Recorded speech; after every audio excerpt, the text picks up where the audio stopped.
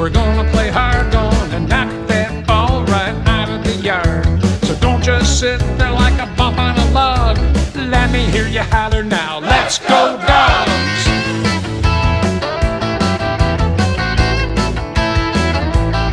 We got a guy on third and nobody out. It's time to stand up, yes, it's time to shout. We're playing some ball and we're having some fun. Come on, boys, let's score that run. So don't just sit there like a bump on a log. Let me hear you holler now. Let's go, Dogs!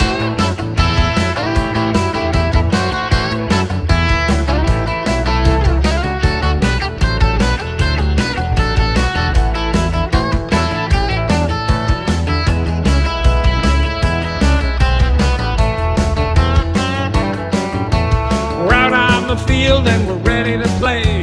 We're all suited up, we got a game today. We're gonna play fast and we're gonna play hard. Gonna knock that ball right out of the yard. So don't just sit there like a bump on a log. Let me hear you holler now. Let's go, Dogs! Let's go, Dogs! Let's go, Dogs! Let's go, Dogs! Let's go, Dogs! Don't just sit there like a bump on a log. Let me hear you holler now. Let's go, Dogs! Let's go, Dogs!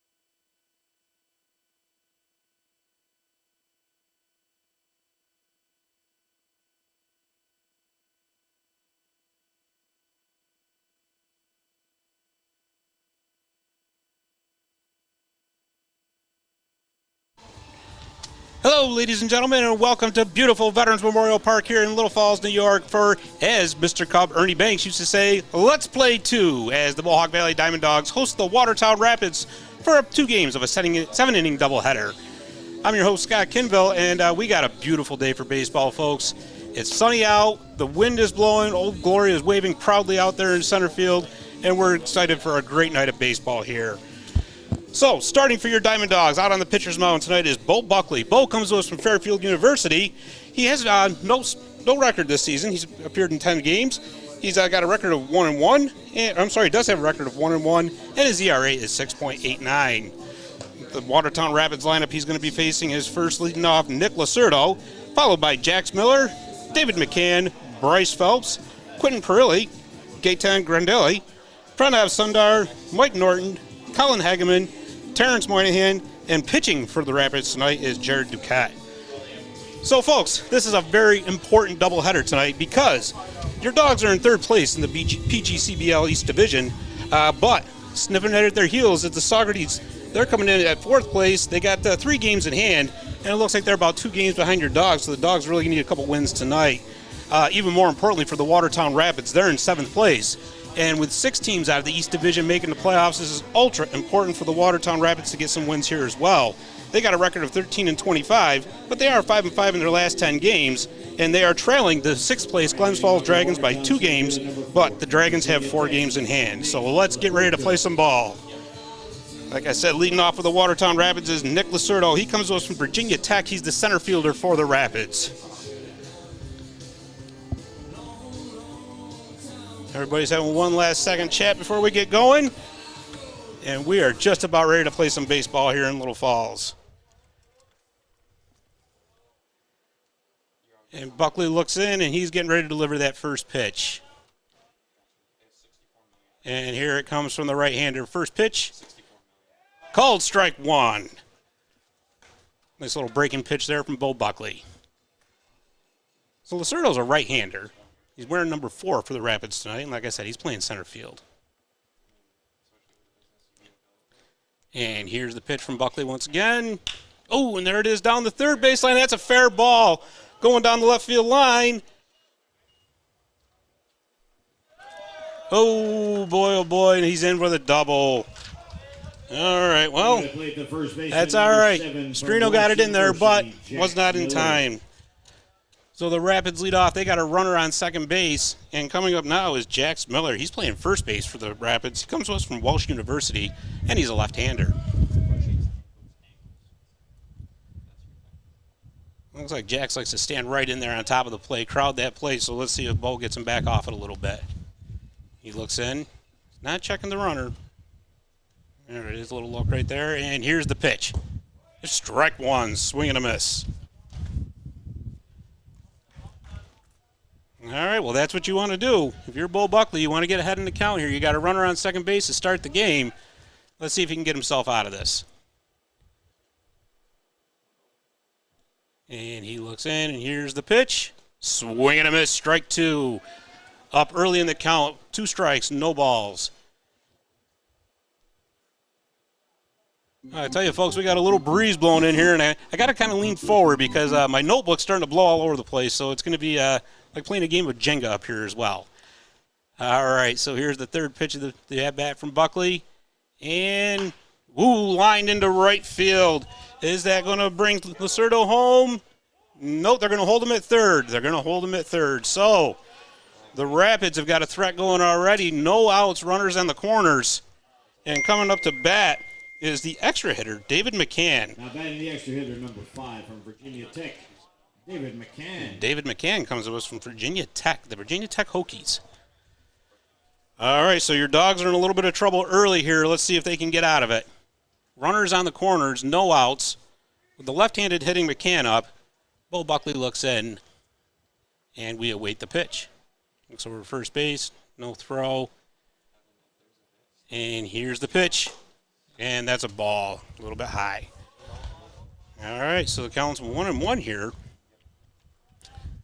I'm sorry, 1-0. Got a little ahead of myself there. If you're a DiamondDawgs fan, you want to see it 1-1. That's it. That's what I was just thinking. So, all right. And here's the pitch from Buckley.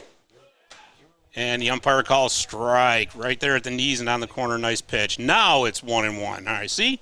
I'm like Nostradamus up here in the broadcast booth. Yeah, right.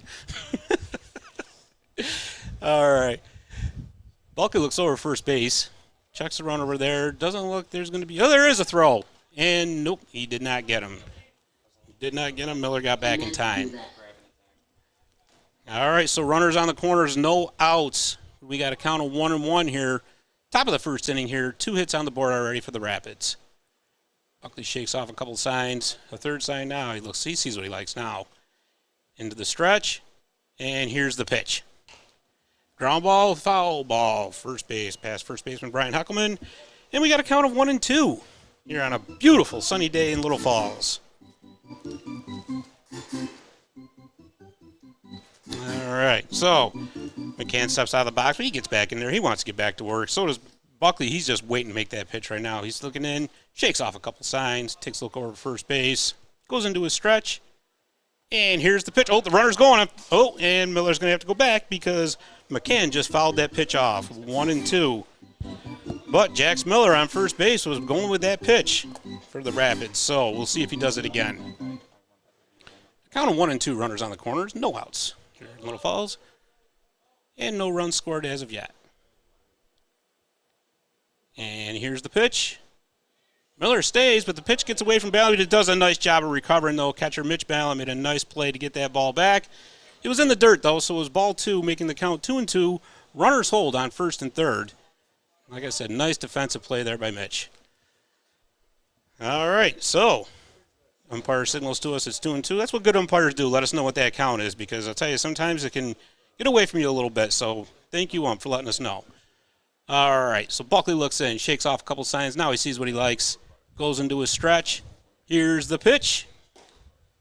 Ooh, just missed. The ump says no soup for you. He's not giving him the call. So we got a full count here. It's 3-2 now. David McCann has worked a full count. Runners on the corners, no outs, no score here in Little Falls in the top of the first. And here's the pitch. Oh, the runner is going on the pitch. That popped up way up there. And, oh, Sebastian Miller off his glove. But they're going to get the force is second base. The runner scores. All right. Oh, man, must have lost it in the sun there. But regardless, the run scores. We got a runner on first, and we've got 1 out. As they got the... And you got Bryce Phelps coming up now. He's the DH, and he plays out of Wagner College. The right-hander digs in. As they now got 1 run on the board off 2 hits. We got 1 out. Top of the first inning here for your Mohawk Valley DiamondDawgs as they're down 1-0 now. Buckley looks in, and here's the pitch. Little low, says the umpire. Ball 1. All right, so the table is set for a double play if you can get a ground ball into the infield. Let's see what they can do. Into a stretch. Here's the pitch. Swing on, and is that going to be? Nice catch out in left field by Nick Storino. He gets the ball back in. The runner cannot tag. He goes back to first, and we got 2 outs. That was a great job by Nick Storino to track that down. Coming up to bat now for the Buttertown Rapids is Quentin Perilli. He's the catcher, and he comes to us from Elizabethtown College. He's wearing number 18, and he's also a right-handed batter. All right, so let's see. You got 1-0, 2 outs here. Runner on first. Bo Buckley looks in, and here's the pitch.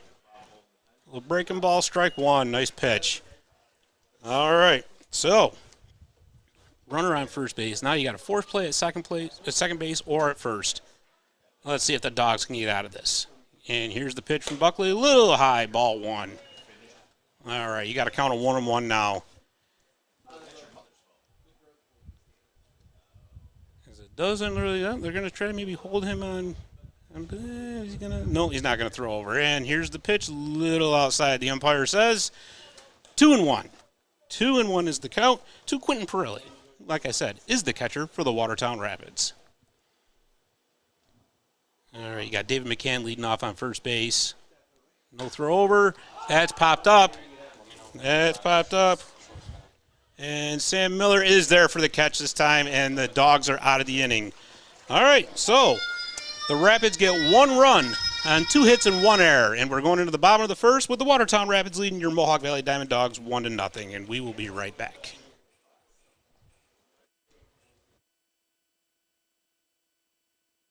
At Price Chopper and Market 32, we want to help you shop smart to get the best quality and value for you and your family.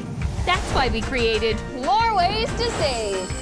Just Use Your Advantage Card to save your way with weekly specials, price chops, lowdowns, stock up savings, fair to compare, and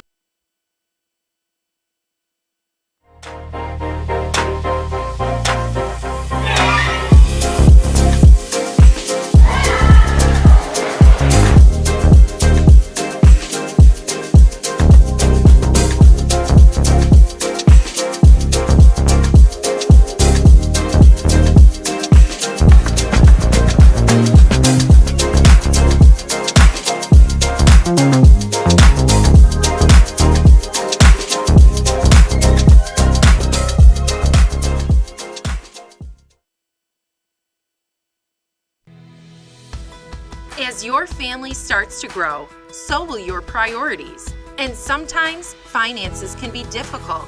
You need local experts with resources that offer personalized products and services that guide you through life's changes. Whether you're starting out or need money-saving solutions, GPO is here for your family's needs.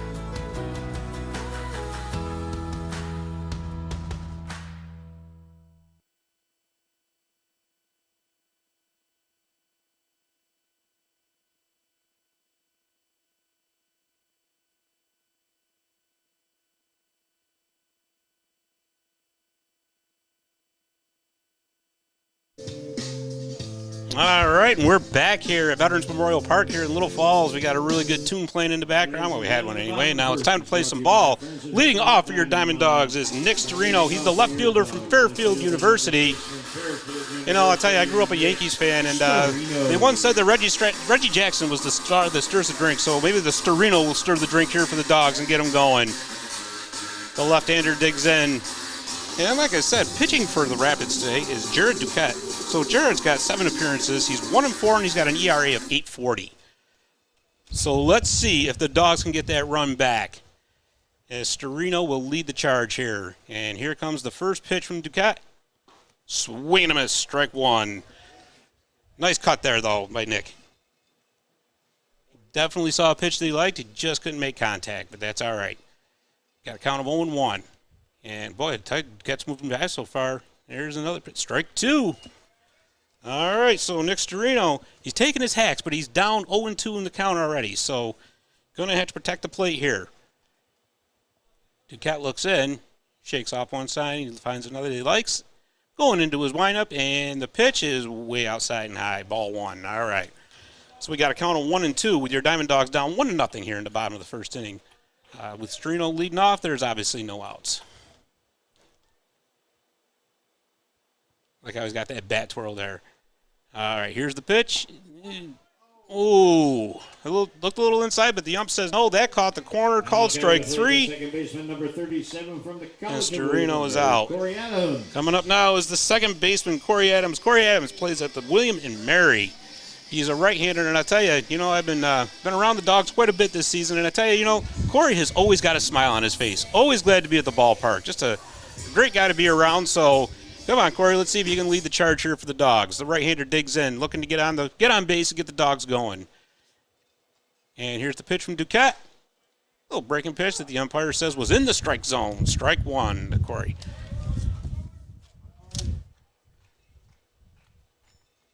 All right, Duquette looks in. Yeah, he knows what he wants to throw. There's the windup. Swing and a miss. Strike 2. All right, so like Storino before him, Corey Adams is down in the count 0-2 to Duquette.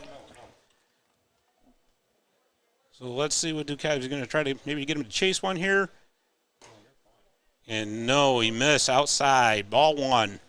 All right, so we got a count of 1-2 with 1 out. The Rapids are leading 1-0 here in the bottom of the first inning. And here's the pitch from Duquette. Oh, did he hold up? They go down to no, the umpire says he held up. He held up. 2 balls and 2 strikes is the count. Nice job there by Corey Adams to hold up on that swing. I'll tell you, Duquette looks like he wants to get right back to work. I tell you, he's working fast enough. It's like he wants to catch a bus or something. Look at this guy go. All right, here's the pitch. It's outside. Ball 3. All right. So after being down in the count 0-2, Corey Adams has worked himself a full count here in the bottom of the first inning. 1-0, 1 out. All right, and here comes the pitch from Duquette. Outside, Corey Adams works a walk. Coming to play the catcher number All right. 17 from Carson Newman University. The Dogs have got their first runner on base, and now here comes Mitchell Ballant. Mitch is the catcher coming to us from Carson Newman. And I tell you, he's having himself one heck of a year. He leads the PGCBL in RBIs with 41. He also leads the DiamondDawgs in batting average with 338, and of course with those 41 ribbies. So let's see if he can get Corey Adams moved along here as he digs in. The right-hander looks in. Here's the pitch from Duquette. Little breaking pitch. It's strike 1 right across the plate. I tell you, that's what we've seen a lot of from Duquette so far in this innings. A lot of slider, a lot of breaking pitches here. So he wants to get his stuff going as Corey Adams leads off first base. Right back through the middle, though. Mitch Bell. Oh, he's by the short to the second base. Did they turn 2? I can't see. Did they get him to call? Yes, they did. They got a double play to get out of the inning. All right, so that's it. 3 up, 3 down. And we go to the top of the second with the score. Watertown 1, the Mohawk Valley DiamondDawgs 0.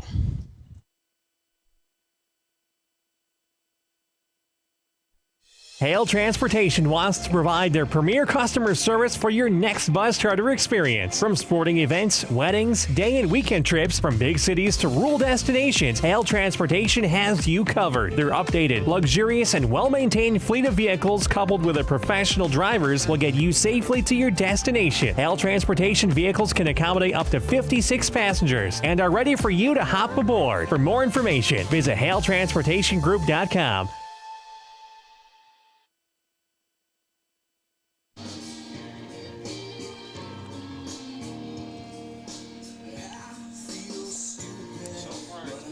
All right, and we are back here in Little Falls at Veterans Memorial Park for the top of the second inning, where the Watertown Rapids have a 1-0 lead over the Mohawk Valley DiamondDawgs. Like I was saying earlier in the pregame, this is just a very important doubleheader for both these teams, looking to establish places in the standings. The Dogs look like they pretty much got their playoff spot almost locked up here, but the Rapids are desperately trying to get in. And there comes that wind again that I was talking about earlier. I tell you, when you're up here in the press box and there's no wind, you get a little stifling. You think, man, I really wish I had a breeze. But now we got a breeze, and it's kind of creating chaos with our papers. But that's okay. It keeps us on our toes. My right-hand man here, Tanner, well, my left hand actually is on my left side. Tanner Jakeway is just going, I can't believe I'm sitting next to this guy listening to this. So, all right, here we go. We're back in action. Bo Buckley pitching for the DiamondDawgs, and coming up to bat for the Watertown Rapids is Gaetan Grindelli. He's the left fielder out of Westchester University. He actually leads the team in RBIs with 21. Gaetan's a left-hander, and he wears number 23. So he digs in. Bo Buckley looks in, shakes off one side. Now he knows what he wants to throw. Goes into his stretch. Here's the pitch. And a swing and a miss, strike 1. That was a nice healthy cut, though, he took there, Gaetan Grindelli did. So it could be why he leads the team in RBIs. But he steps right back in. He wants to get back to business. So does Bo. And he's into his stretch already. And here's the pitch. And a bunt laid down by Grindelli.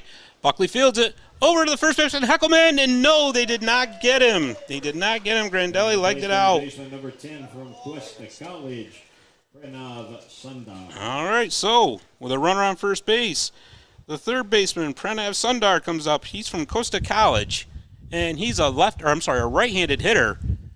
So let's see if they try to send Grindelli here, or are they going to play conservative? We'll see. But we do know that it's 1-0 right now, no outs, top of the second, and they're going to try to lay down another bunt. No, he pulled back, but the umpire said it was a strike. They were going to throw down to first base, but they thought better of it. No harm, no foul. We got 1 strike. All right, so there's Grindelli leading off first base as Buckley goes into his stretch. Looks down. Oh, Sundar's already shown a bunt, but it's fouled back. Straight back. If the cage wasn't here, it would have probably landed right in our laps. So now you got a count of 0-2. And I'll tell you, if Sundar wants to bunt here, he's going to have to be careful because if he fouls this off, he's out of there. So I highly doubt you're going to see the bunt now. So as Grandelli leads off, he's not going. Sundar fouls another one off into the right field. I'm sorry, the first base stands. Can't quite see where that one landed. So, anyways, we got a count of 0-2 with no outs. Runner on first base. 1-0 top of the second inning. As Buckley looks in, he gets the sign, takes a glance over at Grandelli. He's not throwing though. He's going straight to the plate and a little bit low. Ball 1. Ump says nope. It was below the knees. Can't give you the call there. So we got a count of 1-2 now to Pranav Sundar. As Grandelli leads off second base. Nope, he's not going. That's into center field. Jaden Ross is under it, and he makes the catch. Nice play by Jaden. Gets it back into the infield. Grandelli is not going. Cannot take up. Stays at first place. Or first base, sorry. All right, coming up now is Mike Norton. He's coming to us from Wheeling University, and he's the right fielder for the Rapids. And he's a left-hander as he digs in as well. All right, so you got one out now. Runner on first base as Grandelli did not go anywhere. As Buckley looks in. And let's see, is he going to throw over? No. As Grandelli leads off, a little in the dirt, ball 1.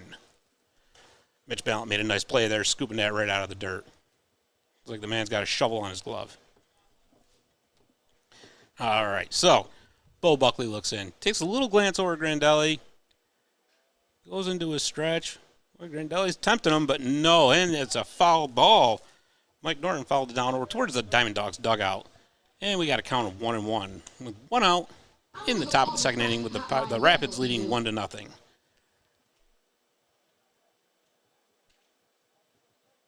All right, as Bo Buckley looks in. Ryan Huckelman, the Dawgs' first baseman, is calling for the ball. Let's see if they're going to throw over. Yes, they are, and no. They do not get him. Grandelli dives back into first base. But they're trying to keep the runner honest, and that's what you got to do when you got a runner on first who really wants to take that second base. And there he goes. Swing and a miss. And did they get it on the throw? Yes, they did. Mitch Ballant guns him down at second base. Nice throw by Mitch with Sam Miller laying down the tag. So you got 2 outs now. And you got a 1-2 count right now to Mike Norton. Boy, does that change things for the Dawgs now. Now you're 1 pitch away from bringing your batters up to bat. So let's see. Bo Buckley looks in. Got a little newfound momentum here. And here's the pitch, and that is straight out to center field. Jaden Ross is going back. He makes the catch. But he dropped it. Oh, goodness. I wonder if it was contact with the wall that knocked that out, but regardless, Mike Norton's on second base.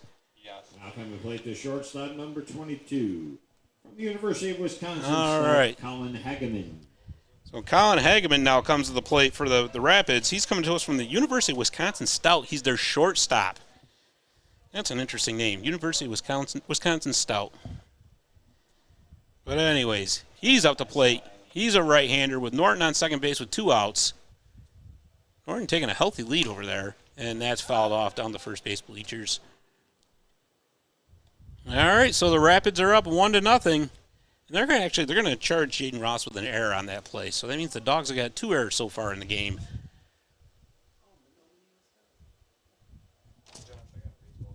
Colin Hageman up to the plate. He's waiting for the pitch. Bo Buckley looks in, and the pitch is a little low. Ball 1.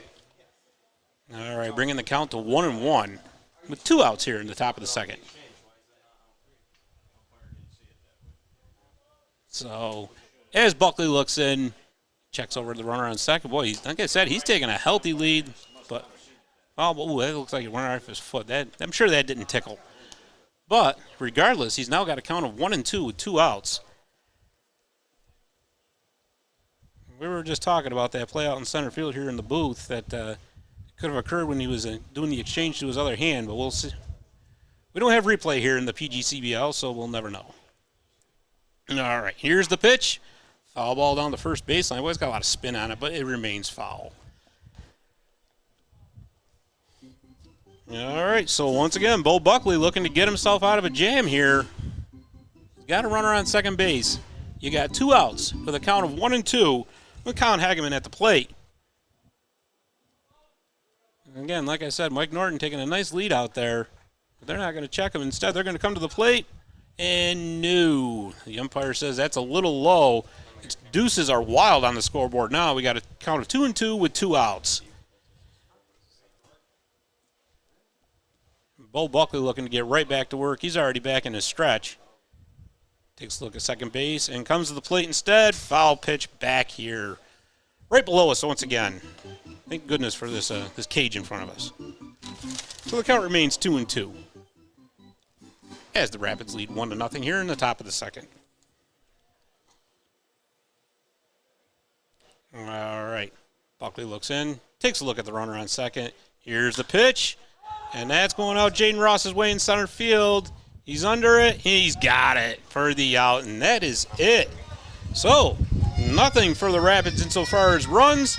So, the score is 1-0 going into the bottom of the second here at Little Falls. We will be right back. Little Falls, New York combines the charms of a small town with the conveniences of a much larger city. Of course, you'd expect to find welcoming people, beautiful scenery, family-friendly activities, and plenty to do outdoors, but you might be surprised to find that Little Falls, New York also has an espresso bar, gem shop, art center, French restaurant, antique centers, local hospital, and extensive civic services and amenities. Not to mention homes both beautiful and affordable, nestled in a dramatic natural setting amongst steep hills that descend to the Mohawk River and Erie Canal.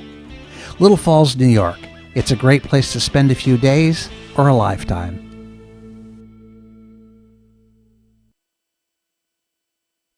Visit My Little Falls and stay connected with the latest news, information, and events in the city and the area.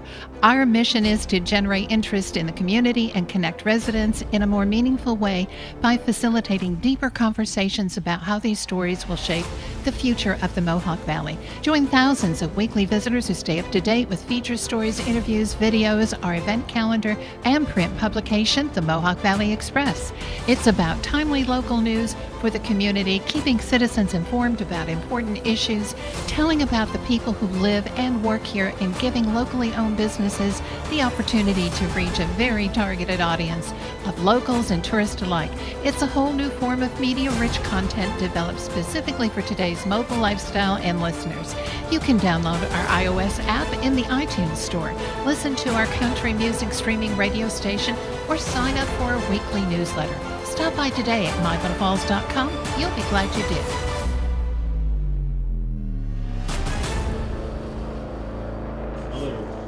All right, we are back here for the bottom of the second inning where the Dogs are down 1-0. Sebastian Muller, the DH, is leading off. He's from Quinnipiac, and he takes ball one. You know, guys, Sebastian leads the team in home runs with 3. And boy, would he love to get another one right here to get the Dogs right back in it.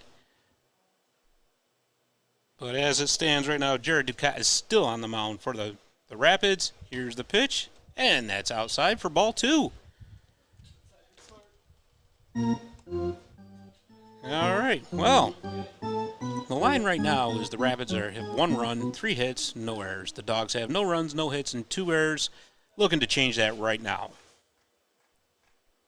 Swing and a miss by Sebastian. Boy, that was a healthy cut, though.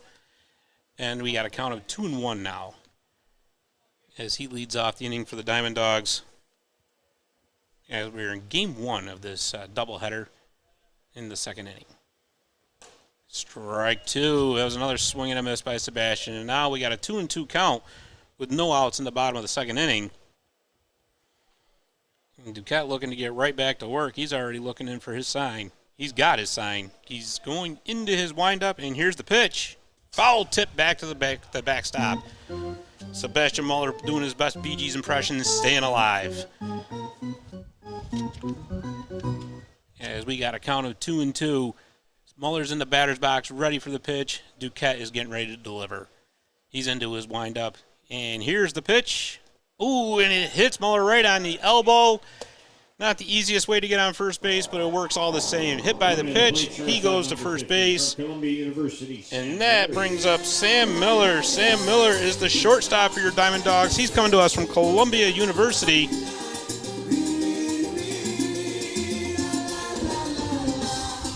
And the right-hander digs in, and now the Dogs have got something to work with here. You got your leadoff runner on base, and you got Sam Miller up to bat. He's hitting fifth in the Dogs lineup tonight.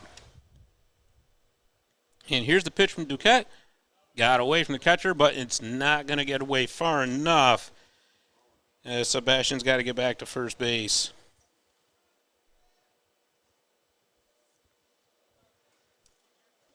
All right, as Duquette takes a look over at him. He's not taking a very big league, but he's going to throw over anyway. And Sebastian Muller dives right back into first base, safe as a kitten.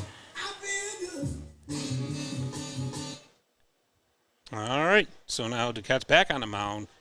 He's looking in, looks over his shoulder, but here's the pitch. And that's fouled off by Sam Miller. And we got a count of 1-1. With the Dogs having a runner on first base with no outs, trailing by 1 run here in the bottom of the second inning.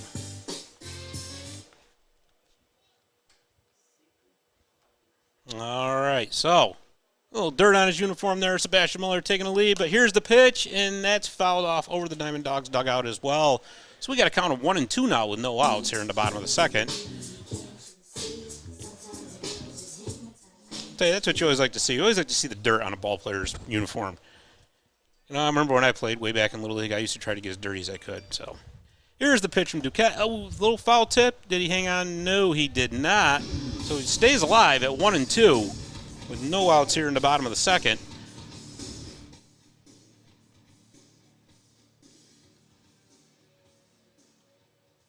Quentin Pirelli just couldn't hang on to that foul tip. So what that means is Sam Miller is still alive at the plate.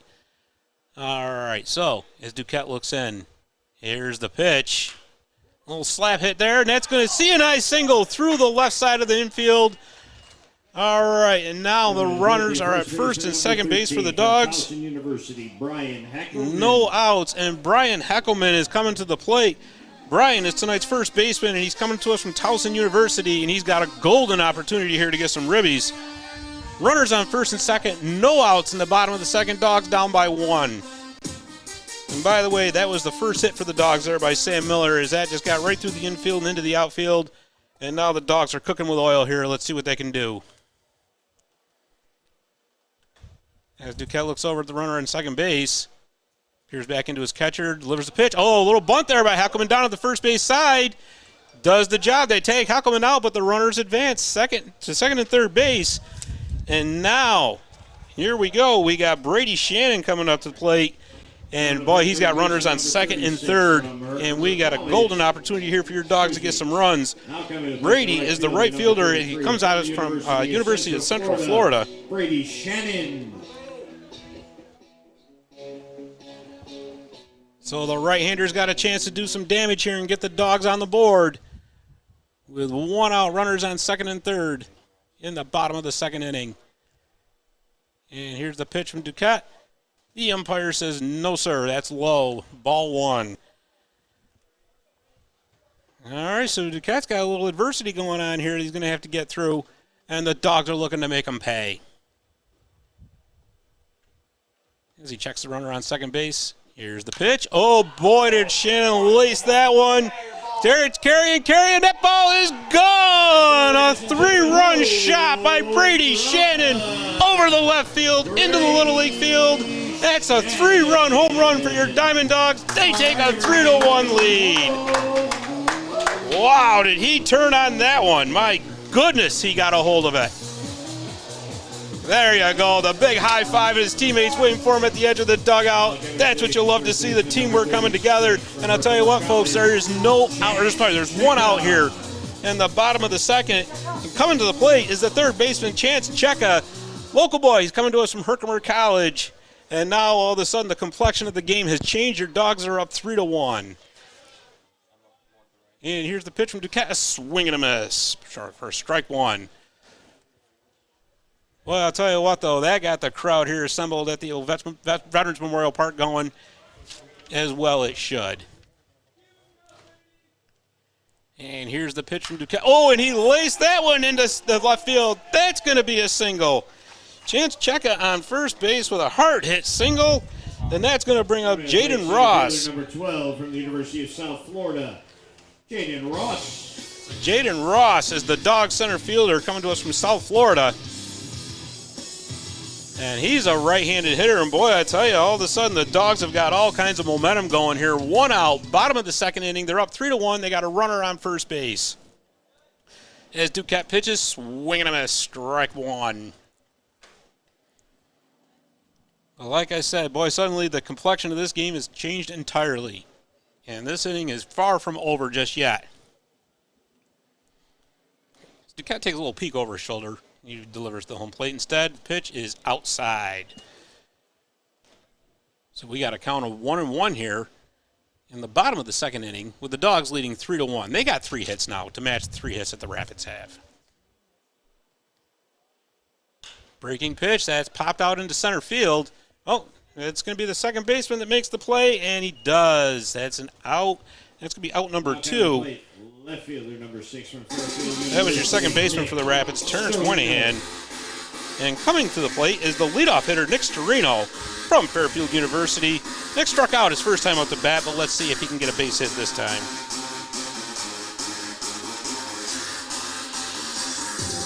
All right, like I said, the Storino that stirs the drink. Let's see what he can do.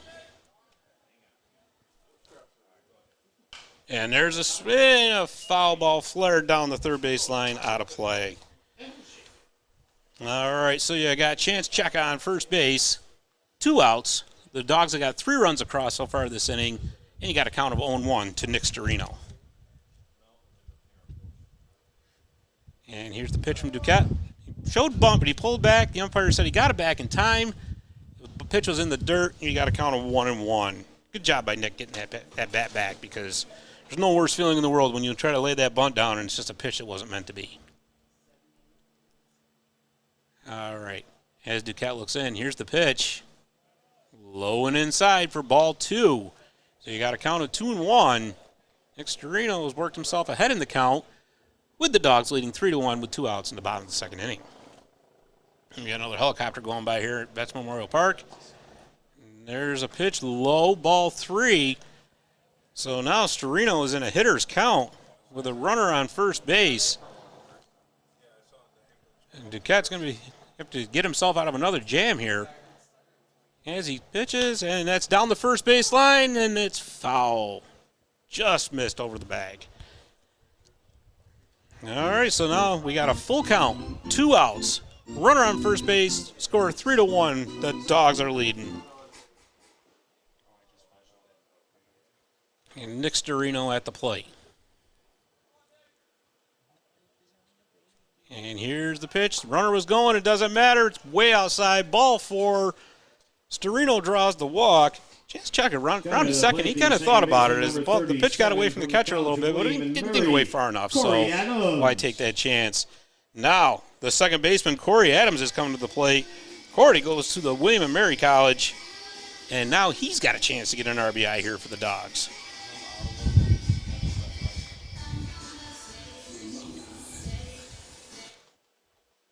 Corey's a right-handed hitter, and like I said, every time I see this guy at the ballpark, he's got a smile on his face. And that's off the end of the bat. Flared off to the right side, and it's going to be foul. All right, so you got a count of 1 strike right now with 2 outs in the bottom of the second inning. The Dawgs are up 3-1. They've really been barking this inning, I'll tell you that. And let's see if they can keep that growl going with Corey Adams at the plate. And the pitch is outside to even the count at 1-1. We got 2 outs with the runners on first and second in the bottom of the second inning. And I tell you, this has been one fantastic inning for the Dawgs. And here's the pitch from Duquette way outside again with a count of 2-1. Now Corey Adams worked himself ahead in the count. Almost got to think he can just sit back and wait for his pitch now. He takes a few practice cuts, wait for the pitch from Duquette. Here it is. Low and outside. The ump says no, sir. And the count is 3-1. 3-1 with 2 outs in the bottom of the second inning. Runners in first and second. Got to wonder if he's going to get the green light to go ahead and swing or not. We'll see here in this pitch. It's coming up momentarily. And here is that pitch. They held him up. Umpire says that's a strike, and we've now got a full count. All right, so now it's go time, folks. We got a full count with 2 outs.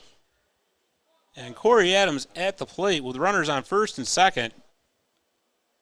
Cat's still working fast. And here's the pitch. The runners are going. That's a ground straight to the second baseman. Flips over to first base for the out. All right, well, that's the end of the inning. But the Dawgs strike. They get 3 runs on a 3-run shot by Brady Shannon. They get 3 hits in the inning, and now they lead 3-1 over the Watertown Rapids going into the top of the third. We'll be right back. Everyone deserves to be cared for and to live well. At Excellus Blue Cross Blue Shield, that's why we're here. From new plans that make great coverage more accessible and affordable, To starting conversations about mental health. and long-standing inequities, We're moving beyond what you'd expect from us. and broadening the very definition of health coverage. Because when we do that, everybody benefits. Empower Federal Credit Union is here to serve our community of friends and family, neighbors, and businesses who make upstate New York home. Empower's mission is to provide the best financial solutions for today and help our members plan for tomorrow. Convenient mobile banking and competitive rate home and auto loans, credit cards that give back, and business solutions. Empower helps members do more, save smarter, and dream bigger. We're investing in the people and places you care about. That's the power of Empower Federal Credit Union. If you are looking for some shopping and dining, head on over to Canal Place, where you will find quaint shops, galleries, restaurants, and inns situated in the old mill buildings and storefronts along the waterfront of Canal Place. They've become known as the happening place for the arts in the Mohawk Valley. Not so long ago, many of these buildings were working mills serving the garment industry. Even today, after conversion to service retail space, many of these rugged but lovely structures speak to our great regional manufacturing heritage. If you're looking for fine arts, entertainment, or antiques, you simply must pay a visit to Canal Place. Their rubber meets the road. And we are back for the top of the third inning here at Veterans Memorial Park in Little Falls, where the DiamondDawgs lead the Watertown Rapids 3-1 on a colossal shot by Brady Shannon in the bottom of the second. It was a 3-run dinger. Leading off for the Rapids is Terrence Moynihan. Terrence is their second baseman, and he plays at St. Michael's University when he's at college. Bo Buckley's still in there for the Dogs. He's now got a lead to work with, and here's the first pitch right down the pipe, strike 1. All right, so each team has 3 hits now, so pretty much everything's even across the board except for that score because the Dogs are leading 3-1. And here's the pitch from Buckley, through the left side of the infield into left field for the base hit. As Nick Storino picks up the ball and tosses it back in, and the Rapids lead off with a single from Terrence Moynihan. All right, back to the top of the order, Nick Lacerdo. He's their center fielder out of Virginia Tech. The last time he was up, he led off the game with a double. So the right-hander will be looking to, right-hander will be looking to get another hit here. Yeah, that's live TV, folks. What are you going to do? At any rate, there's a runner on first base here with no outs for the Watertown Rapids in the top of the third. They're behind 3-1. As Buckley looks in, checks over to first base. Heckelman makes the tag.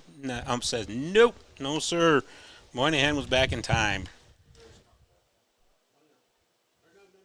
That was a quick snap, though. They almost got him. All right. Now Buckley gets into a stretch and delivers the pitch. And the ump said he got the inside corner, strike 1. That was about a perfect pitch as you want for right on the corner of the strike zone. So with the count 0-1 and no outs and a runner on first base, Bo Buckley goes to work. And he tosses back over to first base over to Heckelman, but no, they still can't get Moynihan. He got back there safely. On a beautiful day here at Veterans Memorial Park. That wind's blowing, but it feels good. Sunny day out. You can't beat this for baseball, folks. All right, as Buckley looks, they're showing bunt, and it's fouled off into the DiamondDawgs dugout, which will bring the count to 0-2. And, like we said last time, you bunt with if you're bunting with 2 strikes, you're really taking a chance. As you foul that off, you are out of there. So we'll see. I highly doubt that he's going to be laying a bunt down here, but stranger things have happened.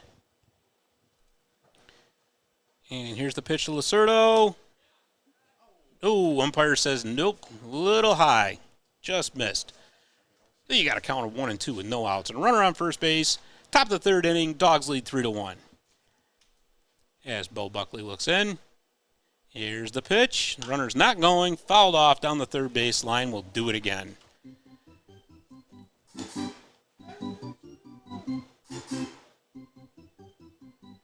The Watertown Rapids in their blue and gray uniforms. Your DiamondDawgs are in their green, white, and black.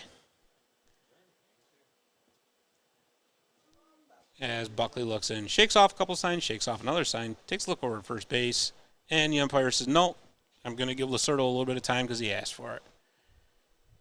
Lacerdo digs back in, and we'll get ready to go again. As Moynihan takes the lead off first base, Buckley looks in, here's the pitch, little high and tight, he missed. So you got a count of 2 and 2 with no outs. Top of the 3rd inning, and a runner on first base. Buckley takes a look over. He's already tossed over there twice. Let's see if he's going to go for a 3rd time. Nope, he's going to the plate, but there goes Moynihan. Oh, it was a hit and run. There's Jaden Ross. He's got a beat on it. He makes the catch out in center field. Moynihan's forced to go back to first base. Number 7 from Walsh University. We got 1 out now. Runner still on first base. Nice play by Jaden Rosso. As I tell you, haven't been living here in Little Falls for a while. I can tell you when that sun starts going down over that other side, it's tough to fight off. But at any rate, Jax Miller, the first baseman for the Rapids, is up. He plays out of Walsh University, and he's a left-hander. He digs in. We got 1 out with a runner on first base as Bo Buckley looks to deal the pitch for the Dawgs. And there it is, fouled off down the first base side. And probably bounced off the fence. I can't quite see over that far, folks. Maybe if I was Stretch Armstrong, if I can get my neck out around the... Nah. Everybody's looking at me like, dude, don't even go there. All right, 1 strike, 1 out. And here's the pitch from Buckley. Swing and a miss. Strike 2. That was some high cheddar. Jax Miller just couldn't catch up with. But Jax Miller does lead the team in batting average. He's hitting .367 coming into this game. But he's behind in the count 0-2 with a runner on first base and 1 out. Fouls off another pitch. It was right about in the same spot. But Miller got a piece of it. Fouled it off the net here. And like Peter Frampton said, let's do it again. Count 0-2. 1 out. Runner on first base. All right, Buckley takes a look over. He's not going to hold him, though. He's going to make the pitch instead, and that's right back to the middle. Oh, there! Oh, we're going to get a... Sammy Miller made the play on a soft line drive. Now batting the extra Did not get him back at first base, but that's all right. Tech University, David McCann. 2 outs now as David McCann, the extra hitter, comes to the plate. McCann's out of Virginia Tech University. McCann actually leads the Rapids in home runs with 4. So let's see what the left-hander does when he digs in. Bo Buckley looking to get down to business. He looks into the catcher, shakes off a couple pitches, and he's ready to go. Here's the pitch. And right in there on the corner, strike 1.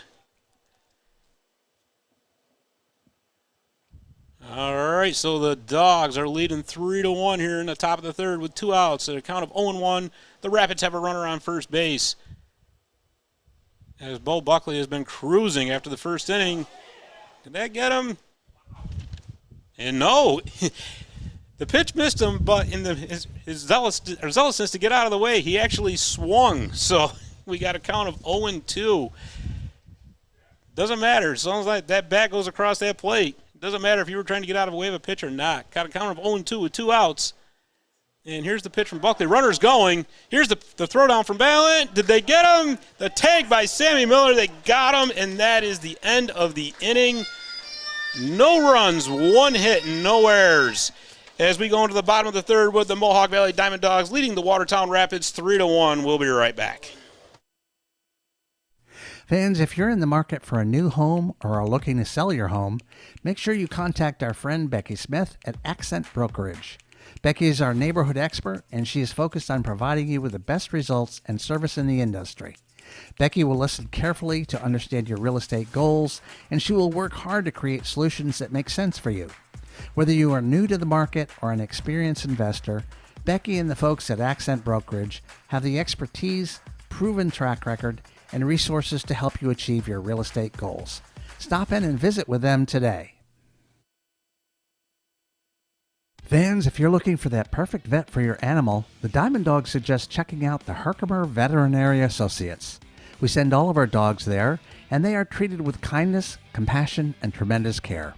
Herkimer Veterinary Associates is a full-service veterinary facility located in Herkimer. The professional and courteous staff at Herkimer Veterinary Associates provides the best possible medical, surgical, and dental care for all your animals. Stop in and see them. Tell them the DiamondDawgs sent you.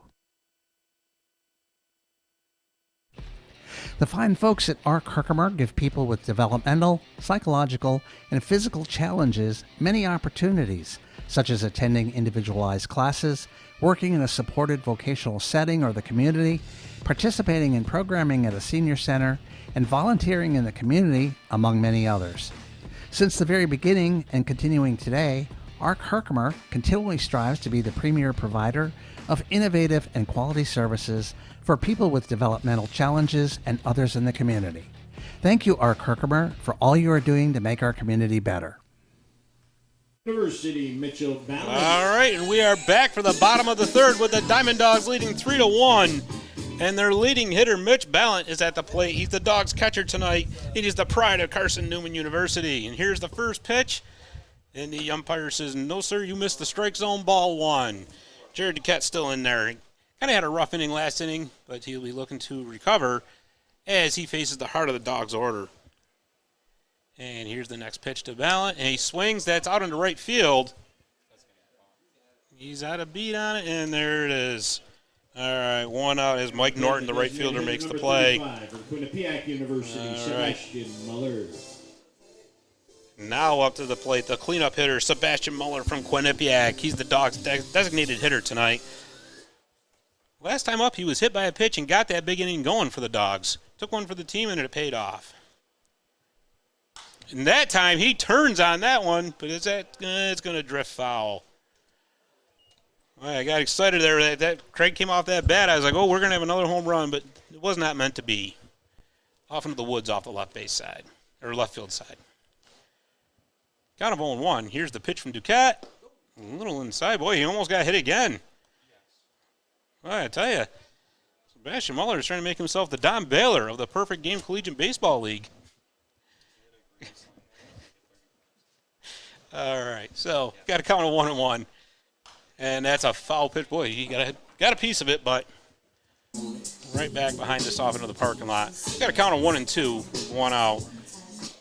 And I apologize for my 70s, 80s baseball references, but you'll get those from time to time with me. I can't help it. I'm old school like that. All right, so a count of 1-2, one out. As Duquette looks to pitch, here's the throw. Inside, ball two. So Sebastian Muller has worked a 2-2 count. Looking to get the Dogs started here in the bottom of the third inning as they lead 3-1. And here's that was a curve, but that lofted into is that carrying? It's carrying into left field. Go! Oh no, it's off the top of the fence. Muller rounds second, and that's what he's going to get. He's going to get a double. All right, boy, that missed by about 3 feet from getting the Dogs' second home run of the game. University, Sam Miller. But regardless, it gets the Dogs a runner in scoring position with one out as Sam Miller comes to the plate. Sam Miller is the Dogs' shortstop from Columbia University. Last time he was up, he got a base hit. And again, he was a part of that big inning for the Dogs.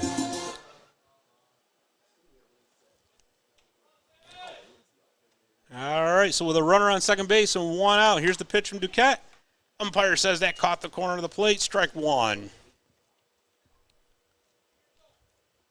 All right, Sam Miller steps back in, confirming with the umpire that pitch was, and the righty gets ready for the pitch. From fellow right-hander, Jared Duquette. And here's the pitch. Flared off into right, and the second baseman is going to make the play. Runner will not advance. That's 2 outs. That was Terrence Moynihan on the catch over there. So Brian Heckelman comes to the plate. He's the Dawgs first baseman from Towson University. Got a runner on second with 2 outs now. The Dawgs looking to add to their lead. And Duquette checks over second base, but delivers instead. That's into center field. And that's, off the center fielder's glove. That's going to score. Oh, boy. Muller scores. Heckelman's on second base. And I'm telling you guys, that center field sun is terrible. Nick Lacerdo just couldn't come down with the catch. And now Brady Shannon, who had that colossal blast in the second inning, is back up to plate, and he's got a runner on second base with a chance for some more RBIs as the Dawgs now lead 4-1. That's the second time we've seen this in this game, once from each team. That center field sun is just brutal at this time of day. Not hard to lose the ball in the sun at all here. So here's the pitch. Oh, he was taking a cut on the first pitch, and it's going to drift foul.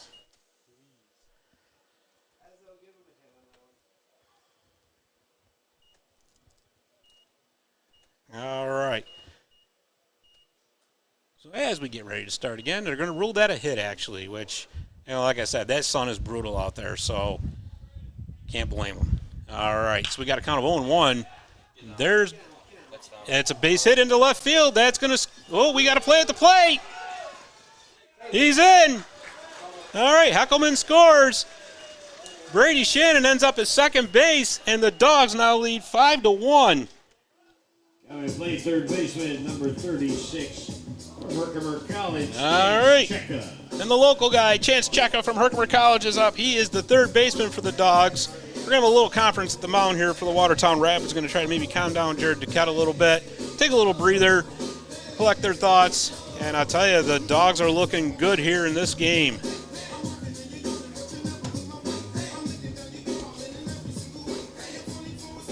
You know, it's funny. Well, we got a minute. Doing the preparations for this game, and I kept wanting to say the Watertown Pirates because when I was a kid, I used to come down here for the New York Penn League Little Falls Mets games. And the team from Watertown they always played was the Watertown Pirates.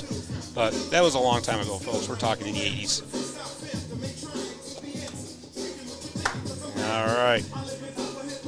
Conference is about over. Rapids manager Mike Kogut elects to keep Duquette in. The Dawgs have got Brady Shannon on second base. They got 2 outs. They're up 5-1. And Chance Cheka at the plate. The right-hander got a single last time he was up. Here's the pitch. And the umpire says, no, you were outside. Ball 1. So Cheka's got a count of 1-0 with the score of 5-1 here in the bottom of the third in favor of the Dawgs. Here's the pitch from Duquette. Foul back right here into the backstop for a count of 1-1. So there's 2 outs, and if you can hear that, yes, folks, that wind is blowing through here. Like I said, wreaks havoc on our paper, but boy, it feels good. All right. 1-1, 2 outs, bottom of the third inning. Here's the pitch. Oh, and he laced that one into right field. Is that? Nope, that's not going to drop. As Mike Norton makes the play, and that is the end of the inning. However, the Dawgs pick up a couple more runs, and going into the top of the fourth inning, they lead 5-1. We will be right back. Buell Fuels is your hometown energy company. They have a commitment to quality, service, and value that is second to none. When you call their offices, you get a customer service representative on the other end of the phone, not an answering machine. They are companies pursuing continual growth with many customers, ranging from the residential homeowner to New York State DOT and all of those in between. Let them show you their commitment to serve our communities. Stop in and tell them the DiamondDawgs sent you.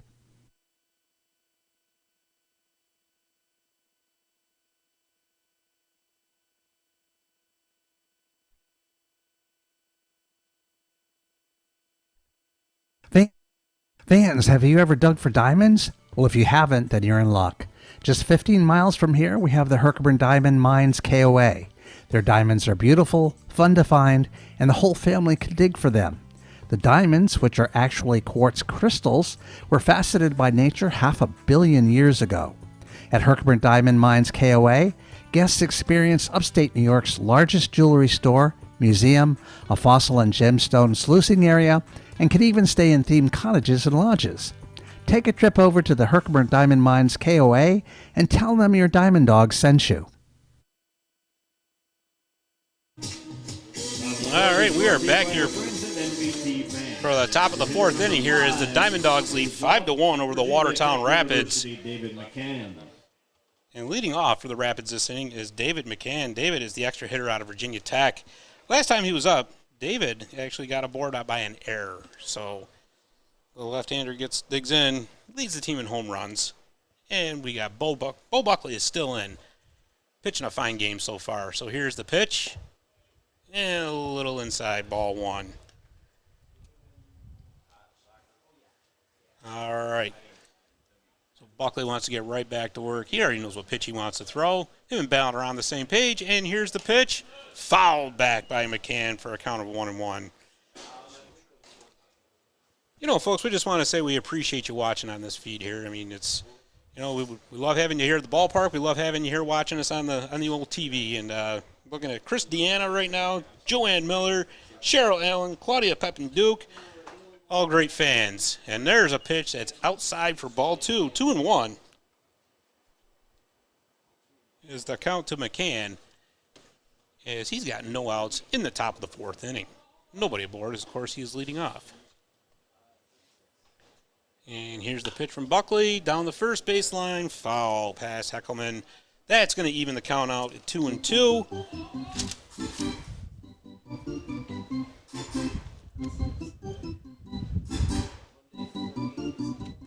All right, so now we got a count of 2-2 with no outs in the top of the fourth inning. The Dogs up by 4 as Bo Buckley looks to get back to work on the mound here. Here's the pitch. Swing and a miss, and there's a strikeout for Bo Buckley, his first of the game. 1 out.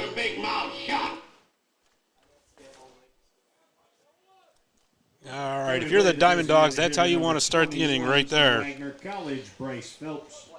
Now up to bat for the Watertown Rapids, their cleanup hitter, Bryce Phelps. He is the designated hitter who plays his college ball at Wagner College.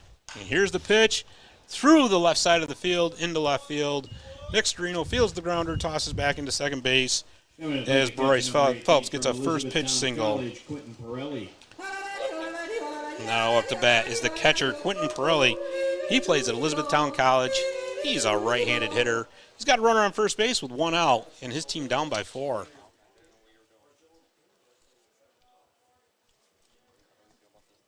As Pirelli digs in, Buckley goes into his stretch. Here's the pitch. There's a ground ball right through the left side of the field. Another first pitch swing. And now suddenly the Rapids have got runners on first and second with 1 out. And not a lot of pitches thrown. 23 from Westchester University, Gaetan Grandelli. And now, with a chance to get a ribby here, is Gaetan Grandelli. He's the left fielder for the Watertown Rapids from Westchester University. Last time he was up, he got a base hit. So he'll be looking to get himself 2 for 2.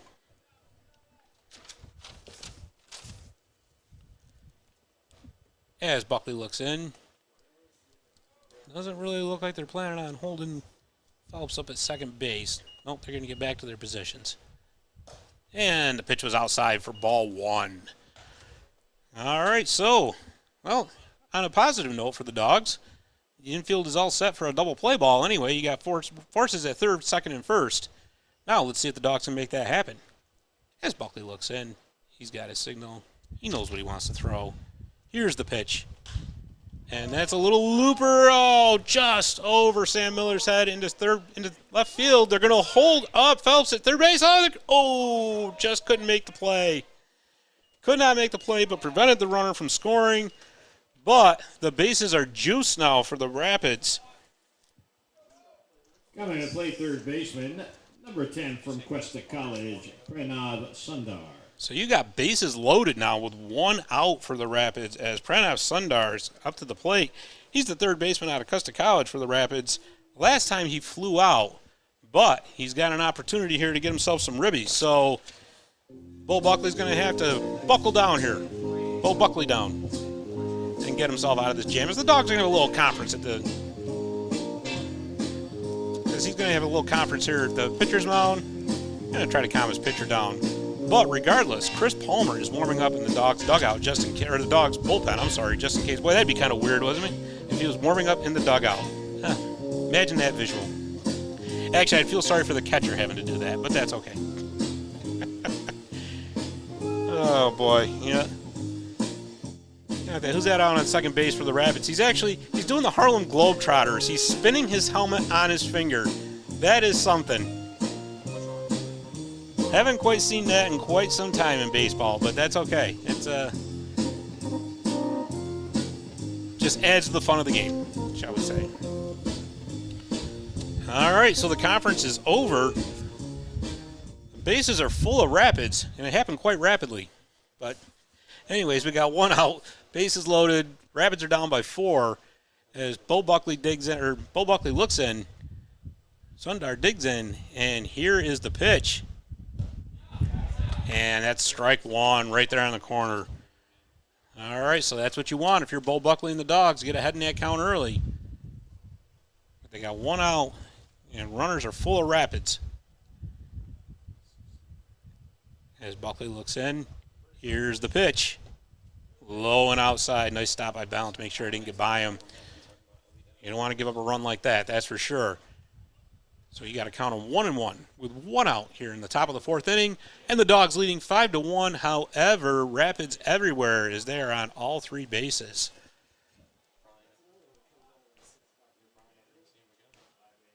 So Bo Buckley looks in. He's looking to get a ground ball into the infield here. He can get a double play and get himself out of this. And here's the pitch, and that is laced into center field for a base hit. That's going to score at least 1.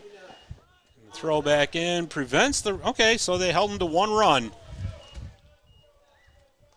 So Pranav Sundar gets a base hit RBI, but that was all they got across was 1. The bases remain loaded, though, with 1 out. Fielder number 13 from Wheeling University, Mike Norton. And Mike Norton is up. He is the right fielder from Wheeling University. And it looks like we're going to have a pitching change here. Head on over there and get yourself a hot dog, a hamburger, nachos with cheese, popcorn. There's some candy over there, some ice cream, some drinks. Yeah, Coach Libby is saying I'm going to make a pitching change here. He's going to give way to Chris Palmer. So Bo Buckley's day is over after 3 1/3 innings. Gave up 2 runs, and he's responsible for the runners on base, which would be on 1st, 2nd, and 3rd. So Chris Palmer coming into an unenviable situation with bases loaded and 1 out. But you know what? It's those pressure situations that makes this game fun. So Chris Palmer's going to get some warm-up pitches here. Yeah, those sweeping deliveries. You know, that kind of reminds me of the old films of Walter Johnson, the old Hall of Famer, one of the original Hall of Fame members. We talk about that on this Hall of Fame weekend.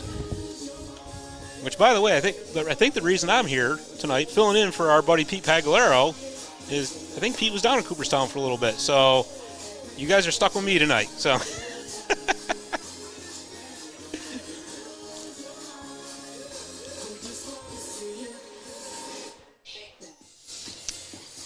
And you know, I'd pull up Chris Palmer's stats here for you, but Dave was up here and he kind of closed my computer down, so I'm going to have a hard time getting to those stats right now. If you can give me a second, I'll see what I can do about pulling those up for you.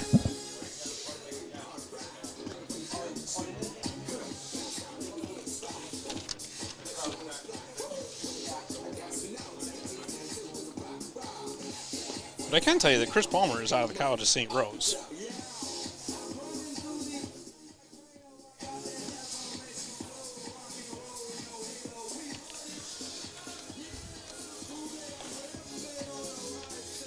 Yeah, folks, I'm having a little computer complications here, so I don't have those stats right on board for you. I do apologize for that.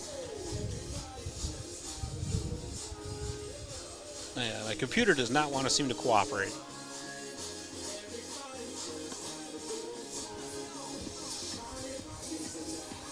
Unfortunately, we got our man Chris Ezzo here playing some great tunes, keeping us all pumped up and fired up over here as we get the warm-ups done.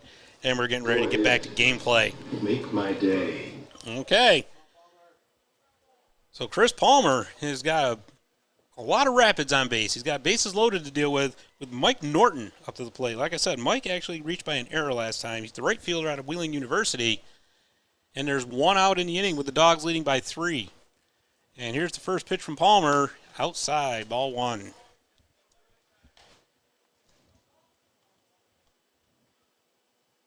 You know, like I said, the one silver lining on this cloud for the Dogs is you can't get a double play out of this. But you got to get that ground ball. And here's the pitch. The umpire turns his head and says, nope, ball 2.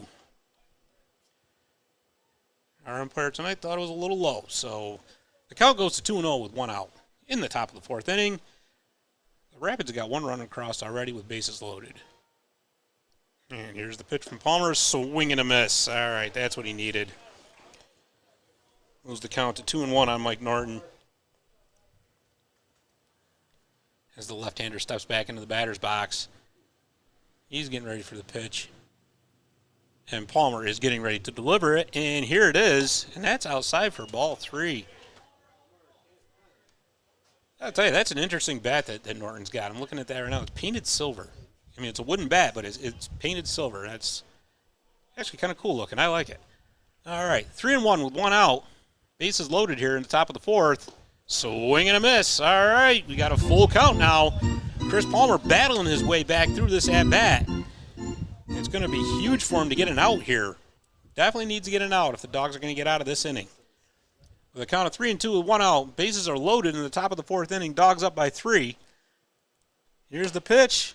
Off the plate. Where's he going to go? Oh, nowhere to go. Just one of those weird chops. One of those Baltimore chops. Just couldn't get anybody. It was a weird play all the way around. A run scores. And the Rapids are now within 2. They still have bases loaded with 1 out. Colin Hegeman. And now Colin Hegeman's up. Colin Hegeman is their shortstop out of the University of Wisconsin Stout. And he too now has an opportunity to get some RBIs. With 1 out here, bases loaded in the top of the 4th inning. Yeah, I tell you, that's the thing about baseball. You know, you don't need to completely crush the ball to get an RBI, and that just proved it right there. Yeah, as Chris Palmer threw. That first pitch was a strike. Oh, that was a nice little breaking ball. Yeah, he did. He got the strike zone on that one, too. Strike 2. All right, so that's what he needed to get ahead in that count early. He's got a count of 0-2 with 1 out. Score is now 5-3 with the Dogs leading, but the Rapids have bases loaded. Ooh, and he laced that one foul. Foul ball down the third base line. Kind of a breaking ball. It kind of hung there, but pulled it a little bit too far. So the count remains at 0-2 with 1 out here in the top of the 4th inning. Wind's blowing out a little bit towards the left center field there. Breaking pitch. That's popped up. Sammy Miller's under it. He's got infield fly rule anyway. All right, so there's the second out that the Dogs needed. Coming to the plate, second baseman number 1 from St. Michael's University, Terrence Moynihan. So there's 2 outs now with the bases are loaded with Rapids still, with Terrence Moynihan coming to the plate. Terrence Moynihan is their second baseman out of St. Michael's University. Last time he was up, he got a base hit. But that was against Bo Buckley. He's now facing Chris Palmer, who is coming in relief here in the 4th inning. So we got a score of 5-3. 2 outs, first pitch, breaking ball, strike 1. Moynihan was way out in front of that one. So Palmer goes up in the count early, 0-1. He's got 2 outs, but he's also got bases loaded to deal with still. And here's the pitch, another breaking pitch. Did not get the corner that time. Got a count of 1-1 here in the top of the 4th inning at Betts Memorial Park in Little Falls, where the score is 5-3. Mohawk Valley leading. All right, here's the pitch from Palmer, and that's a little bit inside as well. So we got a count of 2-1 here with 2 outs. The Dogs certainly want to get out of this inning with no further damage, as the Rapids have pushed 2 runs across the plate so far. And that's out to center field. Jaden Ross makes the catch, fights off the sun, and ends the rally. However, the Rapids put a couple runs across the board, or across the plate, to make the score 5-3, heading into the bottom of the fourth with the DiamondDawgs leading, and we will be right back. Hey fans, since it's summertime and if you are looking to cool off, make sure you stop in and see our friends at Garrity Pools and Spa in Herkimer for all your pool needs. They pride themselves in always making it a priority to take care of their customers. With the motto, "We do whatever it takes," Garrity Pools has established an around-the-clock relationship with all of their customers, making them the hardest working pool business in the Mohawk Valley. Fans, if you are in high school and are looking for a college, or if you have an adult who is looking to go back to college, look no further.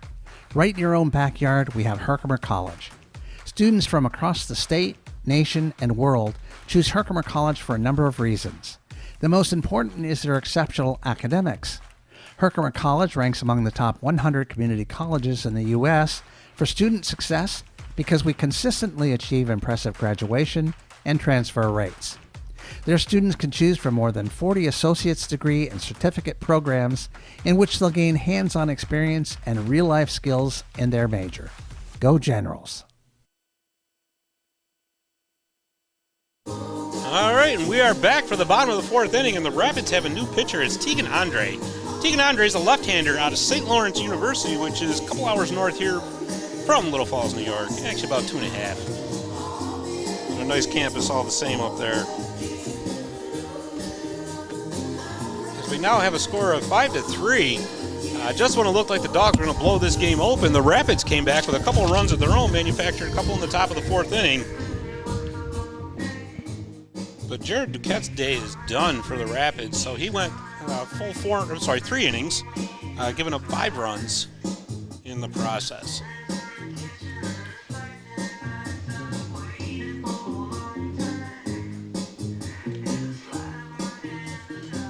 Again, we got a slight breeze blowing out towards center field. Looks like we're getting ready to get down to some baseball here. Warm-up's over, throws down to second base. All right. And Jaden Ross is going to lead off the Dogs. Jaden Ross made that catch at the end of the inning, last inning, to end the inning. Last time he was up, he flew out to the second baseman. He is the Dogs center fielder, and he is out of South Florida.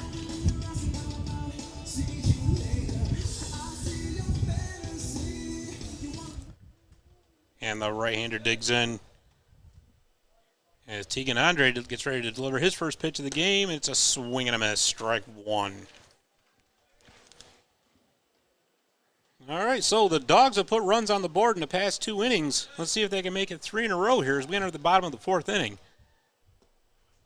And it's a curveball that caught the corner of the plate, strike 2. So Ross has fallen behind the count early. He's got an 0-2 count with no outs, bottom of the fourth inning. And he swung at that one. That's a pop-up to the right side of the infield. The second baseman, Moynihan, makes the catch, and that's that. Coming to plate, left fielder number 6 from Fairfield University, Nick Storino. All right, so now the Dogs' leadoff hitter, Nick Storino, the left fielder from Fairfield, is up. So Nick has struck out and reached on a walk so far this game. And with 1 out, the Dogs are going to be looking to him to get on base and get this thing started. And first pitch, ooh, he caught the corner. Like a sweeping slider there out of Tegan Andre. And it's an 0-1 count. I don't think Tegan Andre likes to work fast too here, so swing and a miss, strike 2. So with Tegan Andre working fast, looks like I'm going to have to talk fast, so that's okay too. But we got a count of 0-2 here with 1 out in the bottom of the fourth inning. As Tegan Andre gets ready to deliver the pitch, here it is. He foul tip, yeah, and the catcher hung on, and that's that. 2 outs quickly in the bottom of the fourth inning here. And Corey Adams is coming to the plate. Corey is the Dogs' second baseman from William & Mary. Last time up, he grounded out to the second baseman, and the first time up, he drew a walk. So he's 0 for 1. Now batting second baseman number 37 from the College of William & Mary, Corey Adams. I'll tell you, Corey Adams has been a clutch hitter all season long for the Dogs here, so let's see if he can come through with 1. And the first pitch is outside for ball 1. As we got a score of 5-3 here in the bottom of the fourth inning. No runners on base with 2 outs and a count of 1-0. And the ump said that caught the bottom of the strike zone for strike 1. And the count is 1-1. As Andre looks in, he's into his windup already. And there's the pitch, little bit high. So ball 2. We got a count of 2-1 with 2 outs here in the bottom of the 4th inning. No runners aboard, and the Dogs leading 5-3. And Andre is ready to go again. And that pitch is in the dirt for ball 3. I'll tell you, this Tegan Andre works so fast, he doesn't need no pitch clock. I'll tell you that. You could set that pitch clock at 5 seconds, and it wouldn't matter to him. He's going. He's ready. So, but with that pitch being in the dirt, we're going to get a new ball out there, a nice shiny white new ball with a count of 3-1 and 2 outs, no runners aboard, and Corey Adams at the plate. Here's the pitch from Andre, swing and a miss from Corey Adams. Strike 2. We got a full count here with 2 outs in the bottom of the 4th inning. Here's the pitch, and foul down the third base line. Corey Adams protecting that plate and staying alive. All right. As Tegan Andre goes into his windup. Oh, he thought he held up the check swing, but the first base umpire says no, he went. They punch him out, and that is the end of the inning. 3 up, 3 down for the DiamondDawgs. As we go to the top of the 5th inning with the Dogs leading 5-3. We'll be right back. Hey fans, tell the world you are here at Veterans Memorial Park watching your Mohawk Valley DiamondDawgs. Share your experiences, connect with other fans, and gain behind-the-scenes access to your favorite team. For more information, visit mvdiamonddogs.com or like us on Facebook or follow us on Instagram and Twitter. The DiamondDawgs would like to give a shout out to Hummel's Office Plus. Hummel's Office Plus's goal is to provide home and office solutions by delivering services and supplies that meet their customer needs and lifestyles. They are committed to being leaders in customer satisfaction and building partnerships with their customers based on confidence, integrity, and trust. They achieve and maintain their strength through dedication to high principles and concern for the people in the communities in which they serve. Go see our friends at Hummel's Office Plus for all your home and office needs. Leather Stocking Credit Union, established in 1977, is a not-for-profit financial cooperative located in Cooperstown, New York, the home of the National Baseball Hall of Fame and Museum. LCU is a not-for-profit, locally run financial institution formed to serve groups of people who have a common bond, such as where they work or live. All right, and we are back here at Veterans Memorial Park in Little Falls, going into the top of the 5th inning where the DiamondDawgs are leading the Watertown Rapids 5-3. From Virginia Tech University, Nick Lacorto. But the Rapids have climbed back into this game. They're down 2 with Nick Lacorto coming up to play. He is their center fielder out of Virginia Tech University. He is also their leadoff hitter. Last time up, Nick flew out, and in his first at-bat, he got a double. So let's see what he does here. Chris Palmer still in the game after coming in to relieve Bo Buckley in the last inning. First pitch is a ball.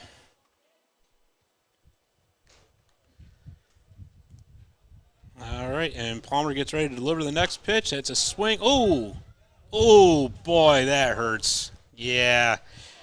Yeah, Lacerdo got that right off his, looks like his shin. Aye. Yeah, that never feels good, I tell you. Oh, man, you feel sorry for anybody who takes one like that because there's nothing to protect that shin. You know, I mean, a lot of times you see major leaguers wearing those shin guards, but, you know, here at this level you don't see that a lot. And, man, that hurts because there's nothing but bone there. So let's hope he's all right.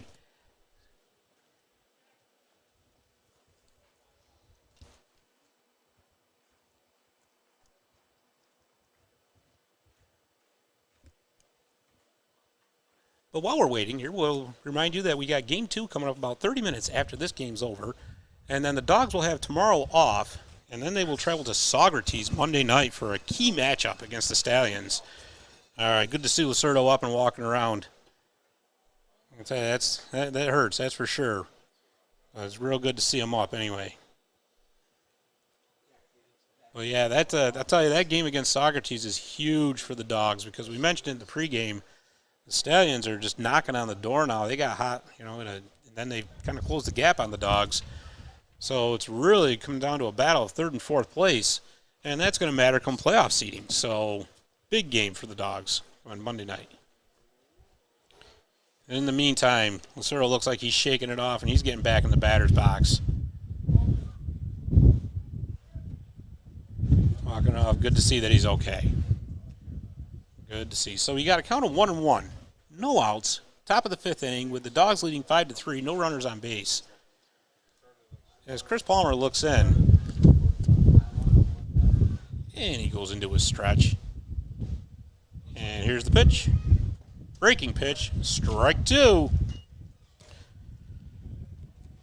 That was a nice pitch there by Palmer. He's got one of those sweeping motions there. Like I was telling these guys earlier, reminded me of that Walter Johnson, the Hall of Famer there. So got a count of 1-2 with no outs. Here's the pitch. Said no, that missed the strike zone, but it got away from Ballon, but it doesn't matter because there's no runners on base. Again, as they say, no harm, no foul. So we're in the top of the 5th inning with no outs and a count of 2-2. Lacerdo digs in. I said he's the Rapid center fielder today. And here's the pitch. And nice play down the 3rd base line. Got him! Got him. Chance Cheka made a nice backhanded grab there on the ground ball. Got it across the diamond over to Brian Heckelman for the out. Nice play by the Dogs. Now batting the first baseman, number 7 from Walsh University, Jax Miller. All right, now up to the bat for the Rapids is Jax Miller. Jax Miller is a first baseman out of Walsh University, and like I said earlier, he came into this game leading the team in batting average with a batting average of .367.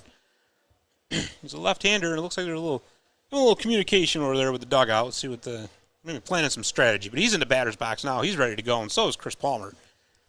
As he looks in, goes into a stretch, into his windup. Here's the pitch, and the first pitch is outside for ball 1. So on the top of the 5th inning here, we got 1 out with a count of 1-0, no runners aboard for the Rapids as they trail the DiamondDawgs 5-3. And here's the pitch. Laced over Corey Adams' head and into right center field. Oh, I tell you, Jax Miller turned and he thought about it. He really did, but Jaden Ross was there to cut the ball off, get it back in time. So a base hit for Jax Miller, leading to David McCann coming up. He is the extra hitter for the Rapids today. He's out of Virginia Tech. Last time up, he struck out. But I will say, and I've said it the past couple times he's up, he does lead the team in home runs. We got a runner on first base with 1 out in the top of the 5th inning. And here's the pitch, outside, ball 1.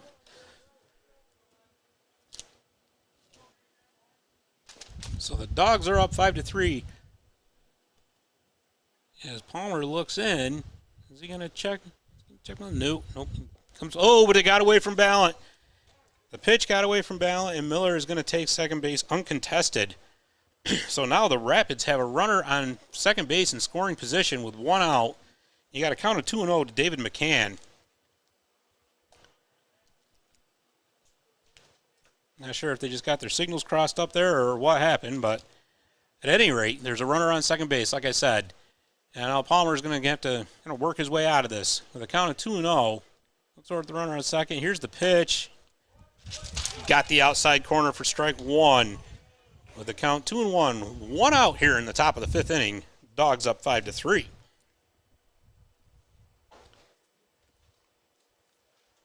All right, as McCann digs in, he's waiting for the pitch. Palmer delivers. Oof. Yeah, okay, umpire said no. Said it was a little bit low. For a count of 3-1 now with 1 out. It could be the start of some turbulence here. The Dogs are going to have to get out of this, so let's see what they can do. Inside, ball 4. McCann draws the walk. That puts runners on first and second for Bryce Phelps, who is the Rapids designated hitter out of Wagner College. Bryce Phelps. Last time up, Phelps got a base hit. So once again, the Rapids are threatening. That's what they did last inning. They just kind of chipped away the stone. They got runners on bases, and then they started moving them around to get two runs in the last inning. And now they got 1 out with runners on first and second. as their cleanup hitter, Bryce Phelps, comes to plate. And there's the first pitch strike from Palmer.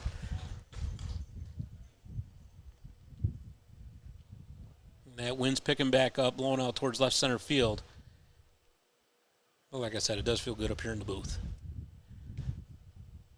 So here's the pitch. Oh, the runner on second's going, and foul ball. All for naught, as they're going to have to go back. And that, my friends, creates an 0-2 count with one out in the top of the fifth inning. Well, looks like the Rapids might be going to start getting a little bit aggressive here, so Dawgs are going to have to be on the lookout for that. Doesn't look like they're holding McCann on first base, or I'm sorry, on second base. Palmer takes a look, steps off the rubber. Hey, so he proved me wrong. I meant to do that. Which I'll tell you what, that isn't the first time, and it certainly won't be the last time. So don't think you just witnessed an earth-shattering event. The umpire calls timeout. We're in a little conference at the mound here. It looks like Palmer and Ballant want to get together and make sure they got their signals straight.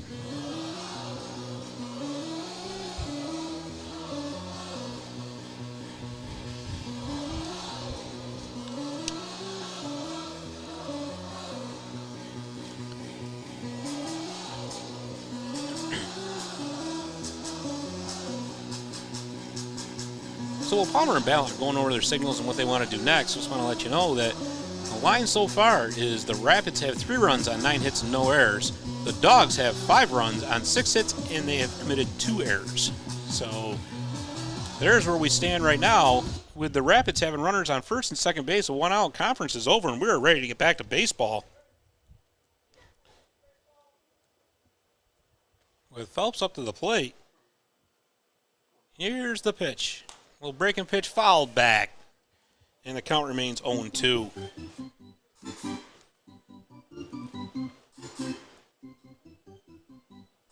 I'll tell you, if Chris Palmer can complete the strikeout here, that's huge for the DiamondDawgs. So let's see what him and Ballant got cooked up here to try to get, Phelps back to the dugout. And here's the pitch. A little bit outside in the dirt, but boy, I tell you, what an athletic move by Mitch Ballant to prevent that ball from getting by him. And to keep the runners at first and second base. It does lead to a count of 1-2 with 1 out here in the top of the fifth inning. Runners on first and second base. And like I said, they tried to double steal a few pitches ago, so they're looking to be aggressive. So we'll be on the lookout for that. With a count of 1-2, Chris Palmer looks in, checks over to second base. It's back in, and here's the pitch. And that's popped up. Heckelman's under it. He's just in foul territory, but he's going to make the catch anyway. For the second out of the inning, no runners advanced. That is huge for the Dawgs.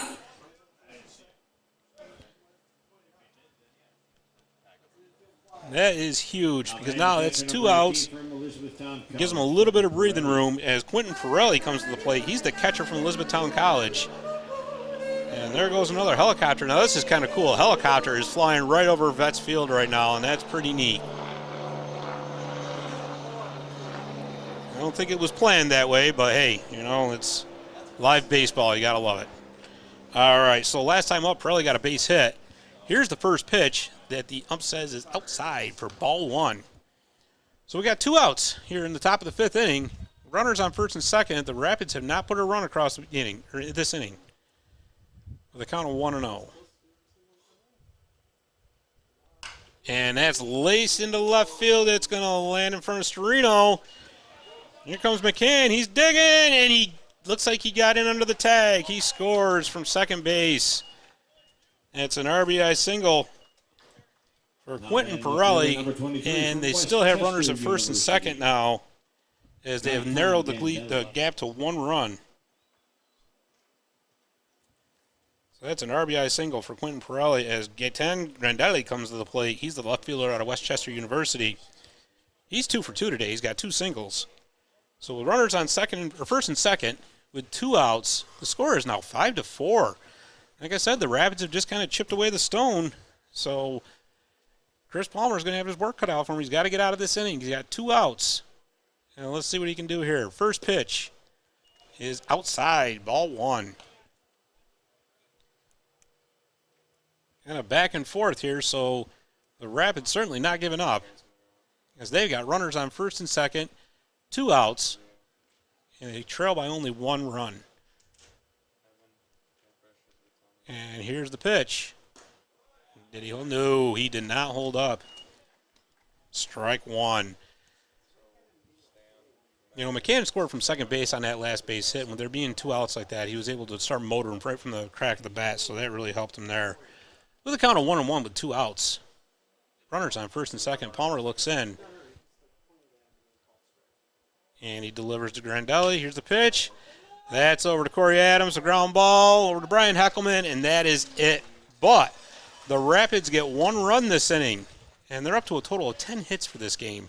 However, they still trail 5-4 going into the bottom of the 5th inning as the DiamondDawgs lead, and we will be right back. Leather Stocking Credit Union, established in 1977, is a not-for-profit financial cooperative located in Cooperstown, New York, the home of the National Baseball Hall of Fame and Museum. LCU is a not-for-profit, locally run financial institution formed to serve groups of people who have a common bond, such as where they work or live. If you're looking for financial professionals, contact Van Meter & Van Meter, LLC. They are a comprehensive financial services firm located in Little Falls. They have the training, the experience, and the resources to help you and your family enjoy the most prosperous, worry-free financial journey through life possible. Contact them today. Vans NBT Bank is an independent community bank based in Norwich, New York.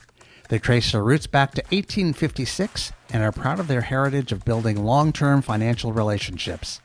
Today, NBT Bank offers personal banking, asset management, and business services through a network of more than 155 banking locations in 5 states. Their customers have the added convenience of an extensive ATM network, and they also provide many services online. Tell them your DiamondDawgs sent you. Fans, if you're ever in need of home, auto, or life insurance, please make sure you reach out to our local State Farm agent, Scott Greats, in Ilion. Scott's mission is to exceed customer expectations by consistently delivering on his value proposition. Scott wants to help more people in more ways forever. Give Scott Greats at State Farm Insurance a call today and tell him the DiamondDawgs sent you. Will your tires make it through this summer driving season safely?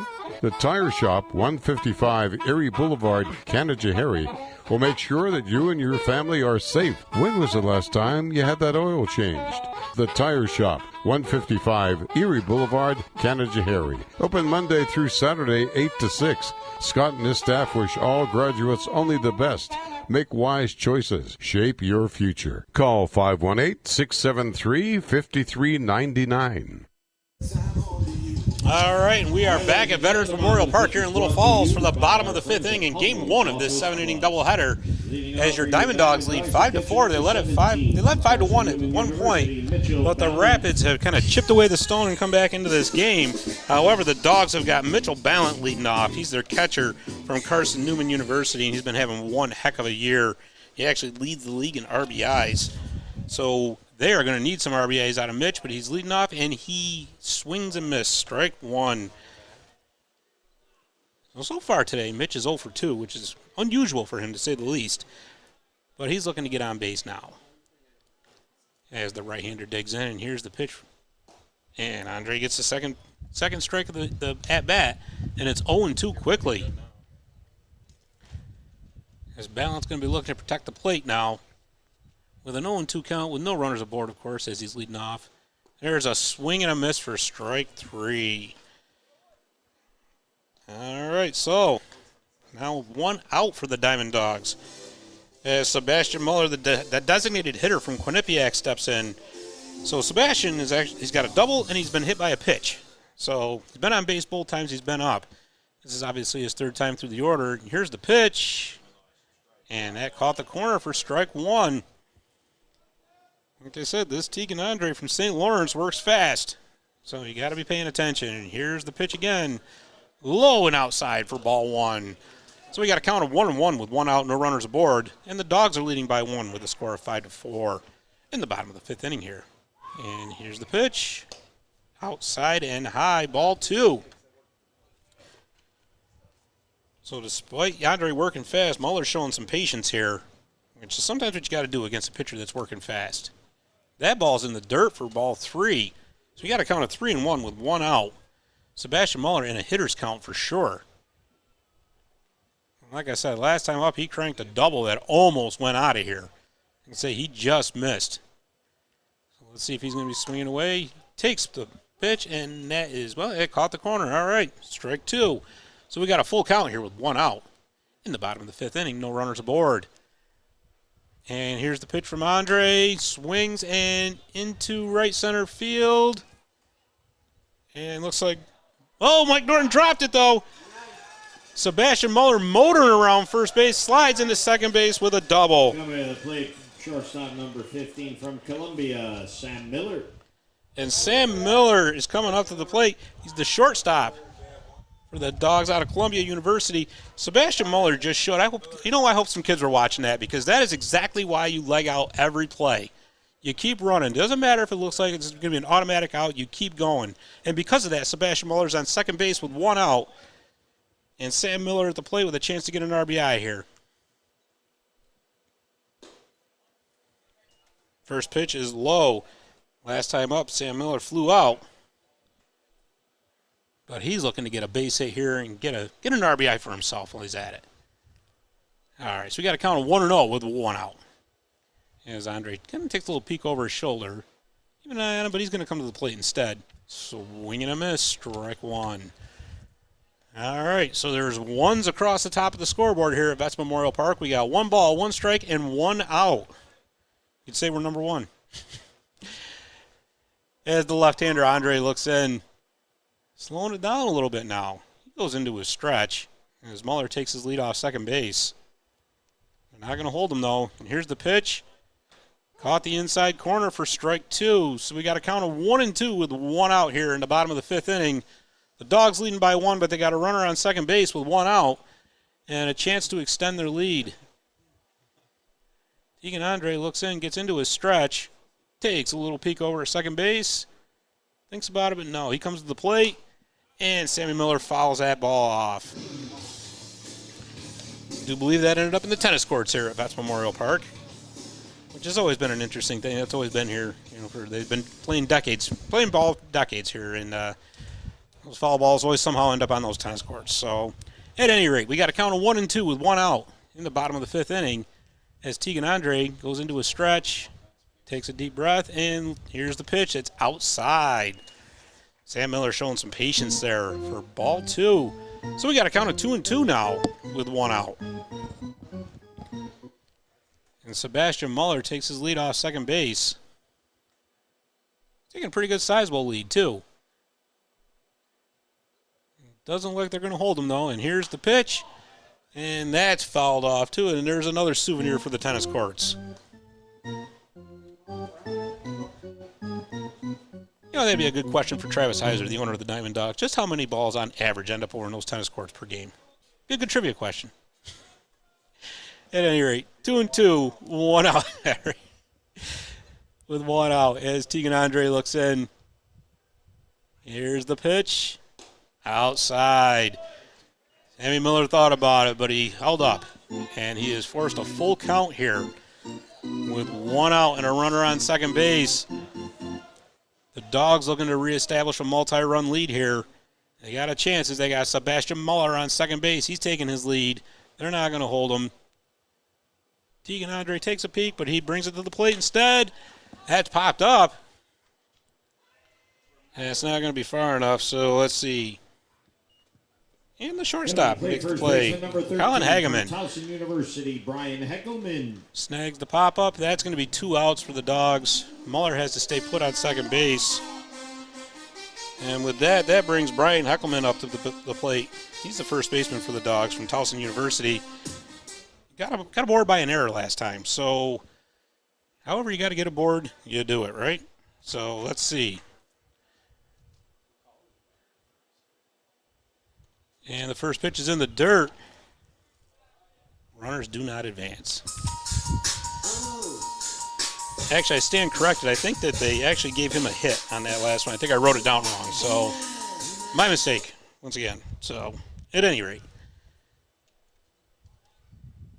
Heckelman still needs to get a hit here. Keep this train moving for the Dogs.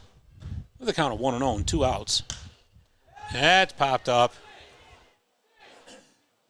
And boy, that was close.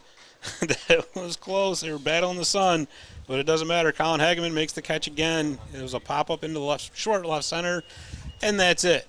But no runs for the Dogs. As we go into the top of the 6th inning, they still lead 5-4, and we'll be right back. Will your tires make it through this summer driving season safely?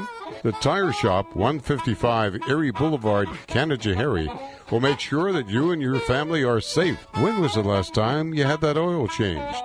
The Tire Shop, 155 Erie Boulevard, Canajoharie. Open Monday through Saturday, 8 to 6. Scott and his staff wish all graduates only the best.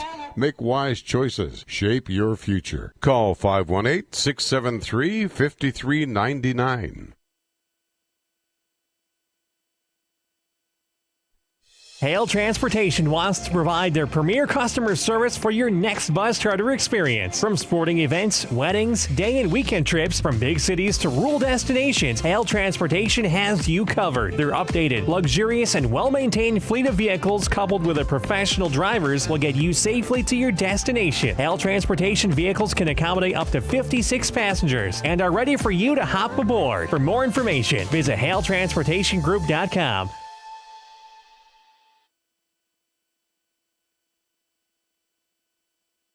Fans, if you're looking for that perfect vet for your animal, the DiamondDawgs suggest checking out the Herkimer Veterinary Associates.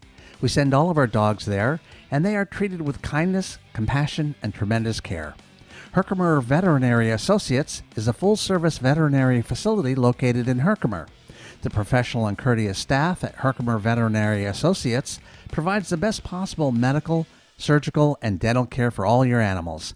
Stop in and see them. Tell them the DiamondDawgs sent you.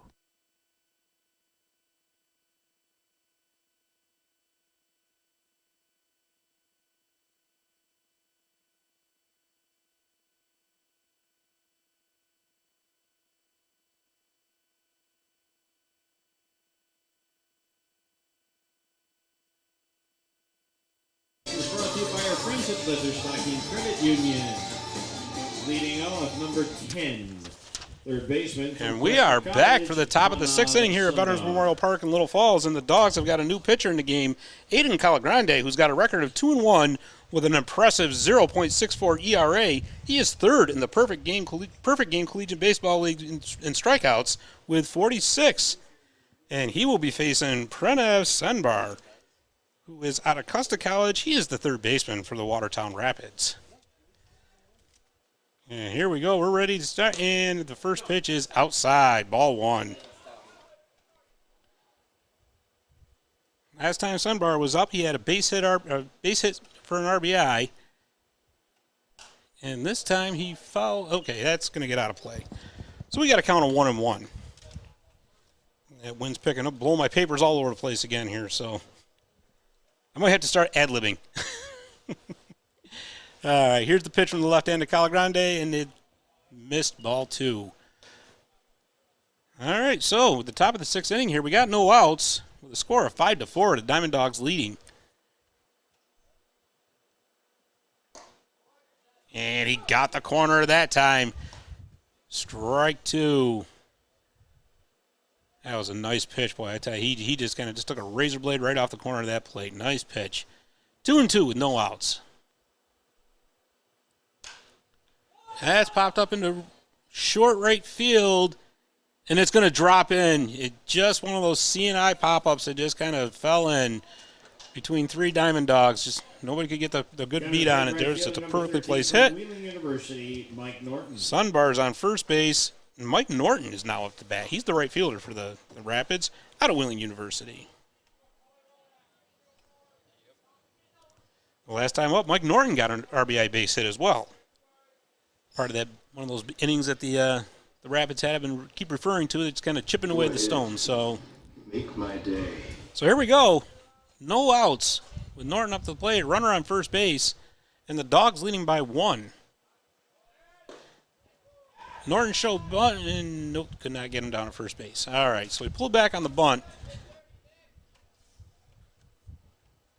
And we're just waiting to see what the call was. Did he call that a strike or a ball? Well, we're going to find out. All right, now here's the pitch from Calagrande. That's a strike. Put that right on the corner. Boy, I tell you, this guy can pick those corners, that's for sure.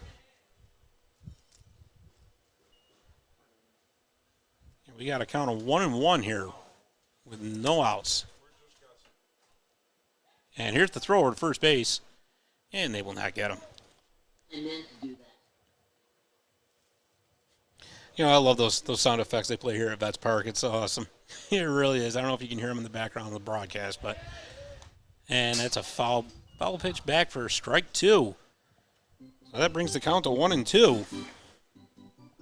With no outs and a runner on first base in the top of the 6th inning, with the Rapids trailing the DiamondDawgs by 1 run. It's 5-4. Calagrande coming in and looking to just shut this down. Maybe the Dogs can get an insurance run.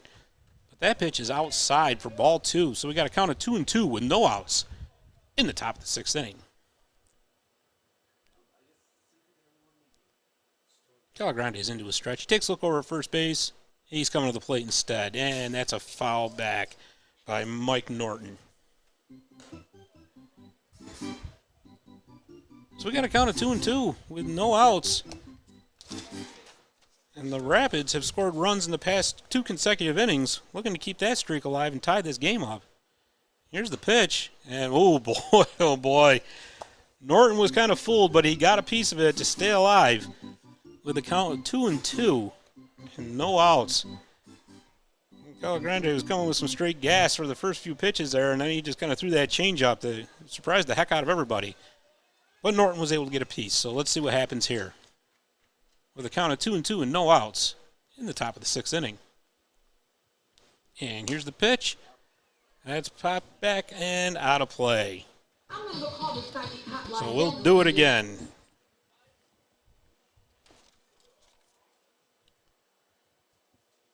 With a count of 2-2 and no outs. And we're trying to have Sundar on first base. Oh, it's into right field. Oh, boy, that's Sundar around second, into third base. Norton's going to have to stay at first.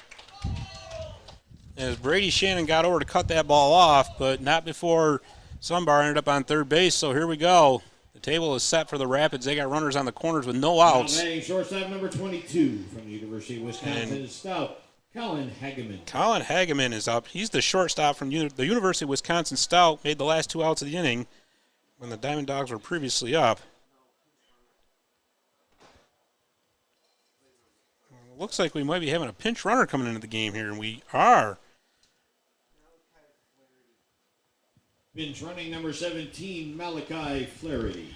Malachi Flaherty has come into the game to pinch run for Mike Norton.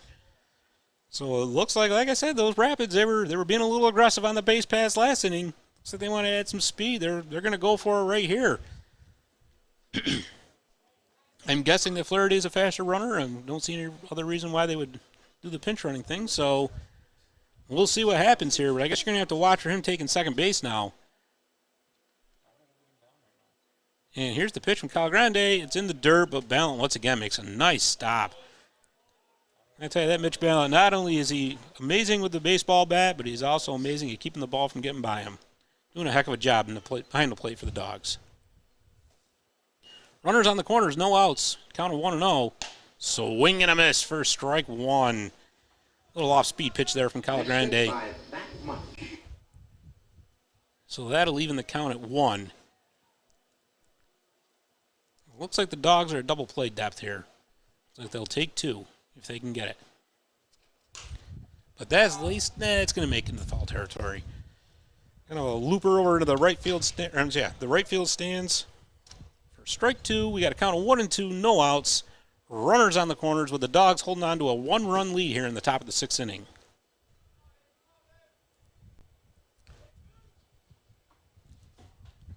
And Colin Hageman up to the bat. And, ooh, swung, got away from Ballant. Everybody holds the. Yep, that's it. That's a strikeout. A little bit of confusion there. Hageman was going to try to take first base as it got by Ballin a little bit, but one's not meant to be. That's a strikeout. That's exactly what the Dogs needed right there. Second baseman, number 1 from St. Michael's University, Terrence. All right, so now you got one out with runners on the corners with the second baseman, Terrence Moynihan, coming to bat. He plays his college ball at St. Michael's University.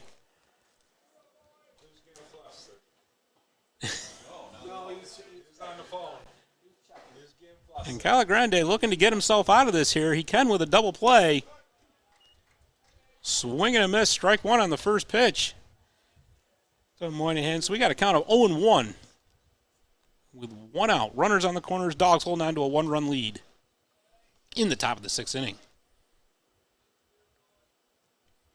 And here's the pitch. Swing and a miss, strike 2. There you go. I'll tell you, Aiden Calagrande is starting to show why he's got a 0.64 ERA. Let's see him get out of this. Got a count of 0-2 with one out. Runners on the corners. The Rapids are threatening. Daz looped into right field. Brady Shannon's under it, makes the catch, and now Sunbar's going to tag. Shannon with a heck of a throw, but it wasn't in time. And Sunbar scores, and the Rapids have tied the game at 5. So Flaherty holds at first base. Virginia Tech's Nick Licorto. But regardless, we now have a tie game. And I tell you, Brady Shannon, he if that was just a little bit further up the line, he might have had a play because, boy, he gunned that thing in from right field, but just couldn't get Sunbar. So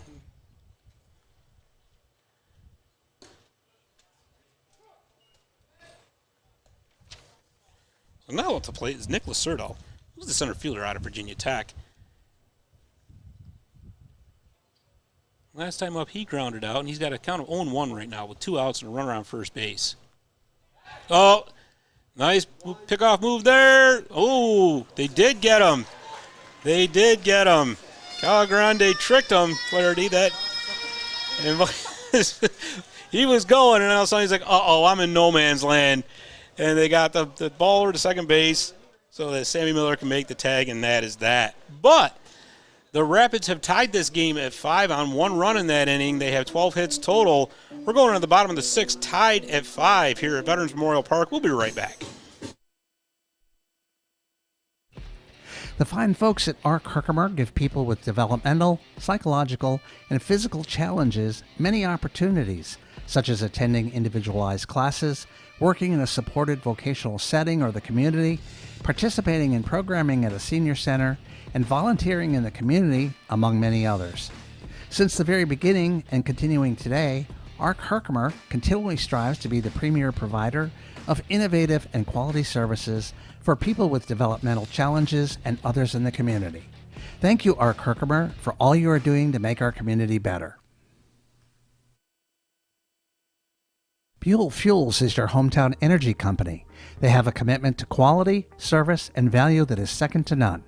When you call their offices, you get a customer service representative on the other end of the phone, not an answering machine. They are companies pursuing continual growth with many customers, ranging from the residential homeowner to New York State DOT and all of those in between. Let them show you their commitment to serve our communities. Stop in and tell them the DiamondDawgs sent you. Fans, have you ever dug for diamonds? Well, if you haven't, then you're in luck. Just 15 miles from here, we have the Herkimer Diamond Mines KOA. Their diamonds are beautiful, fun to find, and the whole family can dig for them. The diamonds, which are actually quartz crystals, were faceted by nature 500 million years ago. At Herkimer Diamond Mines KOA, guests experience upstate New York's largest jewelry store, museum, a fossil and gemstone sluicing area, and can even stay in themed cottages and lodges. Take a trip over to the Herkimer Diamond Mines KOA and tell them your DiamondDawgs sent you. All right, we're back for the bottom of the 6th inning here as Brady Shannon's come to the plate for the Dogs. Brady Shannon is having himself a game today, folks. He had a colossal 3-run home run earlier in the game, and he's also got a double to his credit. He's the right fielder out of the University of Central Florida. First pitch is a ball from Tegan Andre, who's still in the game for the Rapids. And that's over the shortstop's head, laced into left center field for a base hit. Brady Shan, oh, he's going for two. No, he burst around that first base bag. I thought for sure he was going for two, but he held up and got back to first base with a leadoff single for the Dawgs. Coming to play third baseman number 36 from Herkimer College. All right, Chance now up Cheka. is Chance Cheka. Chance Cheka is the third baseman for the DiamondDawgs today. He's coming to us from Herkimer College. And now the Dogs have got a runner on first base with no outs here in the bottom of the sixth inning, and a now suddenly tied game at 5. And Cheka showing bunt, pulls back, and the pitch missed for ball 1. All right, so the Dogs can manufacture a run here. You got a runner on first. Well, now you got a 1-0 count for Chance Cheka. He shows bunt again, pulls back, but this time the pitch catches the corner for strike 1. Like I said, Brady Shannon is just having himself one heck of a game. Doing it both at the plate and in the field. Made a couple nice plays out in right field. Like I said, I thought he was going to get that runner at home, but wasn't meant to be. Here's the pitch from Andre. Lays the bunt down, but fouls it off for strike 2. So we got a count of 1-2 to Chance Cheka with no outs in the bottom of the 6th and a tie score at 5.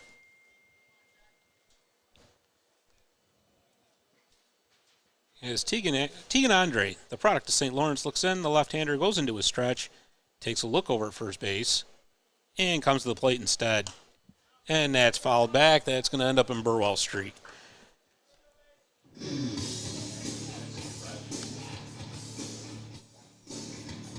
Chance Cheka plays his college ball right up the road here in Herkimer College, about 8 miles west of here. And he's got a count of 1-2 as Tegan Andre looks over, delivers the pitch, and he turns on that. Is that going to be a fair ball? It sure is. Down the left field line.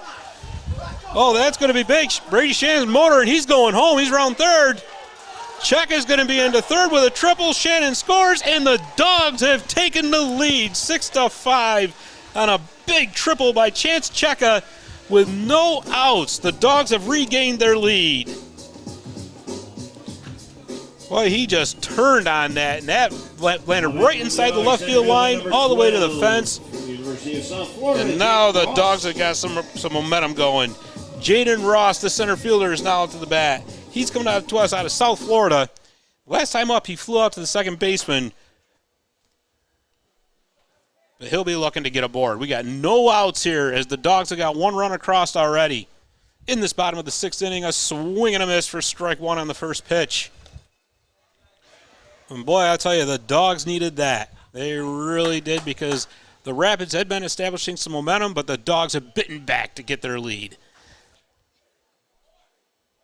And here's the pitch from Andre, a little breaking pitch that missed up high. So we got a count of 1-1. The Dogs have got 8 hits in this game, and the Rapids have got 12. But it doesn't matter because the Dogs have got the lead. As Tegan Andre goes into his windup, here's the pitch. Right back through the middle, and through for a base hit. Jaden Ross is aboard with a single on a comebacker right through the middle, which is going to bring the top of the lineup to the bat in the form of Nick Storino, the left fielder for the Dogs out of Fairfield University. Coming to play left fielder number 6, Fairfield University, Nick Storino. The left-handed Storino is 0 for 2 today with 2 strikeouts and a walk, but now he's got a chance to do some damage here. As his pal Jaden Ross is on first base, we got no outs. The Dogs have got 1 run across right and have regained their lead at 6-5. I'm sorry, 7-5. Yes, he did. I missed it. I'm sorry. A little bunt laid down there, and did they get him? They did. They got Storino. Played second baseman number 37 from the College of William and Mary, Corey Adams. It is 7-5, folks. That was my mistake. Cheka scored from third base on that play previously. So Corey Adams is up to plate now. Corey is also 0 for 2. He's also got a walk. So on that play, Jaden Ross moves to second base. So we got 1 out with a runner on second base. Corey Adams up to the bat. Corey is the second baseman out of William and Mary.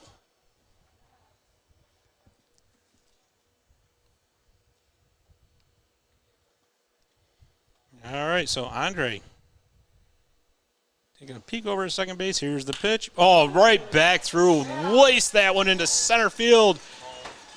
And there we go. That's going to be the 8th run of the game for the Dawgs. As Jaden Ross crosses the plate, heads up running by Corey Adams there. The Rapids came home with that throw, and Corey Adams took second base on that play.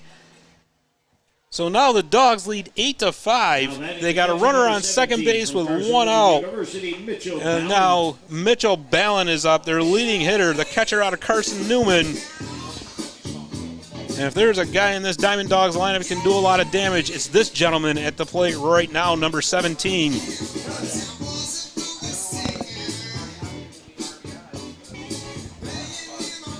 You got some good disco music going, getting the crowd rocking along with all these runs the Dawgs are putting across. We're having a good time here at Veterans Memorial Park in Little Falls in the bottom of the 6th inning.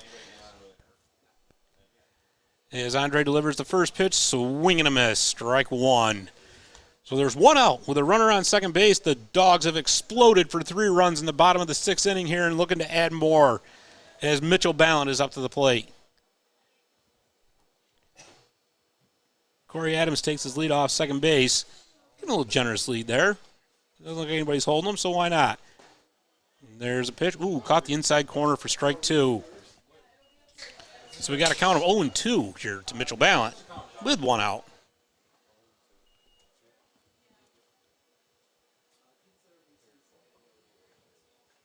As Andre goes into his stretch, takes a peek for second base, but he's coming to the plate instead.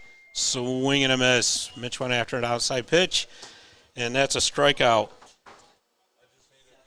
for Tegan Andre. So that's going to make 2 outs here in the bottom of the 6th inning for Sebastian Muller. Number 35 from Quinnipiac, Sebastian Muller. Sebastian is the designated hitter for the Dawgs in this game out of Quinnipiac. And he's got a chance to get an RBI. We got Corey Adams down on second base with 2 outs. And the Dawgs have pushed 3 runs across so far this bottom of the 6th inning. That pitch right there is a strike on the corner.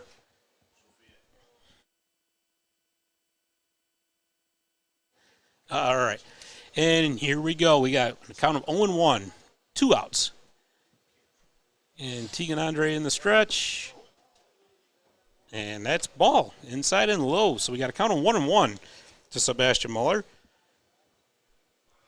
A big inning for the Dawgs here so far. In the bottom of the 6th inning, like I said, they've got 3 runs across. They entered this inning tied at 5. Well, like I said, those Dawgs, they don't quit. They got a lot of fight, a lot of bite, and they're proving it in this game. And there's a pitch. That's looped into right, short right center. Oh, Hageman is going to, did he hang on? Or no, I'm sorry, not Hageman. That's my bad. Terrence Moynihan hung on to that for the 3rd out. Boy, that was kind of an acrobatic catch out there, but he hung on all the same. But the Dawgs got 3 runs in the bottom of the 6th inning to regain their lead. They're up 8-5 going into the top of the 7th inning. We'll be right back. Fans, if you're in the market for a new home or are looking to sell your home, make sure you contact our friend Becky Smith at Accent Brokerage. Becky is our neighborhood expert, and she is focused on providing you with the best results and service in the industry. Becky will listen carefully to understand your real estate goals, and she will work hard to create solutions that make sense for you. Whether you are new to the market or an experienced investor, Becky and the folks at Accent Brokerage have the expertise, proven track record, and resources to help you achieve your real estate goals. Stop in and visit with them today.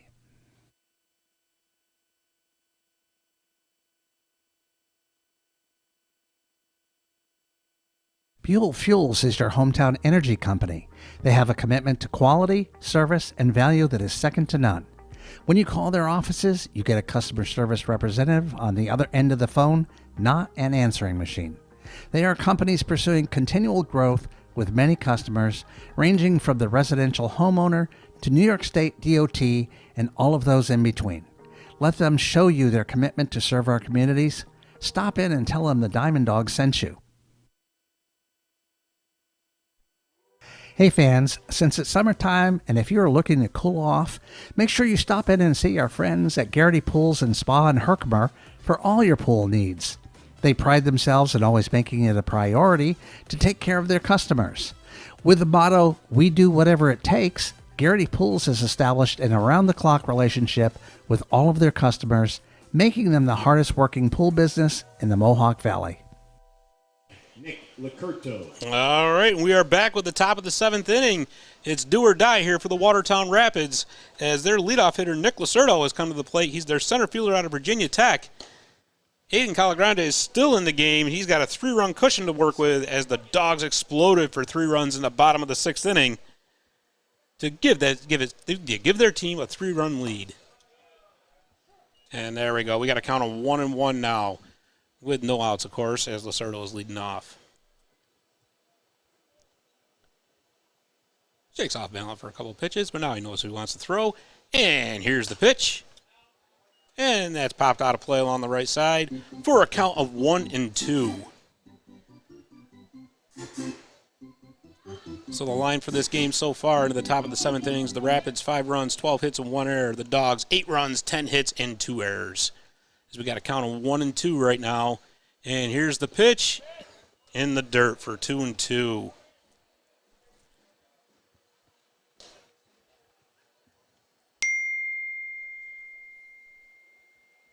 Well, I tell you, I'm looking at our Facebook feed here, and Steve Heck says there's a big crowd, and he's right. We got a lot of dog maniacs here tonight, which is what we like to see. Fouled right back just below us.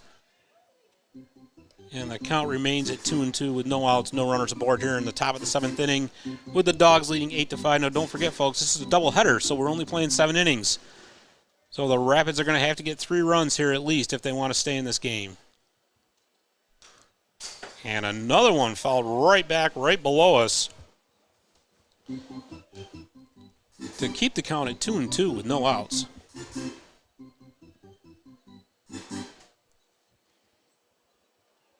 As Calagrande looks in, he knows what he wants. Here's the pitch.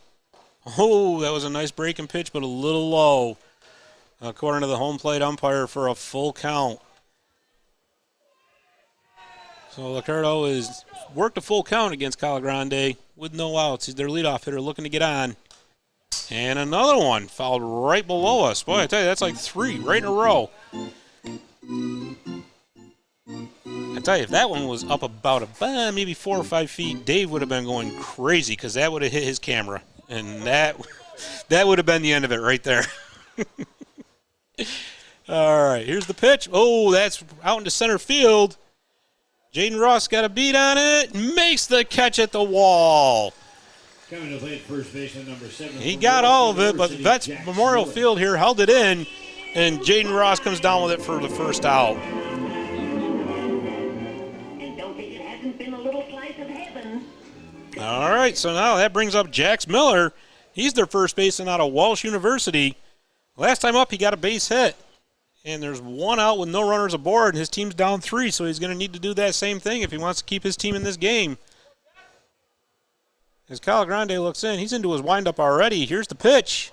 Strike 1 right on the corner. That was right there. That was a nice pitch by Calagrande for an 0-1 count with 1 out. And he's moving fast now. Here's another. Oh, that's blooped into left field, and there it is right there. Nick Storino comes down with it. There's 2 outs. The Dogs are 1 out away from taking game 1 of this doubleheader. As David McCann, the extra hitter, comes to the plate. Like we said before, David McCann plays his college ball at Virginia Tech. The left-hander drew a walk last time he was up.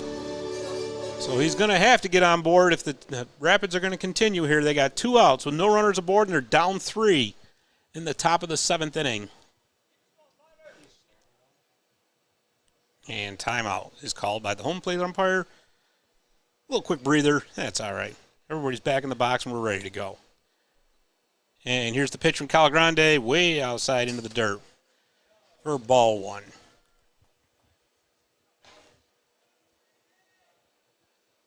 Although I will say not quite Wild Thing Ricky Vaughn wide. So that's a good thing. All right, here's the pitch from Calagrande, and that's a little high and outside, too, for ball 2. So we got a count of 2-0 with 2 outs for David McCann, who's now into a hitter's count.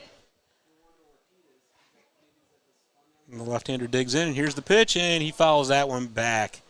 And that's going to make it out of play. Bouncing off the pavement over here along the third base side. to bring the count to 2-1 with 2 outs in the top of the 7th inning here, with the Dogs up by 3 runs.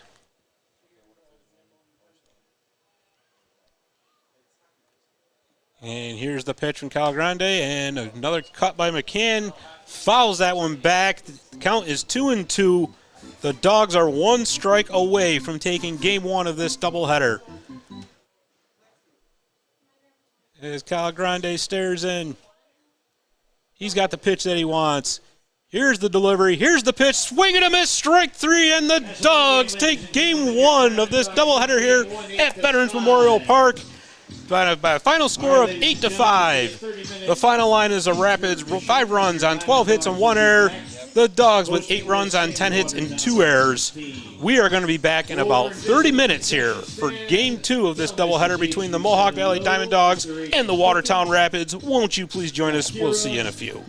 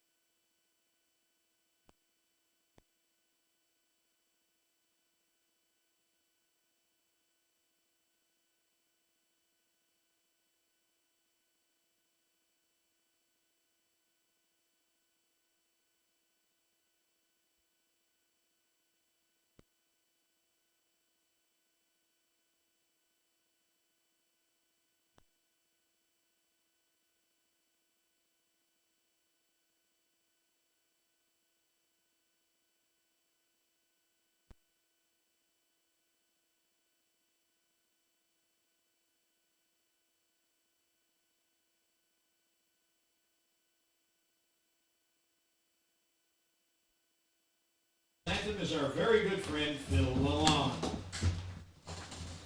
Oh, say, can you see by the dawn's early light what so proudly we hailed at the twilight's last gleaming, whose broad stripes and bright stars through the perilous fight o'er the ramparts we watched were so gallantly streaming, and the rocket's red glare, the bombs bursting in air, gave proof through the night that our flag was still there.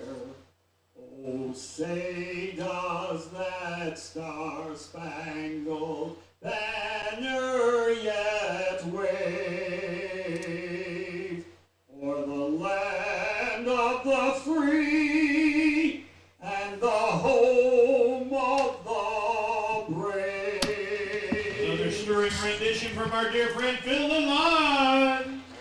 All right, ladies and gentlemen, if you'll look to the pictures now, we have a very special guest. Come on in, kids. Come on in. Our special guest.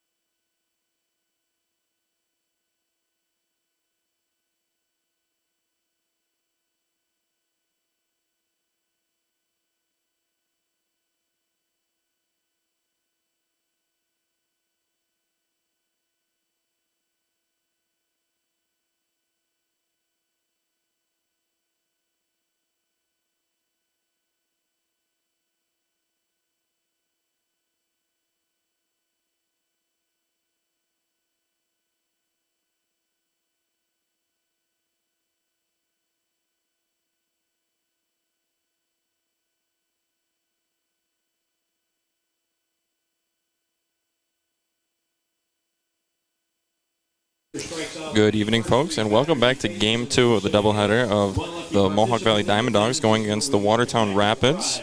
The first game was won by the DiamondDawgs, if you watched that. That was an 8-5 victory. DiamondDawgs looking for a nice little repeat.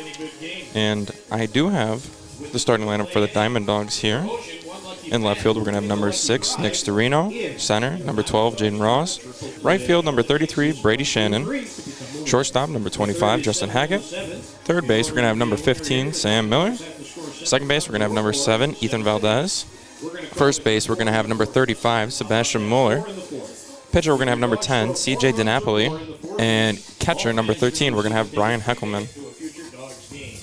And finally, the last one is the Grand Slam game. We're also going to have the DH, number 17, Mitchell Ballant. One lucky winner tonight will win a terrific prize.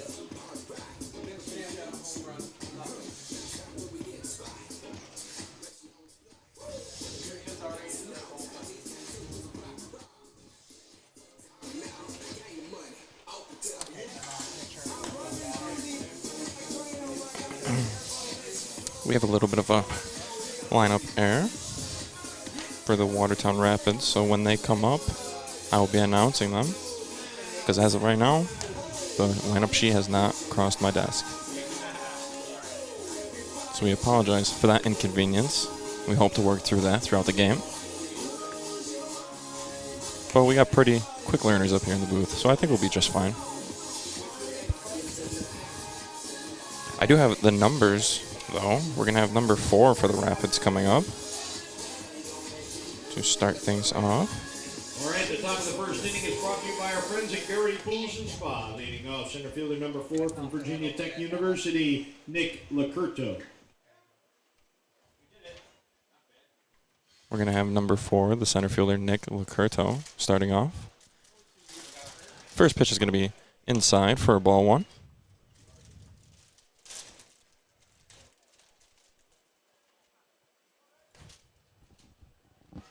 DiNapoli winds, fires yet again. That one's going to be hit down the center. Scooped up. Thrown across. Not in time. Now batting the designated hitter number 7 from Walsh University, Jax Miller. Looks like Justin Hackett couldn't quite get there in time. Well, he got there. But couldn't get the throw across in time. DiamondDawgs gets ready to go up against number 7, a left-handed batter.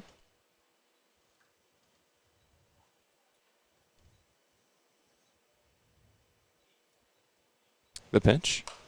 Fouled off. That'll go behind us. Hopefully not hitting a car in the back. Missed it by that much.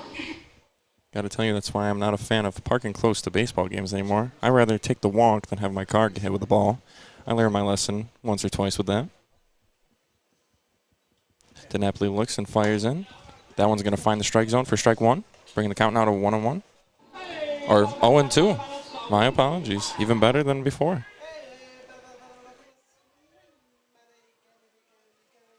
DiamondDawgs looking in. He'll check first on a short throw. Just like a slow motion throw to first. Just gives him some extra time to get ready. So no timeout has to be called. DiamondDawgs winds, fires. That one's going to be fouled off by the handle of the bat. It was a weird swing there, but keeps the batter alive regardless.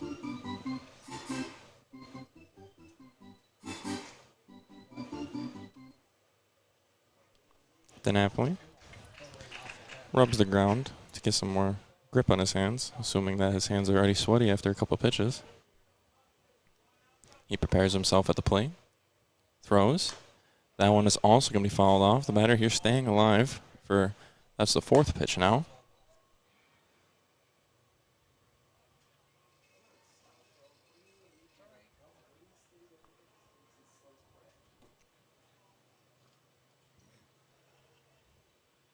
DiamondDawgs fires, and that'll be foul ball number 3. Bounced off the shed, and that just went into the forest. Probably never to be seen again until one little kid randomly stumbles upon it.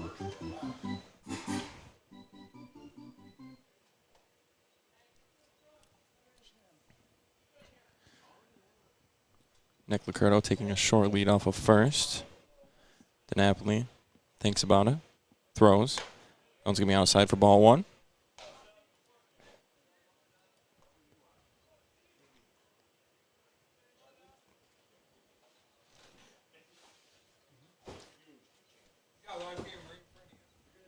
Check. It's on the way. It'll be easily safe for Nick.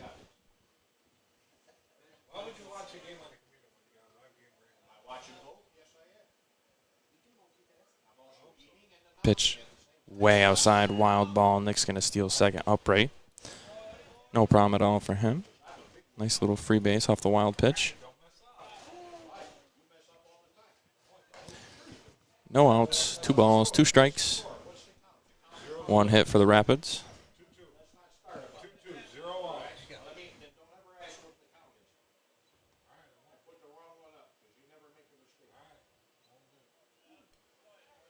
DiamondDawgs looks at the runner a second. He's not being held on.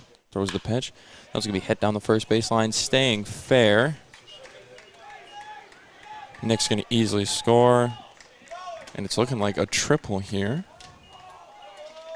And number 7 makes it to third easily. That'll bring up the next batter. Coming to the plate, extra hitter number 5 from Virginia Tech, David McCann. David McCann now coming up. He is the extra hitter for the Rapids.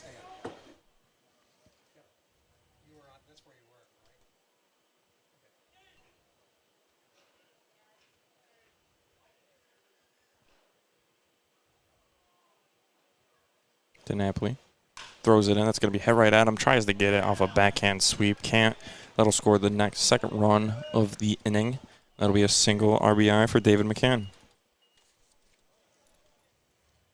Coming to the plate, the right fielder, number 21. From Wagner College, Bryce Phelps. That'll bring up number 21, the right fielder, Bryce Phelps. Righty versus righty action going on here. And then DiamondDawgs throws a strike.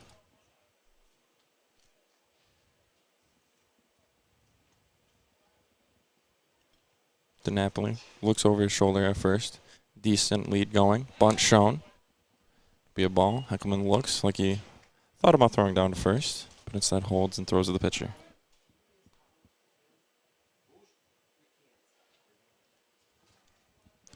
Phelps in the box and ready for DiNapoli. DiNapoli looks, throws, bunt shown, pulled back in time, says the ump. So they'll bring the count to 2-1.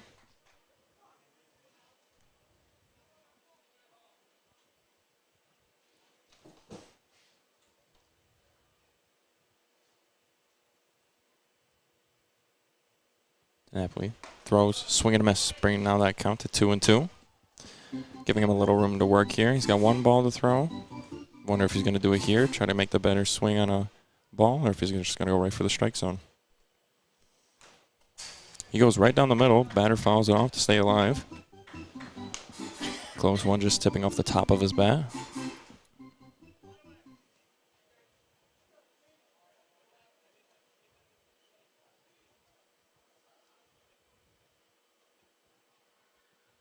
Pitch coming in, curves in, and call it a strikeout.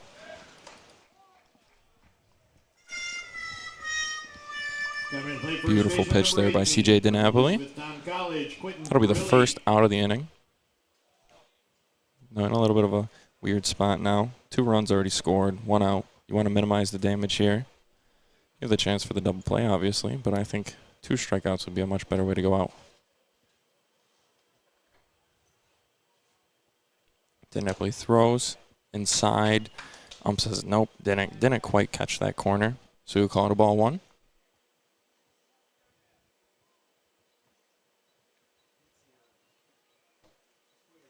Pitch 2. Ooh, good thing the batter ducked there. Otherwise that would have been a dome shot easily.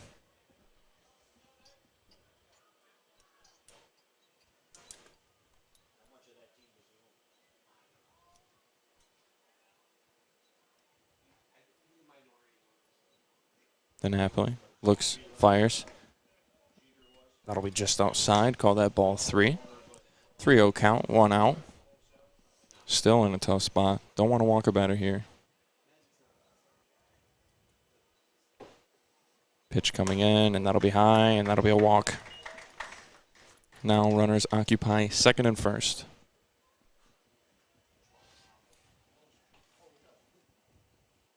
Now batting left fielder number 23 from Westchester University. Right on Grandelli.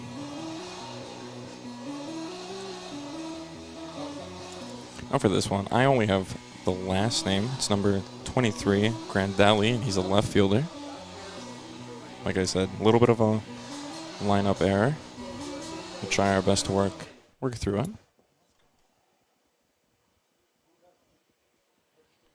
He's a lefty, steps into the box.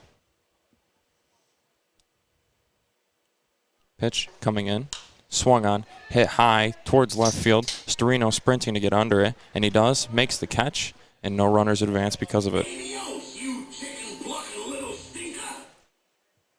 Now coming to plate, third baseman number 10 from Cuesta College, Pranav Sundar.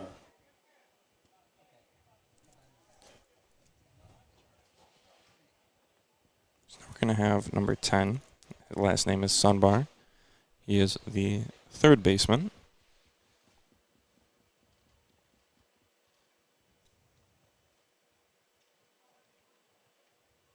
DiNapoli looks, runners on first and second, 2 outs. Throws it right down the pipe for strike 1.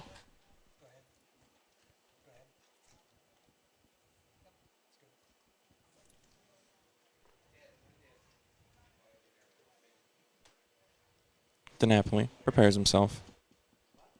Slings it. That'll be low. Call that ball 1.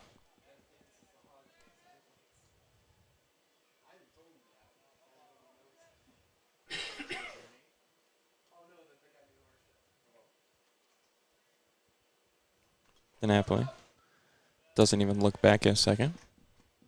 Oh, now he does. Throws. Call that strike 2. That one right down the middle, just sitting in there for Sunbar. Doesn't take the bait, so we'll call it strike 2.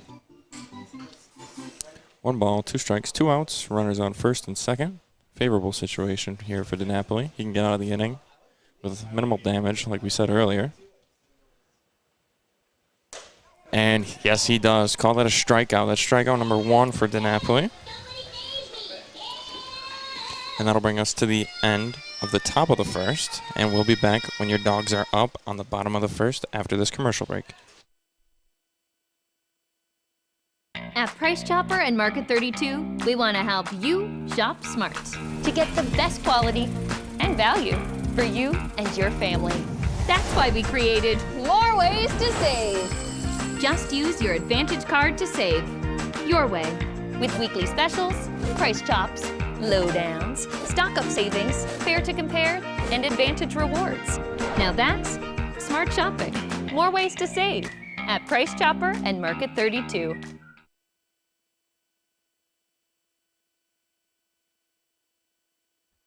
Hale Transportation wants to provide their premier customer service for your next bus charter experience. From sporting events, weddings, day and weekend trips, from big cities to rural destinations, Hale Transportation has you covered. Their updated, luxurious, and well-maintained fleet of vehicles coupled with professional drivers will get you safely to your destination. Hale Transportation vehicles can accommodate up to 56 passengers and are ready for you to hop aboard. For more information, visit HaleTransportationGroup.com.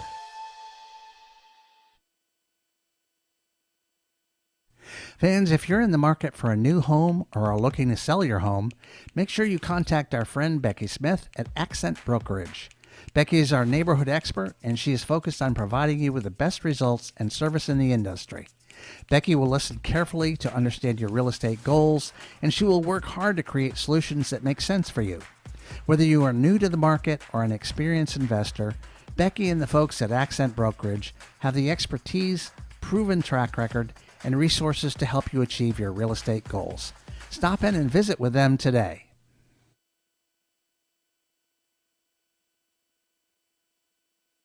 Hello fans, and welcome back. We're going to start off with the Dogs here. We got leading off number 6 is going to be Nick Storino.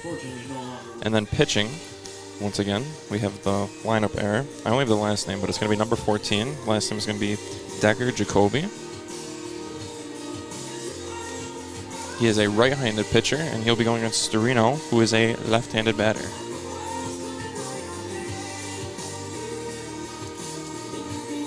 He'll have a couple more practice pitches. Oh, never mind. That was his last one. Catcher throws down here. Misses second baseman and the shortstop. Center field has to go run and grab it. First Source Federal Credit Union. Leading off, left fielder number 6 from Fairfield University, Nick Storino. But now it is almost time for Nick Storino to get to work here for the Dogs. He's going to be leading off already in a 2-run hole, looking to hopefully shorten that.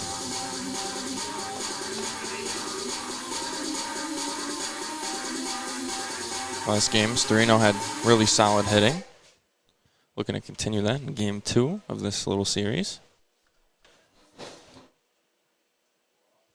Decker pitches outside. Ball 1.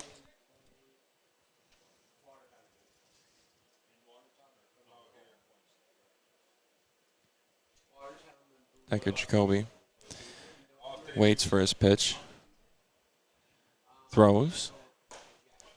Strike, and that one curved just inside. Nice break on that ball. Storino swings his bat around a couple times. Steps into the box. Prepares himself. He looks like he's ready to go. So is the pitcher here. Thrown, swing and a miss.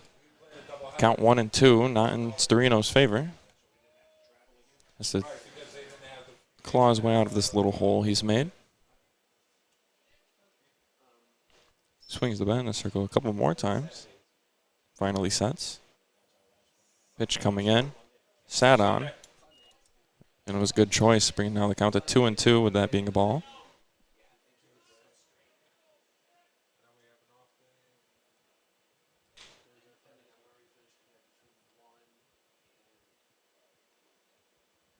Decker throws. Nick Storino stays alive. Looks visually mad right there. Thinking he should have rolled that one out a little more instead of that being a foul.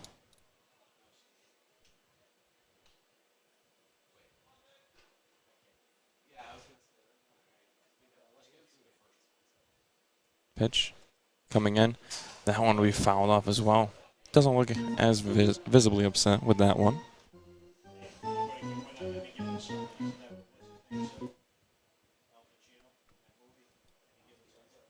Decker prepares. 2-2 count. Pitch is coming in. Wide and outside. Bring it to a full count now.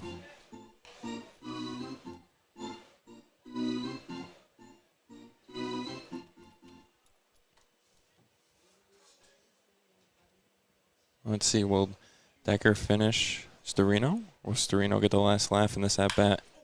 And that's hit dead center, and we know the answer now. Storino gets the last laugh in that full count, as he'll be an easy single. Now coming to plate center field, He'll number have an 12 easy from the single. University of South Florida, We're Jaden going to have Ross. Jaden Ross, number 12, the center fielder, coming up to the plate now. He'll be playing one of my favorite gym songs, Headstrong. You know, nice way to get yourself amped up while going up to the plate. He prepares with Storino on first. Storino taking a decent lead here. Nothing too crazy. Pitch comes in, swung on and missed. Catcher lost the ball. Ross stays in the swinging position just to see what he missed on. Kind of like holding the shooter's position after you shoot a basketball. You stayed in it like swinging a baseball. Now one's going to be hit down the middle, same spot, but can they get it? They do. But miscommunication, no one got on second, so that's an easy single right there to advance Storino. Now we're going to have the designated hitter, number 17, Mitchell Ballant. He's having a massive tear this year, leading the whole league in RBIs, and he leads the team currently with batting average, and last time I checked it was a .388.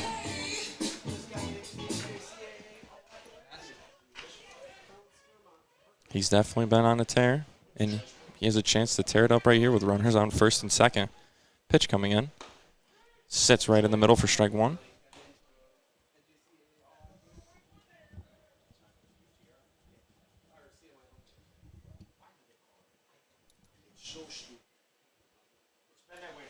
Decker, no outs.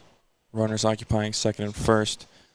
Looks, throws. That one's going to be hit. Can it get to the gap? Not quite. Stands up, throws to first. They're going to call him out at first, but nonetheless advances the runners to scoring position. First baseman number 35 from Quinnipiac, Sebastian Muller. We're going to have Sebastian Muller, number 35, coming up to the plate. He leads the team right now with home runs with 3.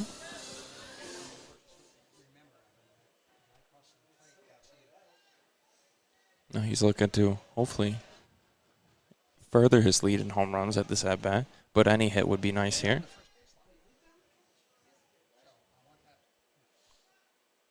Pitch coming in, hit on. It's going to go deep to right. They're going to call that foul.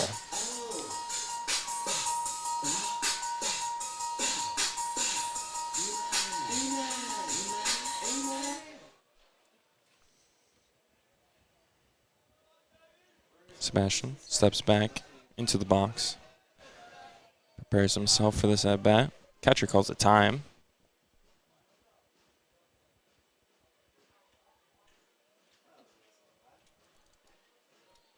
Pitcher needs some more time to decide on a pitch, I assume. But nonetheless, back into the game they go, and here comes the throw. Swung on and missed.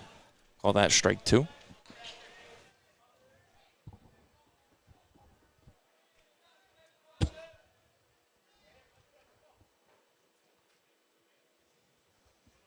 Sebastian Muller steps in. Pitch number 3 coming in. Sat on. Smart decision. Ball 1.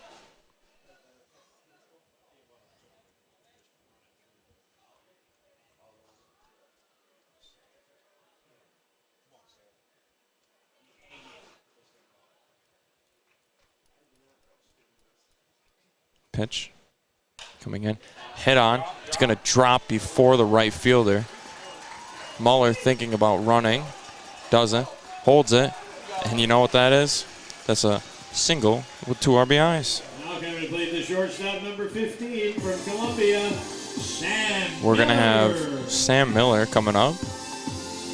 I think he's going to be playing shortstop tonight, and he is wearing number 15. You know, a common phrase known around the dog pound here is when Sam Miller comes up, you already know what time it is. It's Miller time.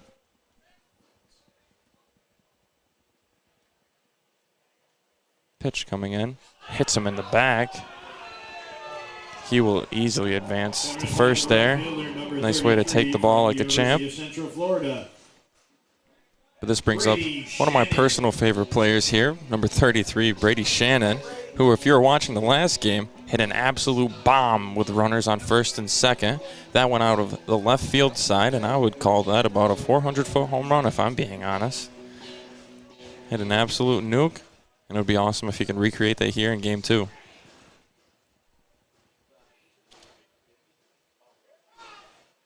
Pitch coming in.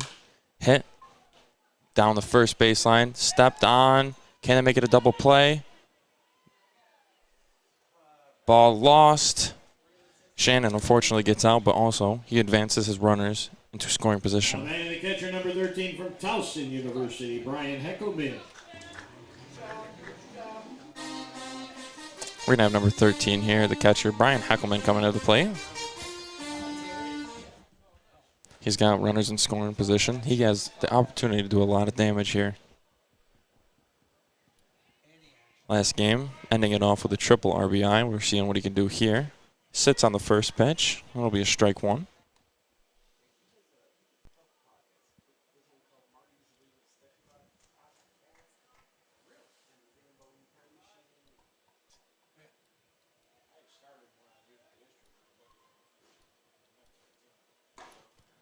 That pitch outside. 1-1 is the count. 2 outs. Runners in scoring position on second and third.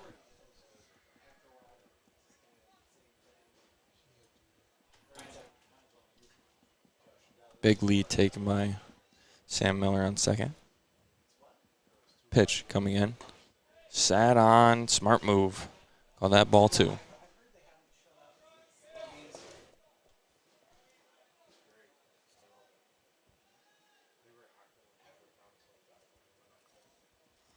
Heckelman stays in the box.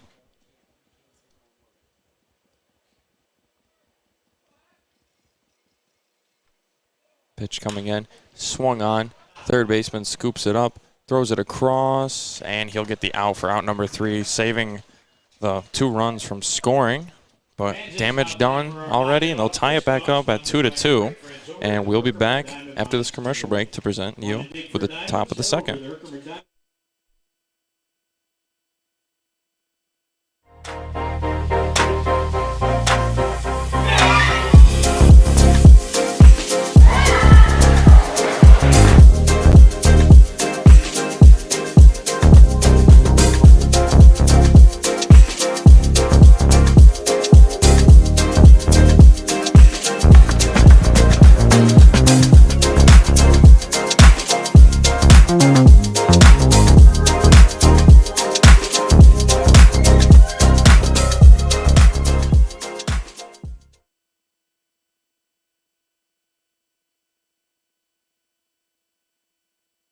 Fans, if you're looking for that perfect vet for your animal, the DiamondDawgs suggest checking out the Herkimer Veterinary Associates. We send all of our dogs there, and they are treated with kindness, compassion, and tremendous care. Herkimer Veterinary Associates is a full-service veterinary facility located in Herkimer. The professional and courteous staff at Herkimer Veterinary Associates provides the best possible medical, surgical, and dental care for all your animals. Stop in and see them. Tell them the DiamondDawgs sent you. The fine folks at ARC Herkimer give people with developmental, psychological, and physical challenges many opportunities, such as attending individualized classes, working in a supported vocational setting or the community, participating in programming at a senior center, and volunteering in the community, among many others. Since the very beginning and continuing today, ARC Herkimer continually strives to be the premier provider of innovative and quality services for people with developmental challenges and others in the community. Thank you, Art Kirkheimer, for all you are doing to make our community better.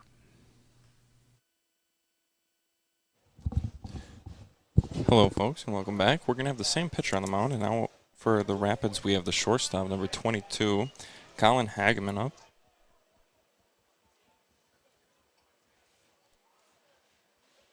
Coming out to the plate now.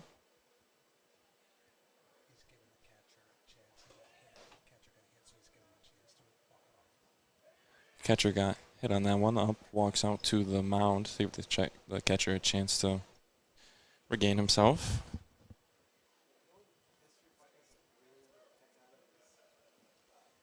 So he's ready to go. Huckelman's all good. That pitch curves too far inside. They'll call that ball one.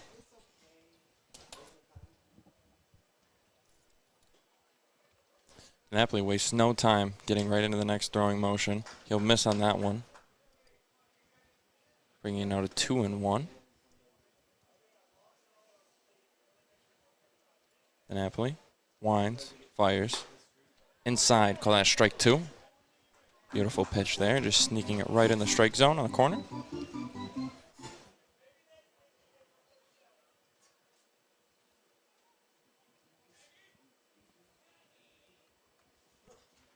Oh, that one's gonna hit Colin in the arm. It'll easily advance him to first.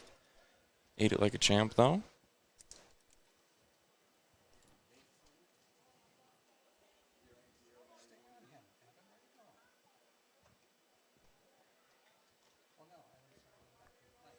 Good number 19 coming up to the plate. Still trying to figure out who he is.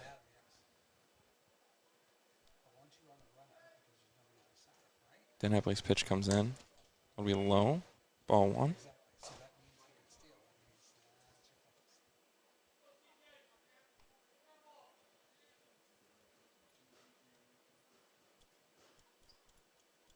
Showing bunt is number 19 here. Pitch coming in. He'll miss on the bunt. Strike one.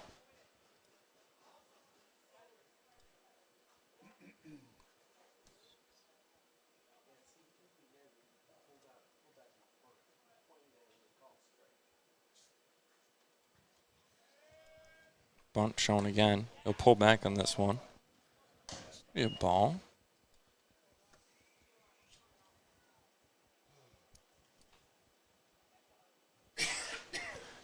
Colin Hageman on first. DiNapoli throws. That one's going to be hit to the second baseman. Double play opportunity. Valdez slings it across Sebastian and called that a double play. Nice little 1-2-3 there. Bringing it now to 2 outs in a much more manageable situation. Now batting second baseman number 1 from St. Michael's University, Terrence Moynihan. Yes, I made a mistake. What'd you do? You didn't even know. Again? Well, the point is we're human and sometimes we make mistakes. Pitch comes in. Be low for ball one. And I'll sleep just as good as I did last time. Pretty sure this is the second baseman, Terrence Moynihan. Swing on that one. 1-1 count.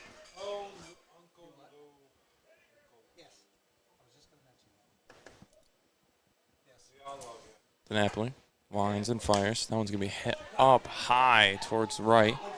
Question is, can they get under and catch it? And Sebastian Muller does it. And that'll do it for the top of the second. We'll be back after this commercial break to present the bottom of the second inning. Little Falls, New York combines the charms of a small town with the conveniences of a much larger city. Of course, you'd expect to find welcoming people, beautiful scenery, family-friendly activities, and plenty to do outdoors. But you might be surprised to find that Little Falls, New York also has an espresso bar, gem shop, art center, French restaurant, antique centers, local hospital, and extensive civic services and amenities. Not to mention homes both beautiful and affordable, nestled in a dramatic natural setting amongst steep hills that descend to the Mohawk River and Erie Canal. Little Falls, New York. It's a great place to spend a few days or a lifetime.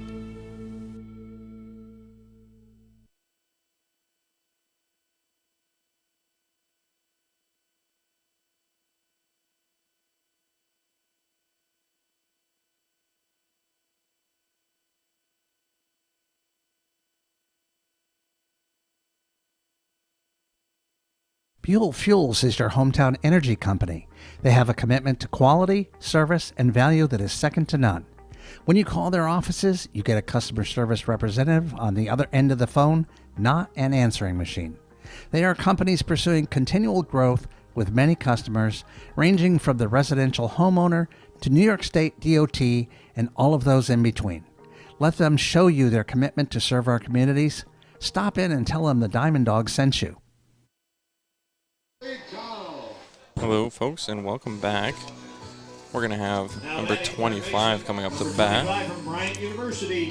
Justin Hackett from Bryant University. He'll be wearing number 25. He'll be going against Jacoby.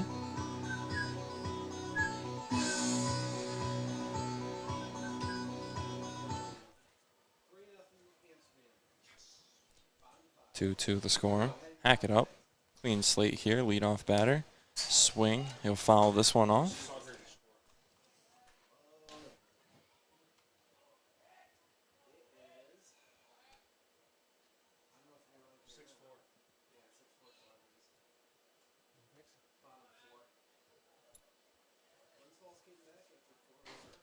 Pitch coming in. That'll be fouled off on accident, off a little bit of a checked swing there. That'll bring the count to 0-2 though. Big hole here for Hackett. Better not make a mistake. Somebody once told me that. I cried though. I cry every time I make a mistake. I don't. Not even a little. Jacoby readies himself. Throws to Hackett. Wide and outside for ball one. Don't got to worry about a wild pitch here as no one is on base yet.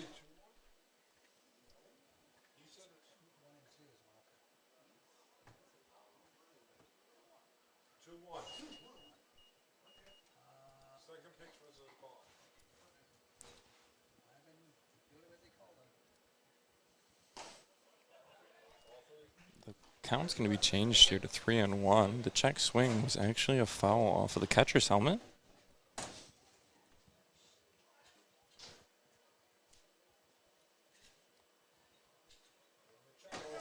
Jacoby readies and hits Justin Hackett with the pitch. He'll take his nice stroll on down to first. Now manning second baseman number 7 from Right now we're going to have the switch hitter coming up. He's going to be playing second tonight. That's number 7, Ethan Valdez. Truly an electric player to watch here. Hits from both sides of the plate. He's speedy. He can hit. He hustles. What more can you ask for out of a ball player?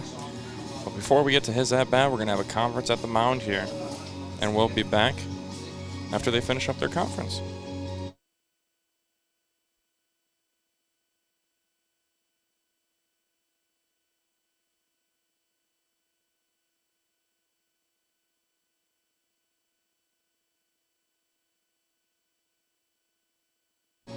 Looks like they wrapped that one up nice and quick. Now we just got to see what side Ethan will be hitting from. Looking like he's coming in as a left-handed batter to start off.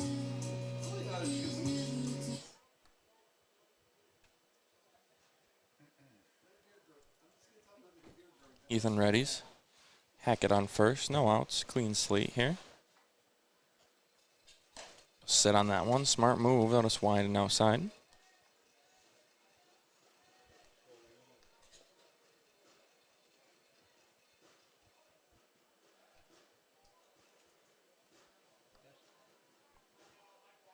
Valdez steps in the box. He's all ready. Sits on it. Hackett's going to second. He slides, gets dirty.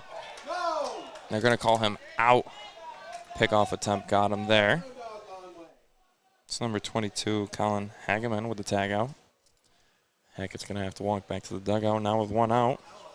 Valdez doesn't have to worry about any runners on first now. 2-0 the count.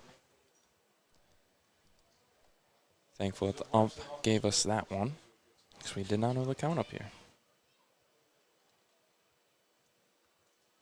Valdez sits in the box, readies, make it 3-0. I got to say, from experience, you do not want to walk Ethan. You don't want him getting on base to begin with. Because you get him on first, he's going to take second, he's going to take third, and we might as well take home while you're at him. Be the first strike of the at-bat.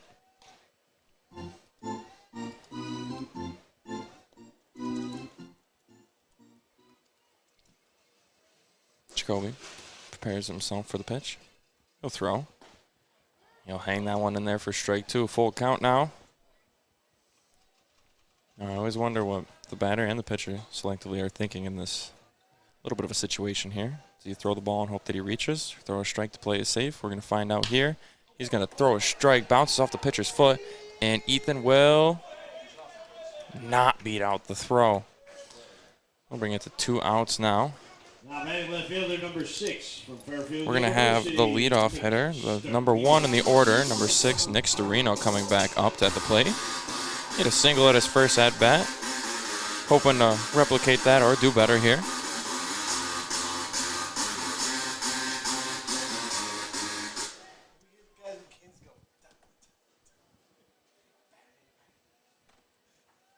Pitch coming in. Sat on for ball 1.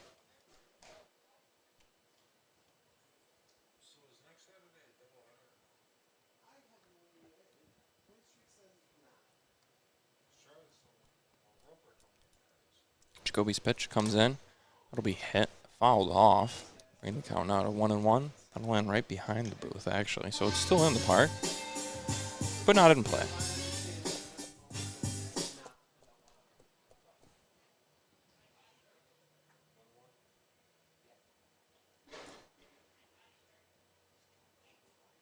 Here comes the pitch to Storino. Storino shows bunt, decides to pull back. That'll be a strike anyway. 1-2. It's the count.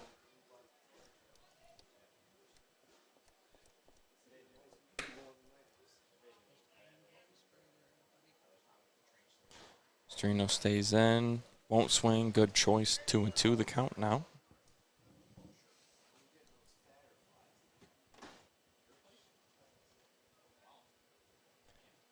We got 2s across the scoreboard. 2 balls, 2 strikes, 2 outs. You know, hopefully Storino gets the double so we can add another 2. Guess we're going to make it uneven with a 3 now with a full count.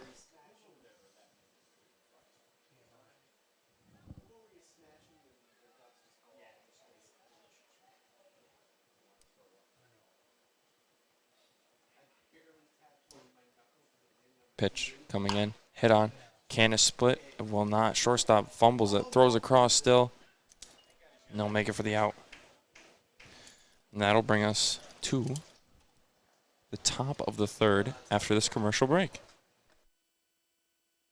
Visit My Little Falls and stay connected with the latest news, information, and events in the city and the area. Our mission is to generate interest in the community and connect residents in a more meaningful way by facilitating deeper conversations about how these stories will shape the future of the Mohawk Valley. Join thousands of weekly visitors who stay up to date with feature stories, interviews, videos, our event calendar, and print publication, the Mohawk Valley Express. It's about timely local news for the community, keeping citizens informed about important issues, telling about the people who live and work here, and giving locally owned businesses the opportunity to reach a very targeted audience of locals and tourists alike. It's a whole new form of media-rich content developed specifically for today's mobile lifestyle and listeners. You can download our iOS app in the iTunes Store, listen to our country music streaming radio station, or sign up for a weekly newsletter. Stop by today at mylittlefalls.com. You'll be glad you did.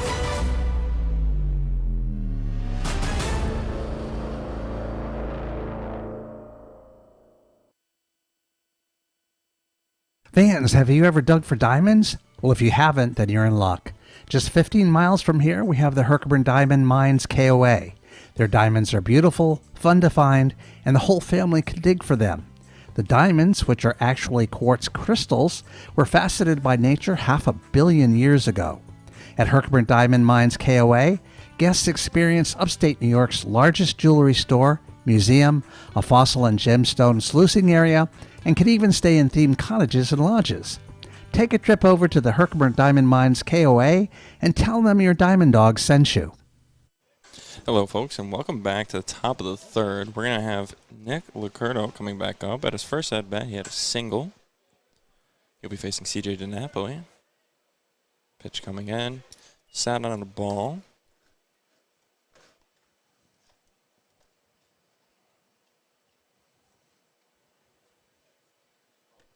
Pitch coming in. strike one. DiNapoli has one strikeout so far. Looking to improve his numbers here.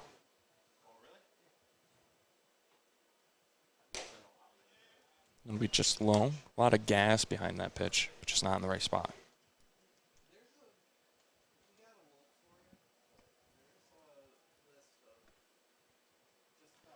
Pitch coming in. That'll be hit on the first baseline and right out of Sebastian's glove.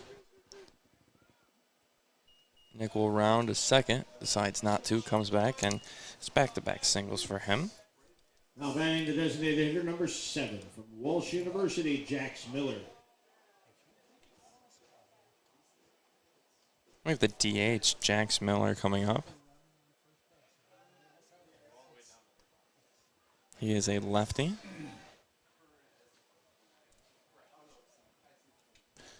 Decent lead being taken off first. DiNapoli decides to check it. Keep him honest. Keep him on the bag a little bit longer. And then do that.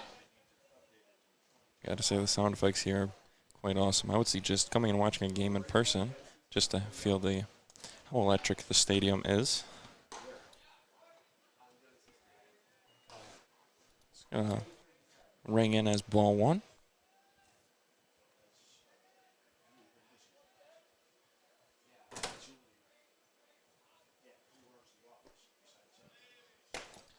Ball thrown low, ball two.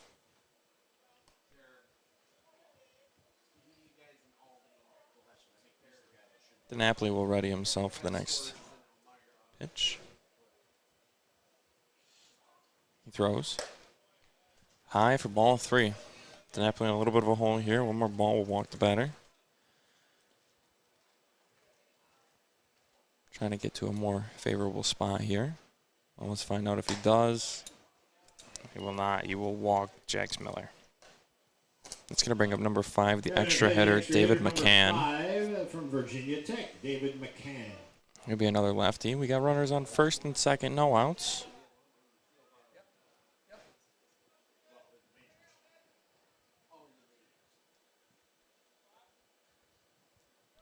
DiNapoli readies himself. Slings it. Just outside the zone for ball one.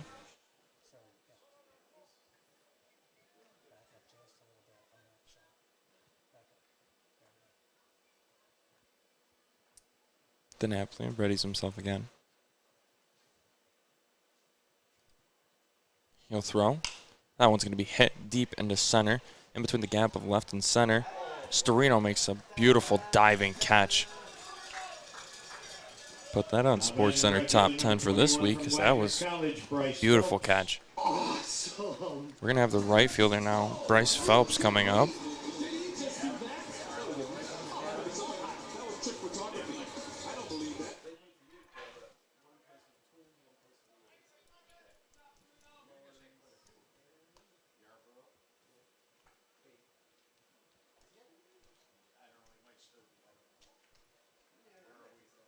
DiNapoli.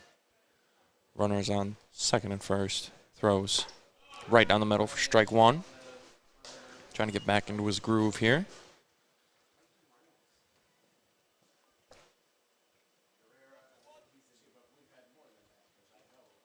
DiNapoli finds the pitch that he likes. Runner's not really being held on at second. He'll take one glance back. Won't throw it, but he'll throw the pitch outside. Going to count out a 1-1.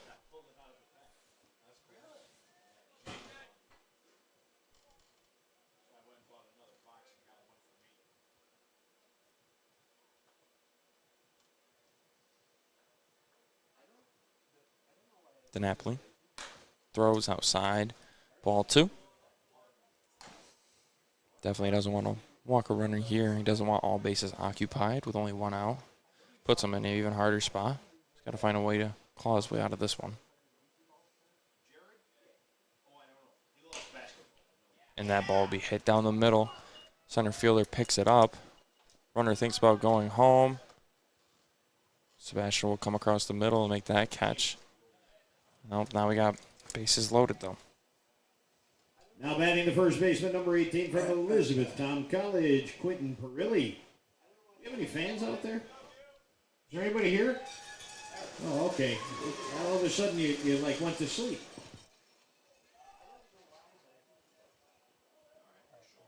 We're going to have number 18 coming up, Quentin Perilli.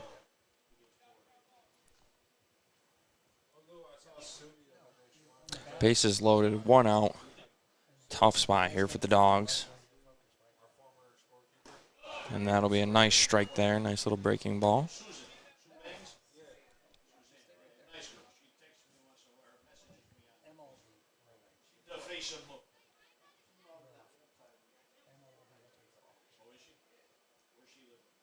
Pitch coming in, that'll be hit on out to right field. That'll get down. It's a matter of how much damage can the Dogs keep from happening.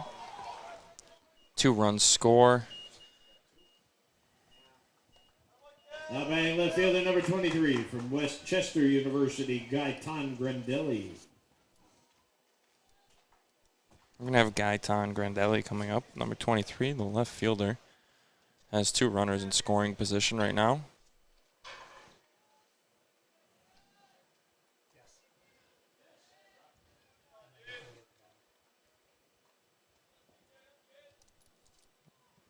CJ DiNapoli in a little bit of a rough spot here. Already let up another 2 runs. Finds a way to wiggle a strike in there.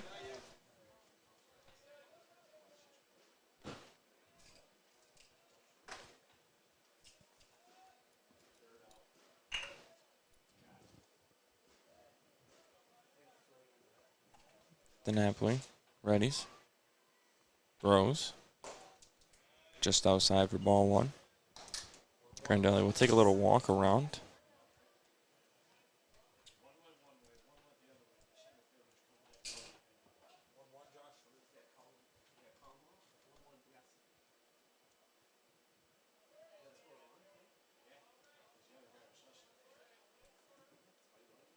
Grandelli. Pitch, swing and a miss. Strike 2.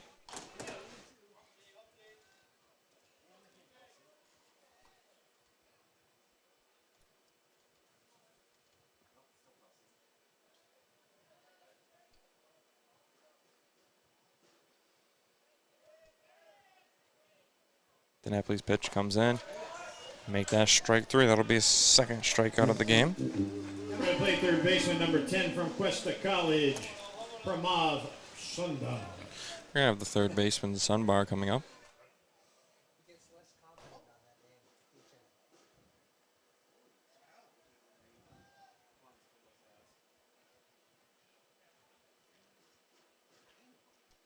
DiNapoli readies himself to go against Sunbar here. He'll kick and throw. It's going to hit down the first baseline. Foul.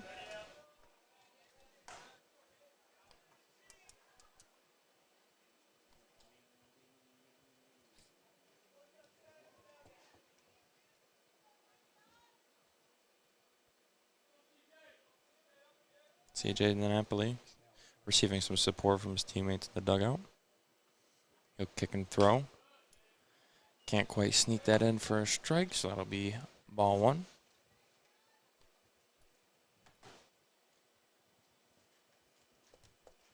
Top of the third. 1-1's the count. 2 outs. Currently 4-2. DiNapoli trying to get away from this inning and forget about it. He'll throw ball 2.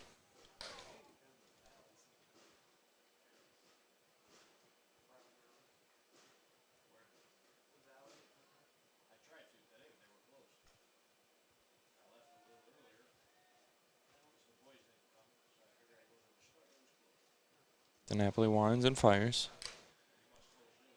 Tipped and still caught, so it'll be 2-2 as the count. All it takes right here is 1 strike to get out of this inning.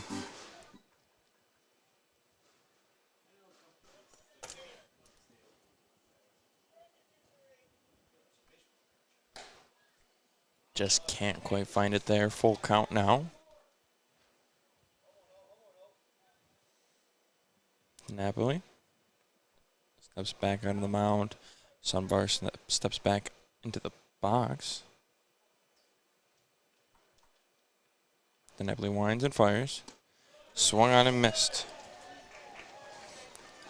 Minimal damage done there, I guess you can say, with the Rapids now leading with 2, and we'll be back to show you the bottom of the third after this commercial break. As your family starts to grow, so will your priorities. And sometimes finances can be difficult. You need local experts with resources that offer personalized products and services that guide you through life's changes. Whether you're starting out or need money-saving solutions, GPO is here for your family's needs.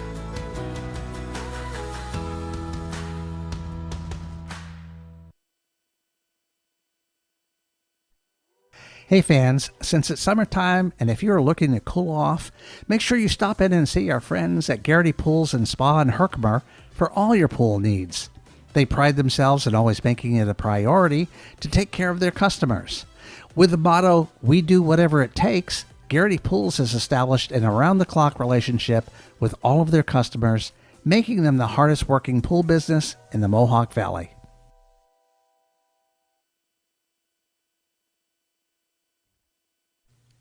Fans, if you are in high school and are looking for a college, or if you have an adult who is looking to go back to college, look no further.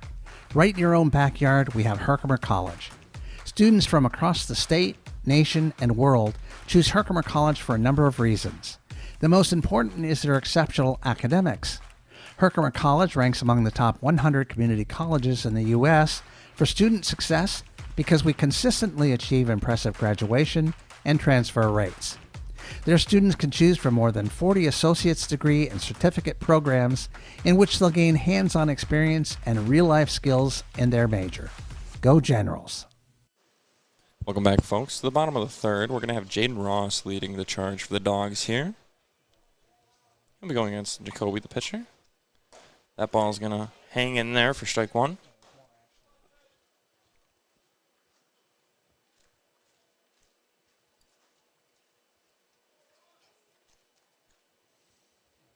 Ross still in the box and ready. Swing on that one that's popped up towards center. Can the center field get there in time? No, and that'll drop in the danger zone for a nice little single there. That'll bring up number 17, Mitchell Ballant, the DH. Hitter number 17 from Carson Newman University, Mitchell Ballant. He grounded out at his first at-bat. Looking to rewrite the script here.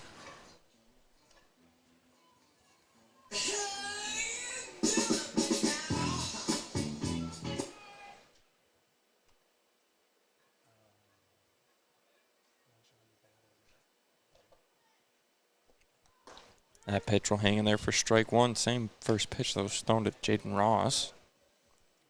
Nice little curve on it. Puts it right in the middle of the zone. Ballant still in the box and ready. Jacoby on the mound and ready as well. Wind and fires. Hang that one in there for a strike. Jaden Ross gets into second smoothly with a nice little steal there.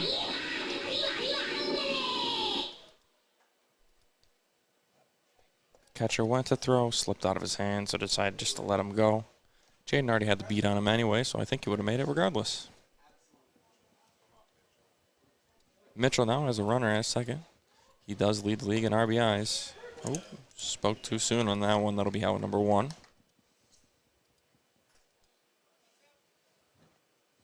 Now we're going to have the first baseman, Sebastian Muller, coming up. Baseman number 35 from Quinnipiac, Sebastian Muller. Sebastian leads the team in home runs, like I already said before at his previous at-bat. But at his last at-bat, he had a single and 2 RBIs. And he'll hammer this one, but unfortunately this one goes more up than forward.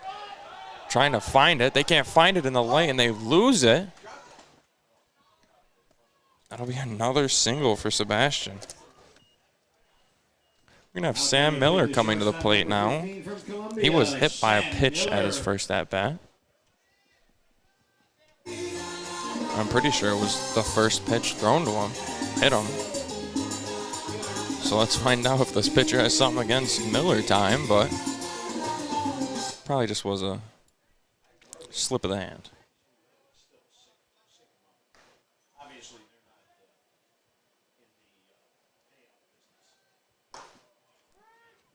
He's slinged every pitch down, first pitch down the middle so far. Continues that tradition right now. Strike one against Miller.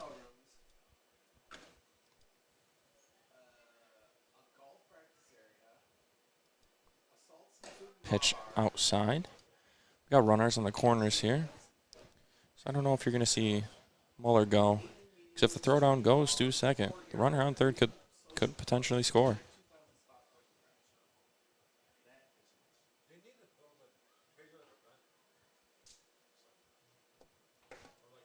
Jacoby readies himself. Throws the pitch, and that will be tipped. Call that strike two. 1-2 is the count. One out. One runner in scoring position, one on first.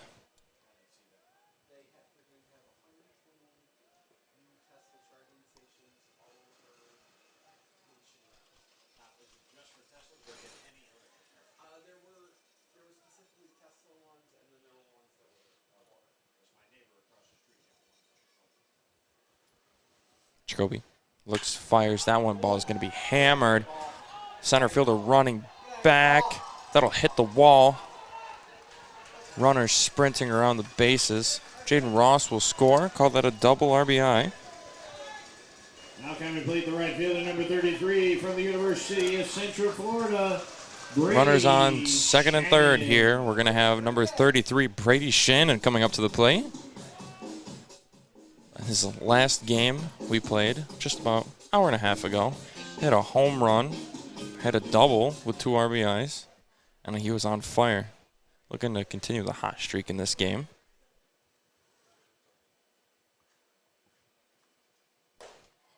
Brady Shannon will swing at the first pitch. We strike one.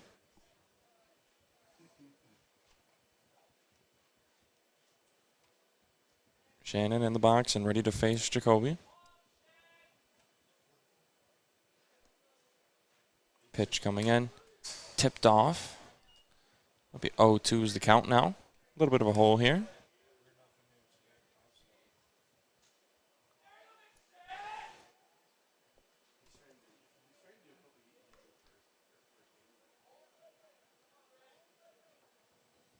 Oh, 2 count. Shannon looking to get out of it. Sits on that one. Good choice there, as that'll be ball one.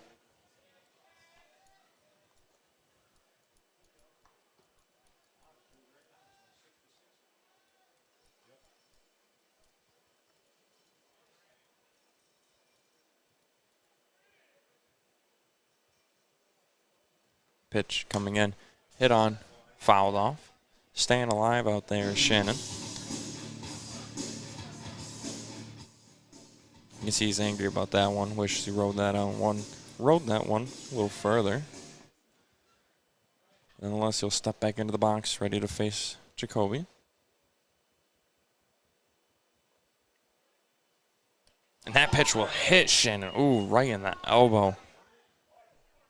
Ooh, just missed the elbow guard. Hit him on the skin, it looks like. That's a tough shot to take. I'll tell you what. Coming to plate the catcher, number 13. Real trooper there as he'll trot his way down to first. Heckelman.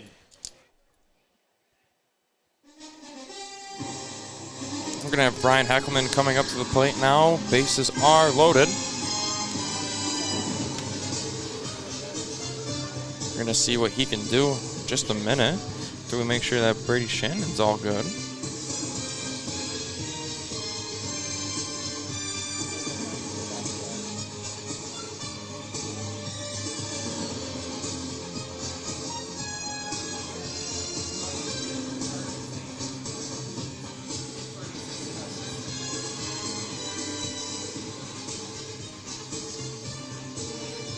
And he is indeed all right on first. So Heckelman will come up to the plate. Bases loaded. Great situation here. Only one out on the board. Pitch coming in. Sit on for ball one.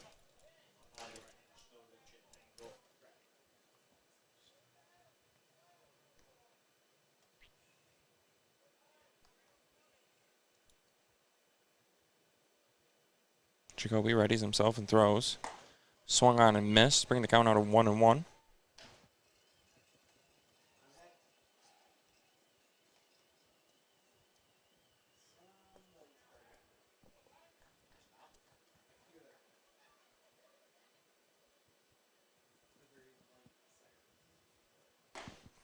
swung out and missed again as Heckelman count 1 and 2 now.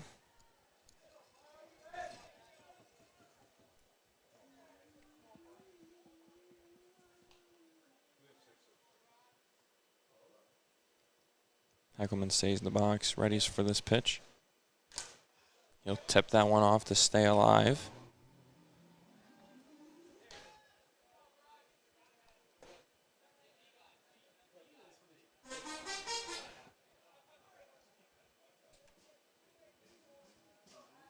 Here we go.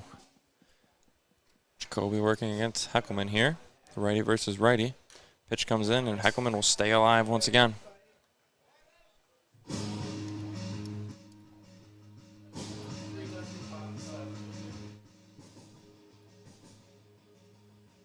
Heckelman comes back into the box.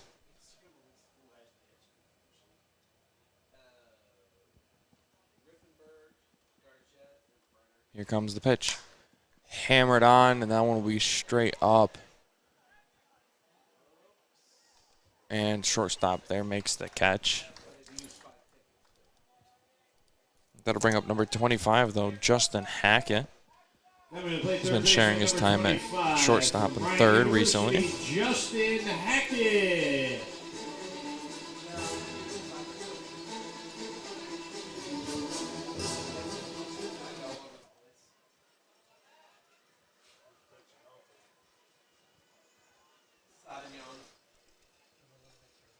Two outs, bases loaded. Hackett will be hit by pitch.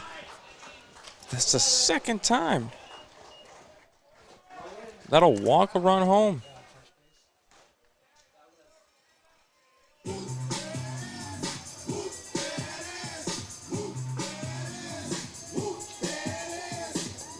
It's the fourth time someone has been hit by a pitch. The coach will come out to have a word with them, as we'll have a little bit of a conference here on the mound. It looks like he waved towards the bullpen, and yes, he did.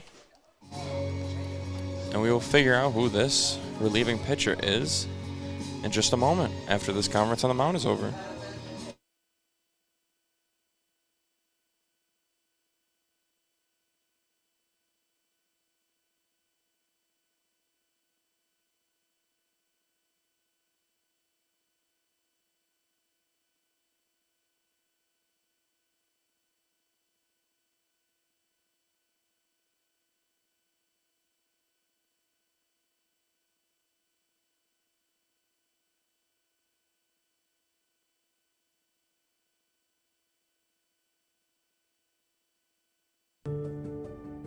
Everyone deserves to be cared for and to live well.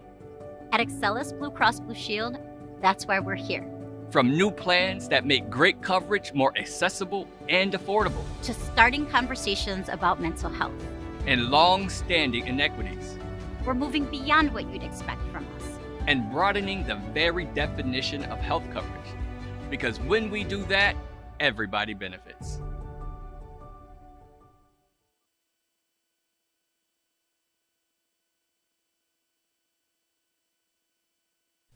Hey fans, tell the world you are here at Veterans Memorial Park watching your Mohawk Valley DiamondDawgs.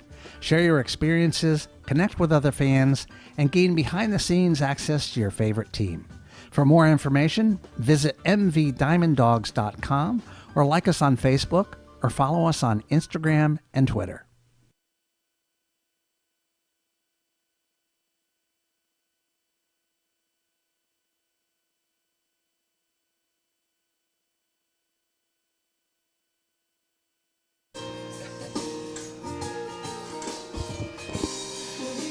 Now, as the new pitcher takes his last couple warm-up pitches, this is going to be number 25, Aiden Maxwell, pitching.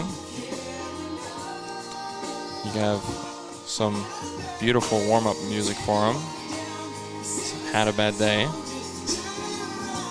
know, I'd say it's quite comedic up here in the booth.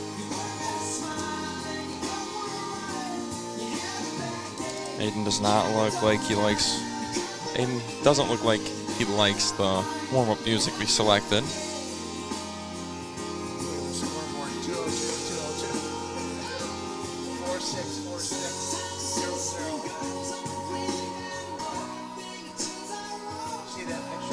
posted the other night. He said it was a binary game, had all ones everywhere, and then 0-0 on that. Now batting the second baseman, number 7 from Spring Hill College. We're going to have Ethan Valdez leading off against this new pitcher. 2 outs, bases loaded. Not a situation I would want to come into, but we'll see what Aiden Maxwell can do with it. And we'll see how Ethan Valdez handles it at the bat.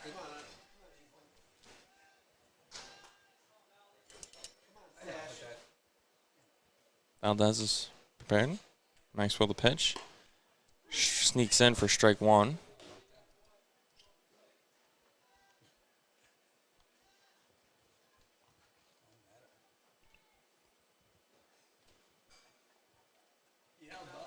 Valdez prepares to go against Maxwell. Maxwell's pitch is outside, bring the count out of 1-1.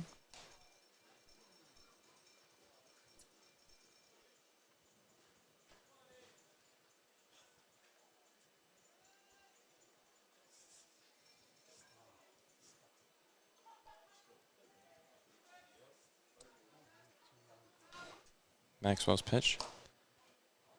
Inside, they'll call that strike 2.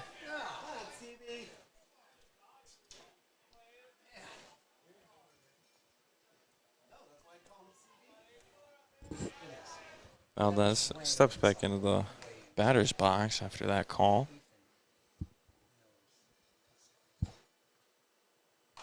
That pitch will be fouled off. Staying alive here is Valdez.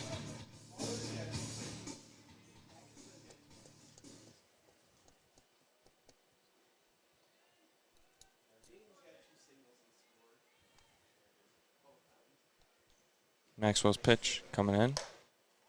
Wide outside, bringing the count to 2-2. And if you look at the scoreboard, we have 2s and 0s everywhere. The scoreboard almost perfectly matches.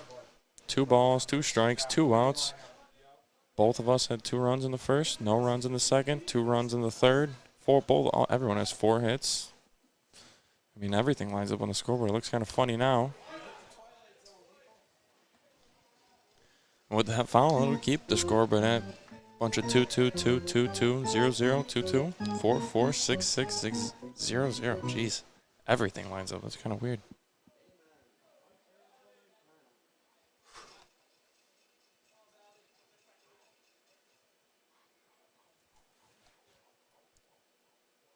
Maxwell's pitch coming in. A curve outside, bringing the 2 streak to an end and putting a 3 on the board. This will make it a full count. You gotta wonder here, who's getting the upper hand? A walk would score a runner. An out would leave runners stranded. And a hit, we'll find out.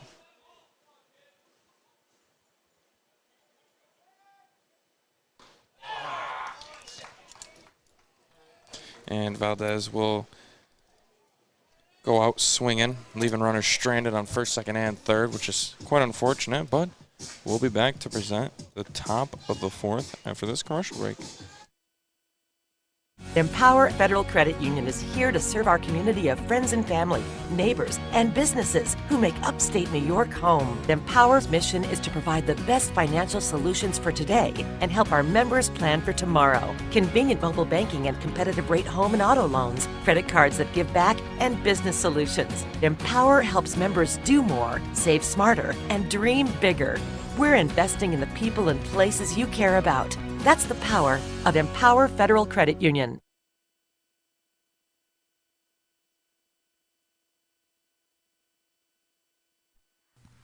The DiamondDawgs would like to give a shout out to Hummel's Office Plus. Hummel's Office Plus's goal is to provide home and office solutions by delivering services and supplies that meet their customer needs and lifestyles. They are committed to being leaders in customer satisfaction and building partnerships with their customers based on confidence, integrity, and trust. They achieve and maintain their strength through dedication to high principles and concern for the people in the communities in which they serve. Go see our friends at Hummel's Office Plus for all your home and office needs.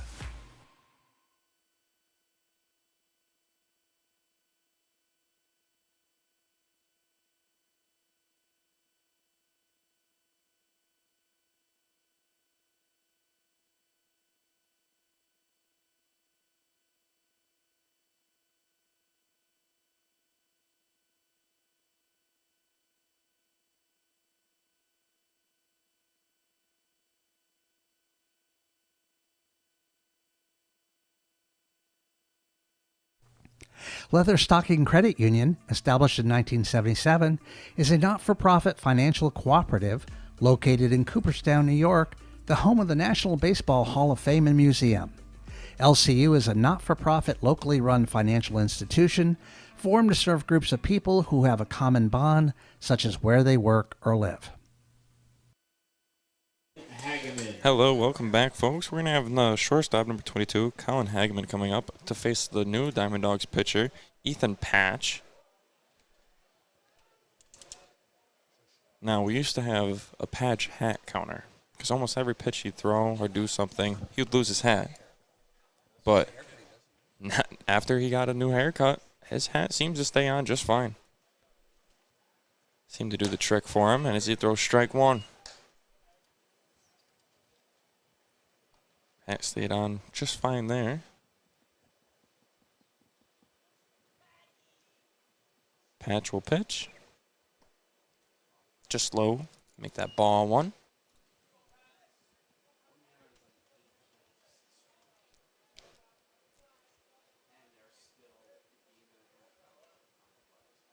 Patch winds and delivers. That one will be hit up. Valdez calls, gets under it, and call it out, number one. And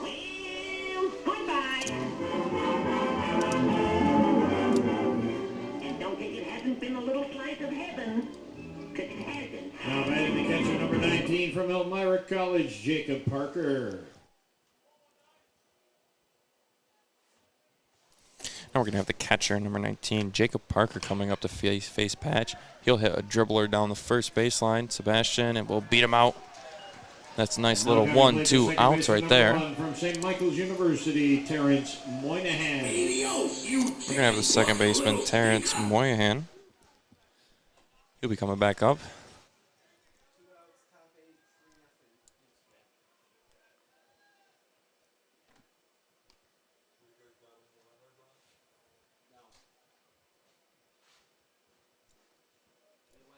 Patch.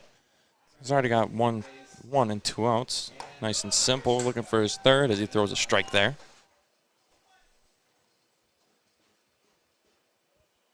We'd love to get a quick inning to get his Dogs back to scoring. He'll throw a beauty pitch right there. A lot of break on that ball. Call that strike 2. Oh, 2's the count. Is the count. 2 outs.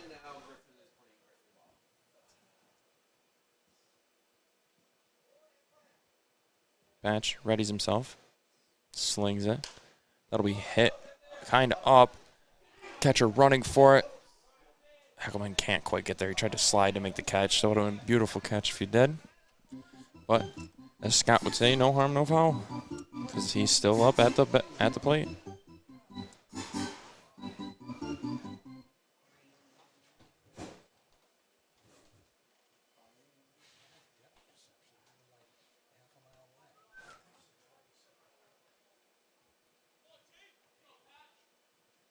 Patch will prepare himself. Line and deliver. That'll be strike 3, but can he beat him out to first? And he does.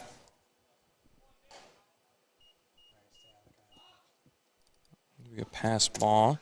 So Terrence will make the first, and that'll bring up Nick Licurto. Singled at both at-bats. Now batting the center fielder, number 4 from the Virginia Tech University, Nick Licurto. He's singled in both of his at-bats.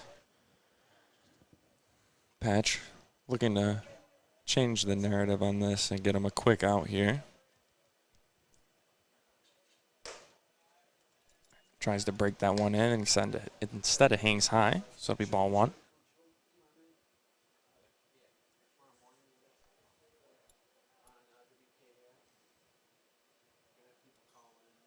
Pitch coming in, hit on. Foul. Little kid at the basketball courts nearby can get a nice souvenir. No, who doesn't like that? I used to play basketball over in those courts. I would love it when a foul ball would get popped over. Nice little break to the game and a free souvenir to take home. Heckelman stops that pitch. 2-1's the count. Patch is up and ready to get to work here.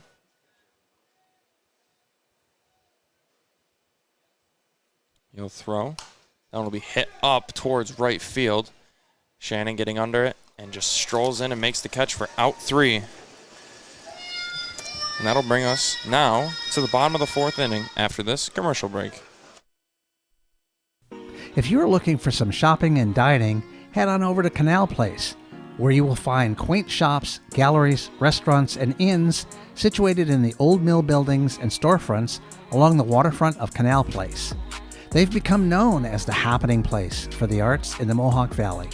Not so long ago, many of these buildings were working mills serving the garment industry. Even today, after conversion to serve as retail space, many of these rugged but lovely structures speak to our great regional manufacturing heritage. If you're looking for fine arts, entertainment, or antiques, you simply must pay a visit to Canal Place.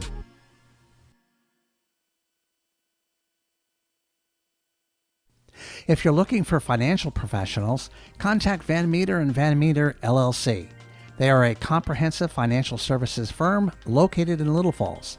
They have the training, the experience, and the resources to help you and your family enjoy the most prosperous, worry-free financial journey through life possible. Contact them today. Van's NBT Bank is an independent community bank based in Norwich, New York. They trace their roots back to 1856 and are proud of their heritage of building long-term financial relationships. Today, NBT Bank offers personal banking, asset management, and business services through a network of more than 155 banking locations in 5 states. Their customers have the added convenience of an extensive ATM network, and they also provide many services online. Tell them your DiamondDawgs sent you.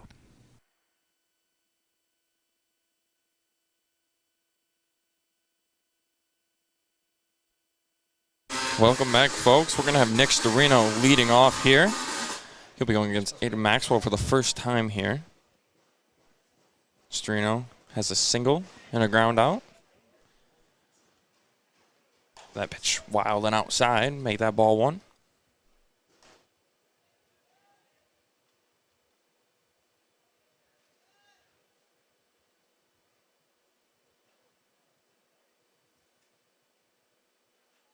Pitch number 2 coming in. I'll just hang just high for ball 2.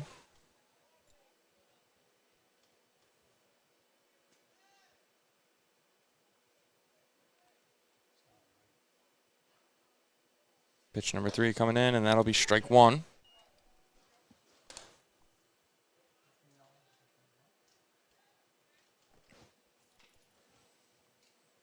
Maxwell's pitch number 4 is now on the way. Call that strike 2, even in the count at 2-2, and right now the scoreboard is looking like a bunch of 2s and 0s again. Everything still lines up. Hopefully Storino can change that here.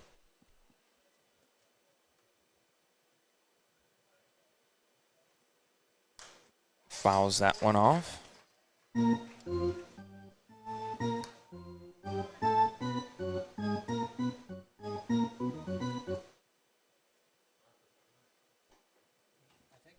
Storino got a little rattled up off that one. He'll try to walk it off. I'm checking on him, make sure he's all right.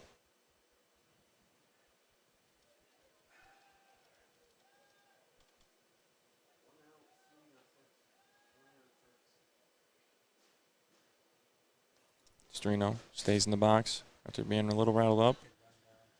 Pitch coming in will be fouled off.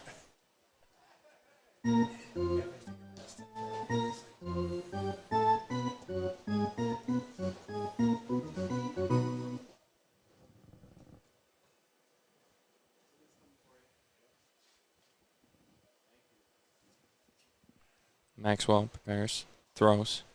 Storino hammers that one. That's going to go middle. The center fielder makes the grab for that one. That'll be out number 1. Now we're going to have the center fielder coming up, number 12, Jaden Ross.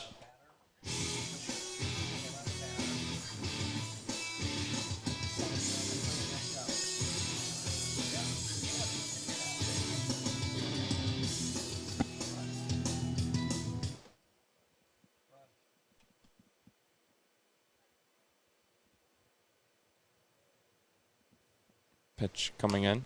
We fouled off. Strike one.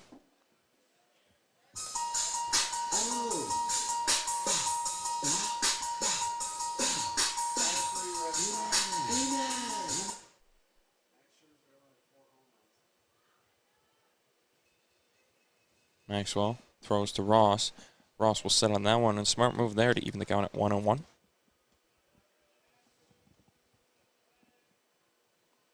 The numbers on the scoreboard once again matching again with all ones at the top. And you know the rest of the story on there.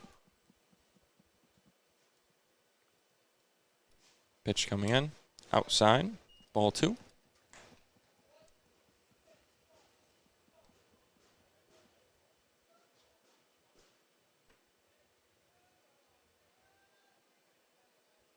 Maxwell looking down at Jaden Ross. He'll throw right down the pipe for strike 2.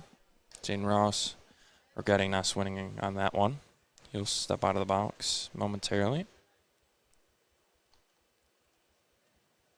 He comes back in already. Maxwell fires outside. Call that a full count now.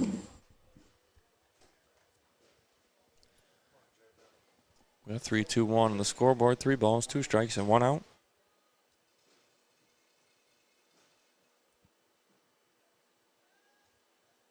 Maxwell's pitch comes in. Ross hits it. It's going to bounce over the head of Maxwell.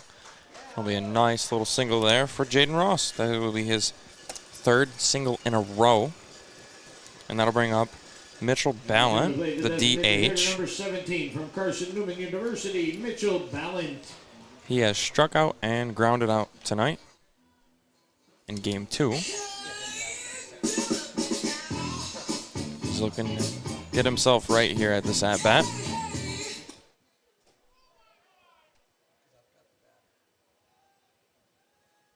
Maxwell slings it. Ballant will sit on it. Bad choice there, as that'll be a strike.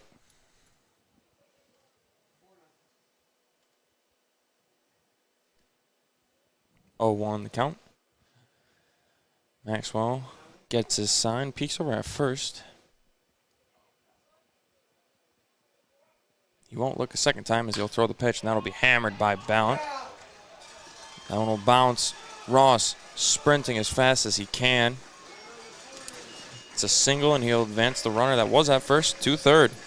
Now coming to play the first baseman. Now we're going to have the first baseman, number 35, Sebastian Muller. He has 2 singles tonight and 2 RBIs. He's got a runner in scoring position. Let's see if he can get another RBI tonight.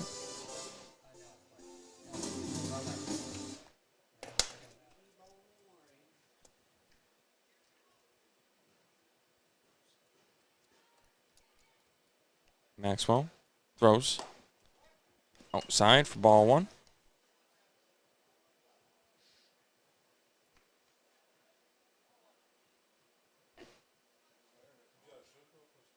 Ballant taking a decent lead off of first here.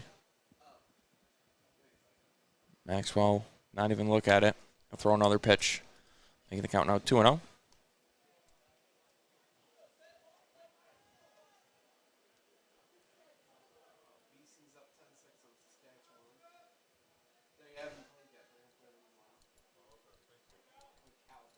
Muller lets that pitch just go by. Call that 3-0 now. Maxwell, you're in a little bit of a bad spot. 3-0 count. One more ball, loads the bases.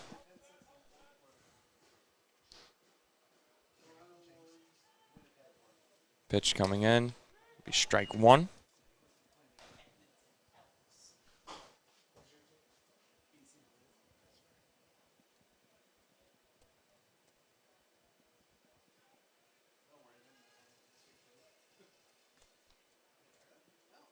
Pitch number coming in, and that'll be strike 2. Bringing it out to a full count. You got to wonder here if you're Muller, what am I thinking? Is he throwing me 2 strikes? Just throw me another ball? Or is he going to be legit here and throw me a strike? We'll find out right now. Maxwell's pitch coming in. That'll be a legit strike, but Sebastian will foul this one off to the right.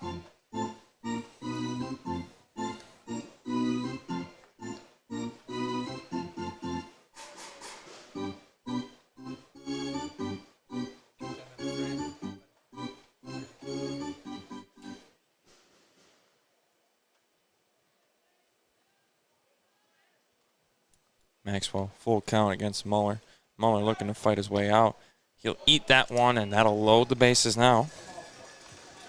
Coming to play the shortstop, number 15 from Columbia University. We're going to have the shortstop Sam coming Miller. up. That's number 15, Sam Miller. He was hit by a pitch at his first at-bat and had a double with an RBI at his second. We're going to have a little conference at the mound here, and we'll be back after this conference is over.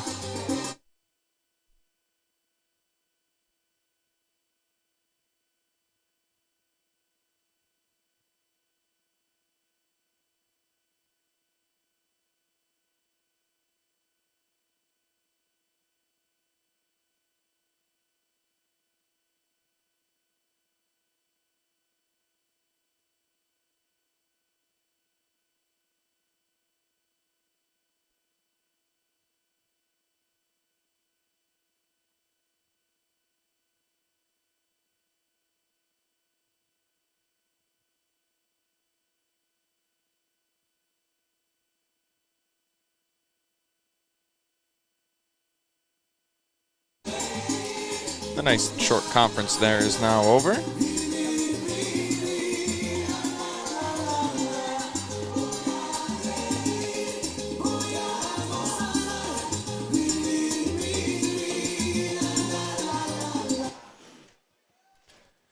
Maxwell to talk with his colleagues here and his coach.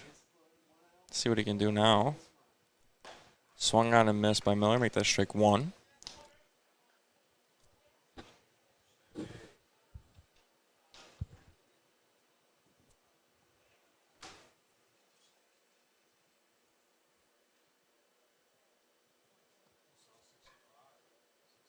Next pitch coming in hot.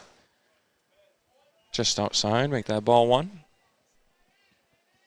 3-1s across the top of the scoreboard. Now we got 1 ball, 1 strike, and 1 out. Bases loaded. Same situation as last inning. Maxwell prepares to throw to Miller. Oh! He will hit him. It's the second time that Miller has been hit by a pitch. That'll walk a runner home. Plate, right fielder number 33. Jaden Ross gets a nice little stroll in.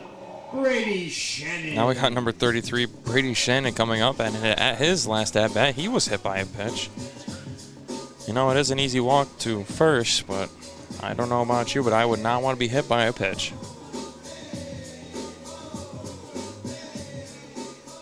Shannon steps into the box, prepares to go against Maxwell.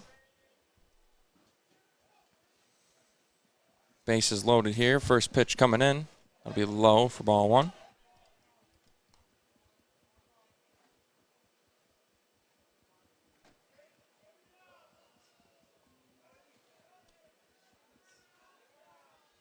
Maxwell prepares. Aims and delivers. Swung on and missed. Bringing the count now to 1-1.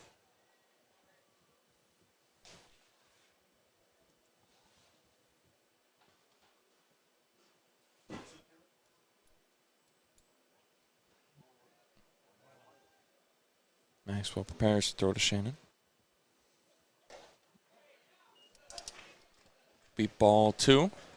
Shannon smart to pull back his swing on that one.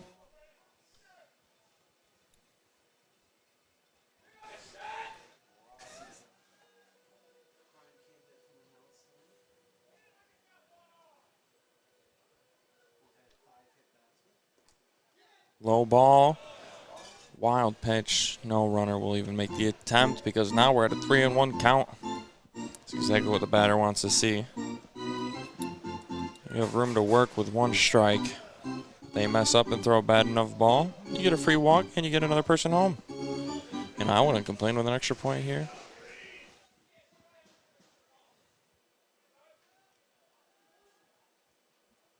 Maxwell, 3-1 count throws. It'll be hit on by Shannon. Shortstop trying to make the play on it. He'll grab it. Runner at second will be out. Shannon will be safe at first, and the run will score. That's Ballant coming across the plate to score. Towson University, Brian Heckelman. Then we're going to have number 13, Brian Heckelman, coming back up. And last inning, he had this almost similar situation here, except instead of a base loaded, he's got runners on first and third, 2 outs.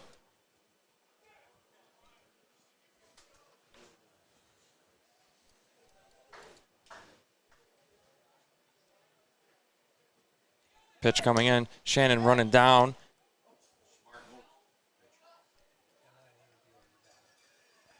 Catcher goes to throw down, pitcher snags the throw down, saying, no, you're not going to throw that because if you do, that runner at third is going to score.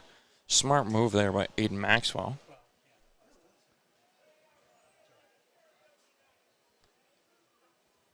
Maxwell's next pitch comes in.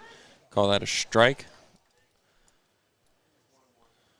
1-1 the count now.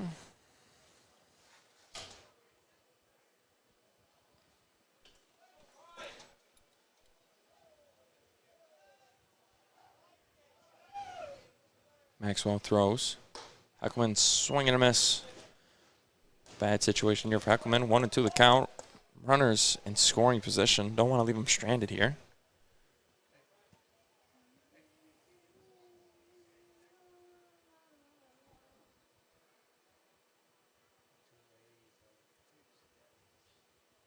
Pitch coming in. Outside, improving that count to 2-2. And once again, see all the 2s at the top of the scoreboard. 2 strikes, 2 balls, 2 outs.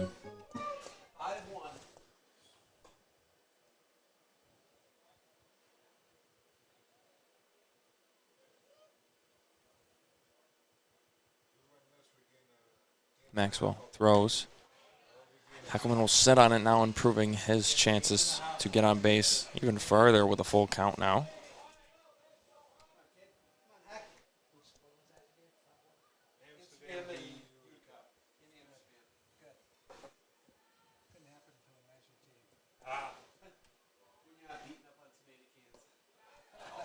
Heckelman will now walk.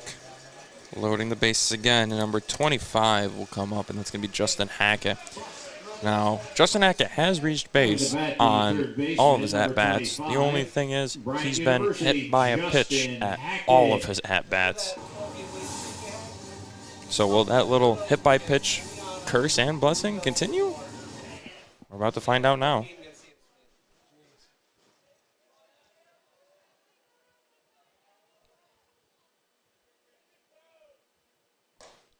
Swing and miss there by Hackett.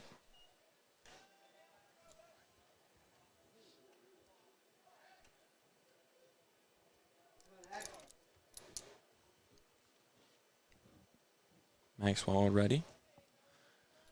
Let's go against Hackett here. Pitch coming in. Sat on, good choice. 1-1 the count now.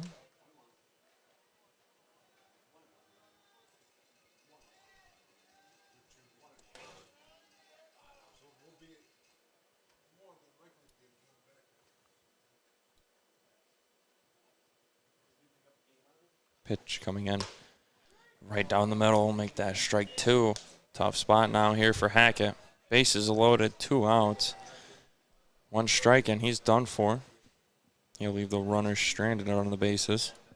We'll see what he can do with the situation at hand.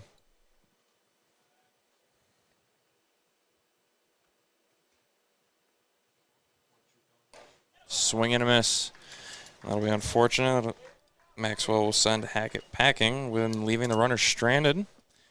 But still, Mohawk Valley leads by 2 points, and we'll be back to present the top of the 5th after this commercial break.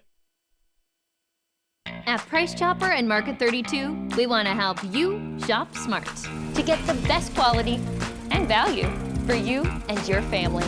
That's why we created More ways to save. Just Use Your Advantage Card to save your way with weekly specials, price chops, lowdowns, stock-up savings, fair to compare, and Advantage rewards. Now that's smart shopping. More ways to save at Price Chopper and Market 32. Fans, if you're ever in need of home, auto, or life insurance, please make sure you reach out to our local State Farm agent, Scott Greats, in Ilion. Scott's mission is to exceed customer expectations by consistently delivering on his value proposition. Scott wants to help more people in more ways forever. Give Scott Greats at State Farm Insurance a call today and tell him the Diamond Dogs sent you.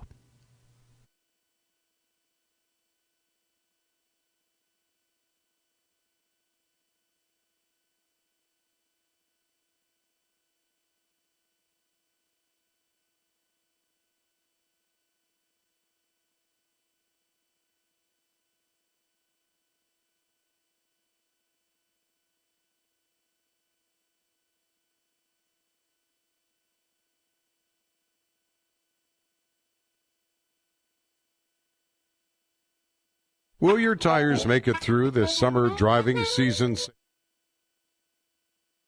Hello and welcome back, folks. We're going to have the DH, Jax Miller, coming up for the Rapids, going against Ethan Patch.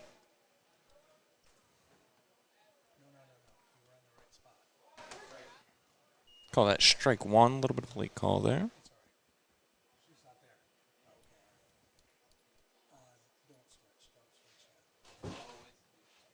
Patch will wind and deliver. Just low for ball one.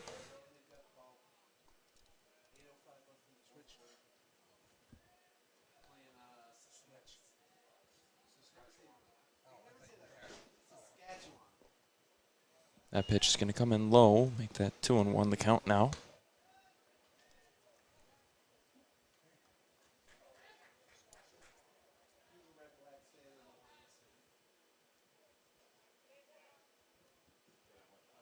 Patch winds and delivers.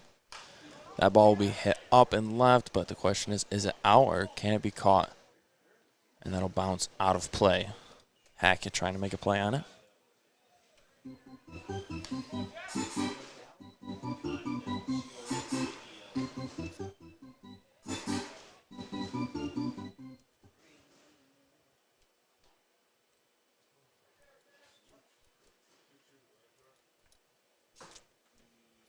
Two the count. Patch winds and throws.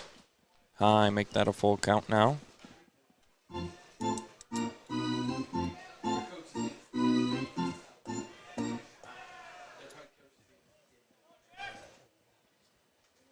The dog pound up in the stands yelling finish him. See if Patch can follow through. That'll be a foul tip. Smokes the catcher. Catcher needs a second to regain himself here.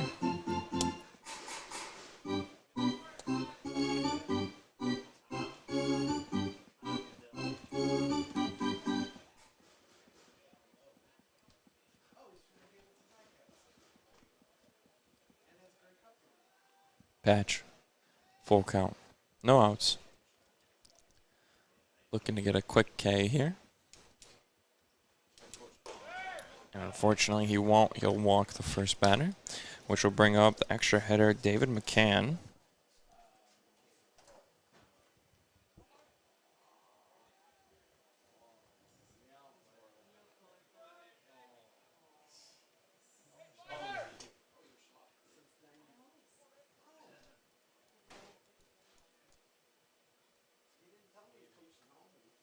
Patch's pitch coming in. Call that strike one.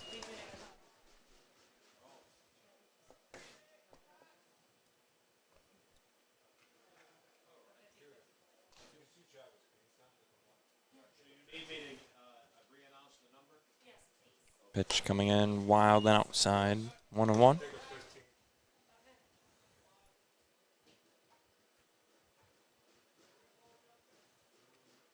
Patch checks, looks at the runner at first. Looks back at the Heckelman. Throws. Just outside. Make that 2-1 the count now.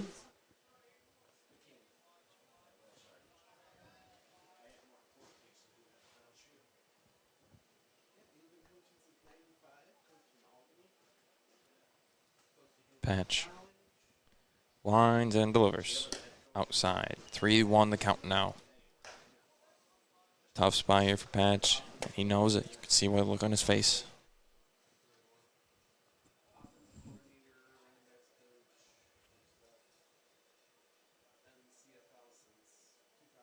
Pitch coming in. high. That'll walk the second batter, putting runners now on first and second. Right fielder, number 21, That'll bring up the right Wagner fielder, College, number 21, Folks, Bryce that winning Phelps. Number for the 50-50 cash, 2734569. Never mind, I have the winner. Here it is. Wayne Hartman, he's buying. Congratulations, Wayne. The Tommy John baseball went to Dawn. We'll have a conference at the mound. We'll be back after this little visit. You know, tough start of the inning for Patch, but we'll be back after their little talk is done.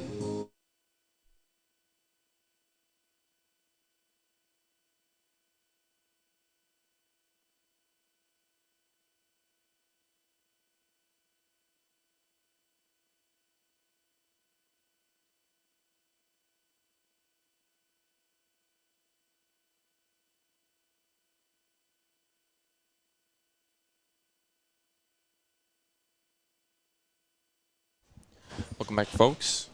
No pitching change was made. Just a little talk with Patch. Patch throws. Bunt was shown, but call that ball one.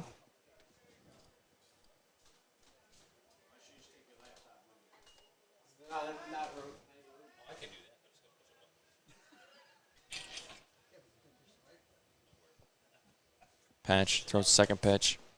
Inside for ball two.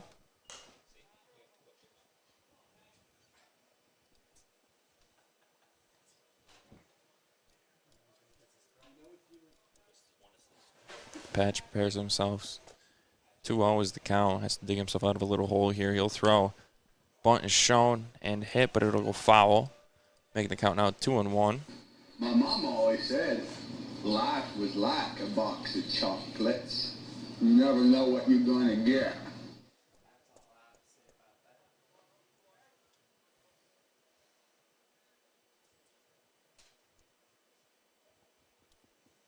Patch readies himself with a 2-1 count. No outs. Runners on first and second. Possibility for a triple play here.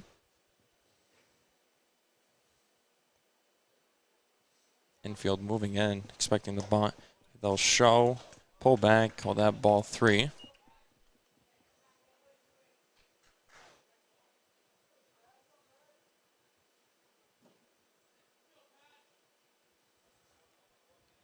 Patch again in the same situation as the last at-bat.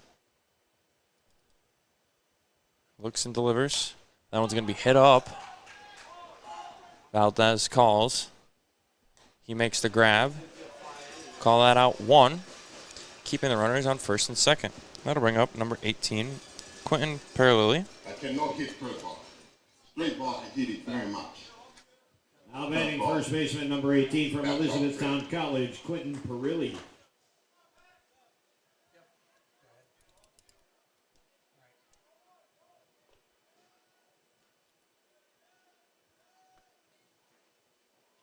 And here we go. Patch with a clean slate here against Quentin. We're going to see what he can do. 1 out. He'll sling.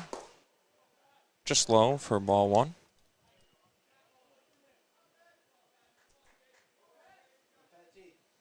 You can hear the support from the Dawgs dugout for Patch.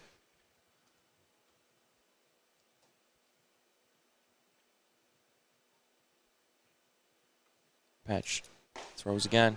He finds the inside of the zone there for strike 1.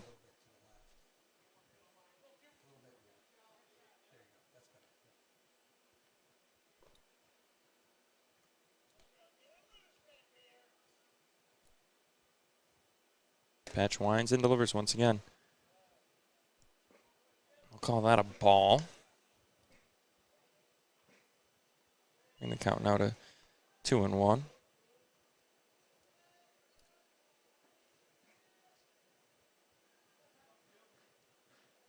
Patch. Checks second. Checks it again. He'll throw. Runner stealing third. Heckman winds and fires. Did they get him? No, they did not. Runners on the corners now for the Rapids. We got a 3-1 count now.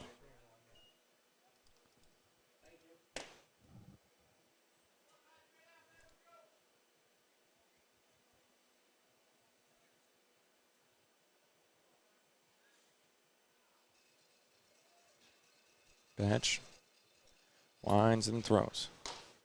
Strike 2. Back into this full count now. We got a 3-2-1 on the scoreboard. 3 balls, 2 strikes, and 1 out. Get the dog pound on the bleachers yelling to finish him. See if Ethan can deliver. Checks first. Beautiful. Runner will score, but they'll get the out. So now we got 2 outs. 1 more pitch here. Could be the third and end the inning with minimal damage. Only 1 run scored there.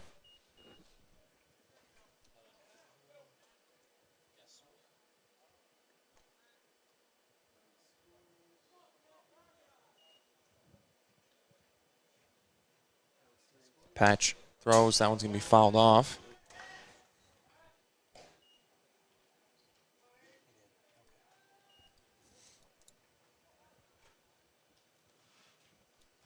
Patch. 3-2 the count. Winds and delivers. High, I'll walk the runner to first. That should bring up number 10, the third baseman, Sunbar. Oh, nope, my apologies. That'll bring up the left fielder, number 23, Guyan Grindelli.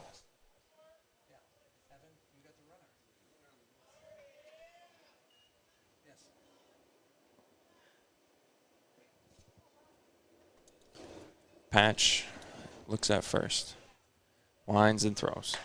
Outside, ball 1.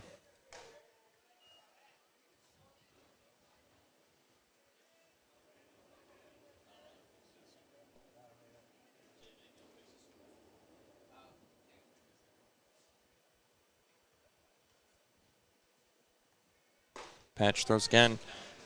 1-1 the count now.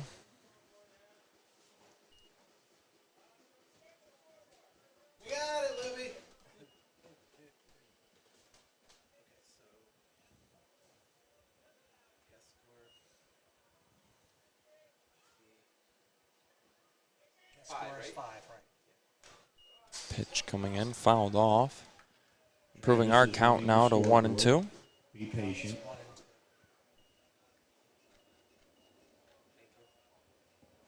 We got it, we got it. That's what might be coming. Yep, we got it, we got it. We'll fix it. Patch throws, hangs it high, making the count now 2-2.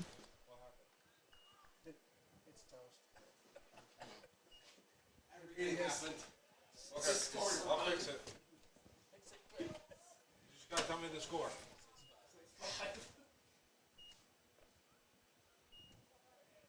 What did you score? 1? Pitch coming in outside, making it now a full count.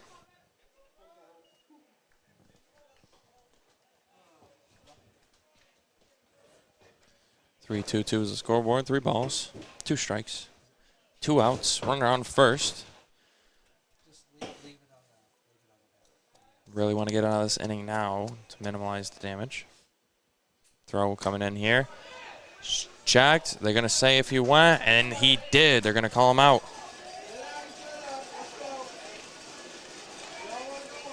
And that'll do it for the top of the 5th. And we'll be back to present you with the bottom of the 5th after this commercial break.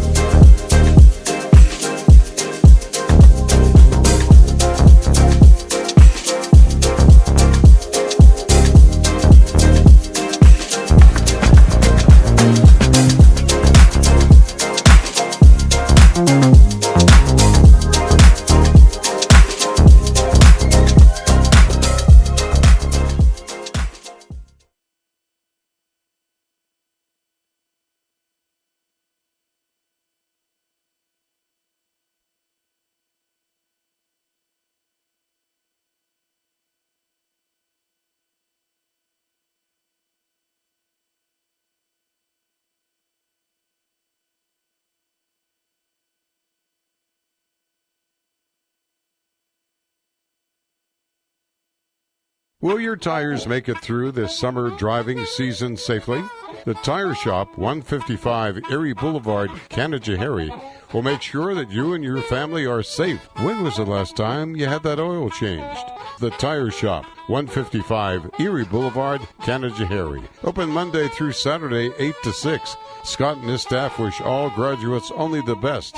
Make wise choices. Shape your future. Call 518-673-5399. Hello, folks.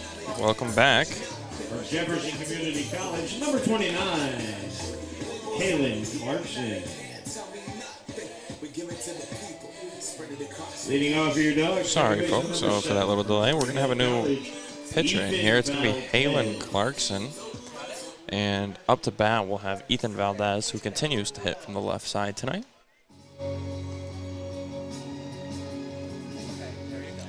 Starting to get into crunch time here. Tight score. Valdez looking to hopefully widen this score.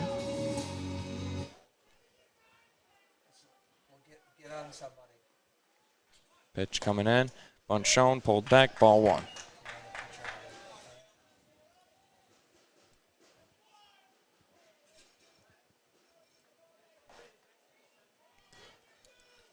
Pitch two coming in. That'll be high for ball two.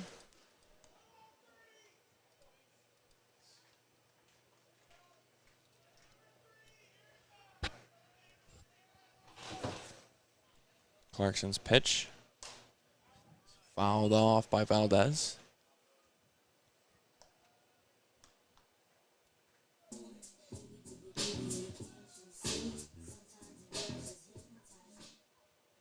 Valdez steps back into the box to face Clarkson with a 2-1 count now. Pitch coming in, that one will be hit.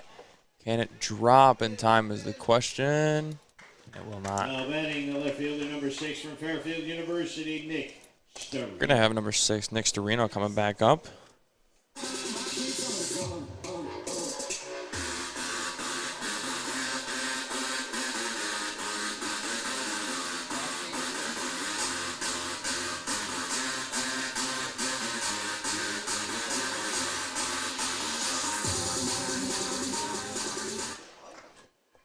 Storino here to face Clarkson. Throw will just miss his feet. Call that ball one.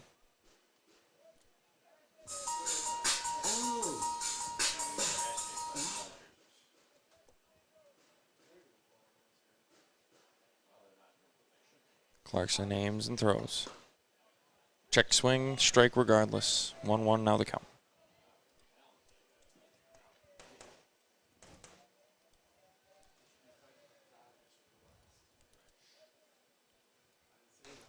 Clarkson throws again. That one will be low. Ball two.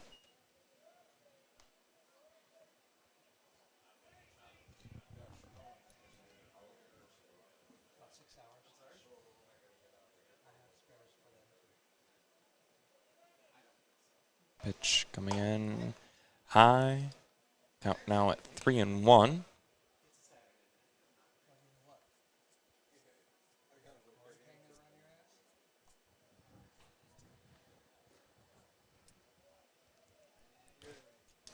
Clarkson's pitch coming in.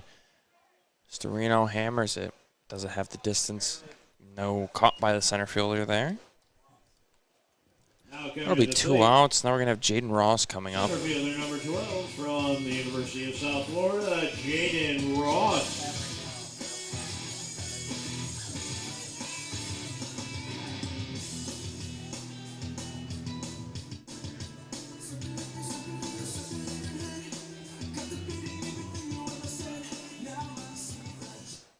Ross up to face Clarkson here. That pitch waited on. Call it ball one.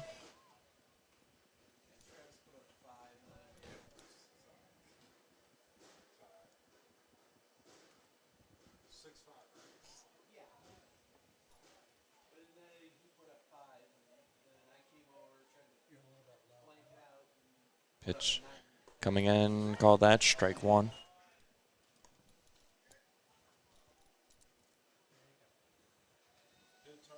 Clarkson been holding his own out here since being put in as the relief pitcher. 2 quick outs here. Jaden Ross looking to get on base. He'll tip that one foul.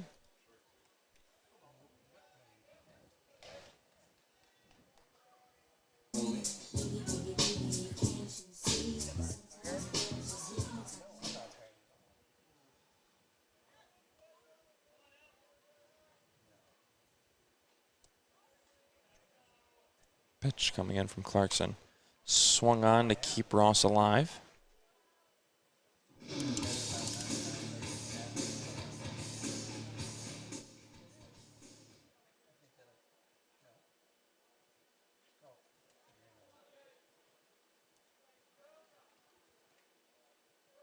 Clarkson winds, delivers. It's ball 2.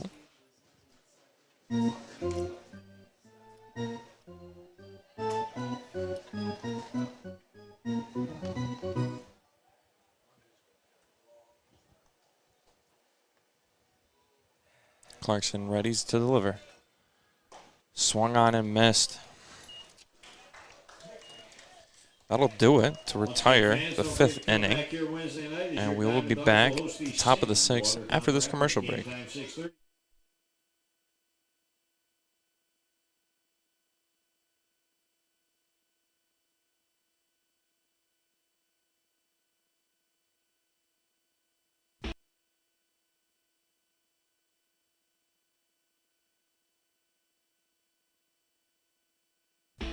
Little Falls, New York combines the charms of a small town with the conveniences of a much larger city. Of course, you'd expect to find welcoming people, beautiful scenery, family-friendly activities, and plenty to do outdoors, but you might be surprised to find that Little Falls, New York also has an espresso bar, gym shop, art center, French restaurant, antique centers, local hospital, and extensive civic services and amenities. Not to mention homes both beautiful and affordable, nestled in a dramatic natural setting amongst steep hills that descend to the Mohawk River and Erie Canal. Little Falls, New York. It's a great place to spend a few days or a lifetime.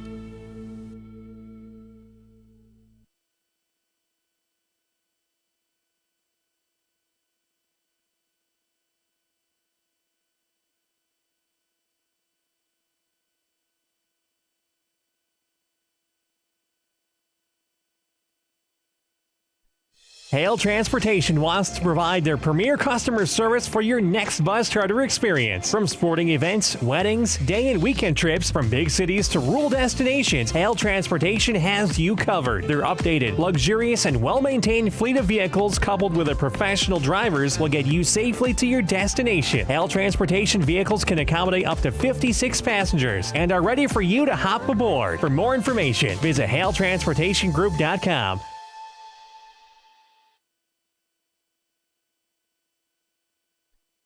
Fans, if you're in the market for a new home or are looking to sell your home, make sure you contact our friend Becky Smith at Accent Brokerage. Becky is our neighborhood expert, and she is focused on providing you with the best results and service in the industry. Becky will listen carefully to understand your real estate goals, and she will work hard to create solutions that make sense for you. Whether you are new to the market or an experienced investor, Becky and the folks at Accent Brokerage have the expertise, proven track record, and resources to help you achieve your real estate goals. Stop in and visit with them today. Hello, folks, and welcome back for the top of the 6th inning. We're going to have the third baseman, Sunbar. Yep, Sunbar was correct on that. Still don't have his first name, unfortunately. But we're going to have a new pitcher in here for the Dogs. We're going to have number 11, Julian Haran, coming in to pitch. He's going to have a quick little talk here with Heckelman before he gets to his nice little reliever debut here.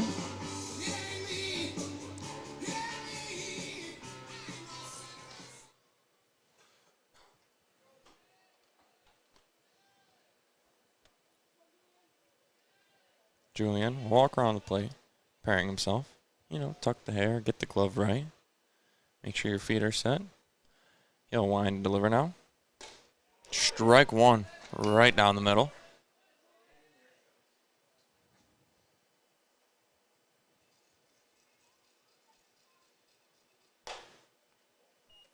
A little wide there. Make that ball 1.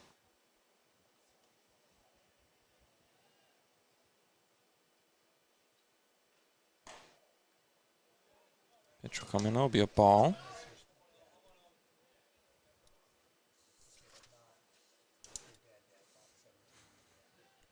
He'll get ready. Julian will wind and deliver. It'll be fouled off.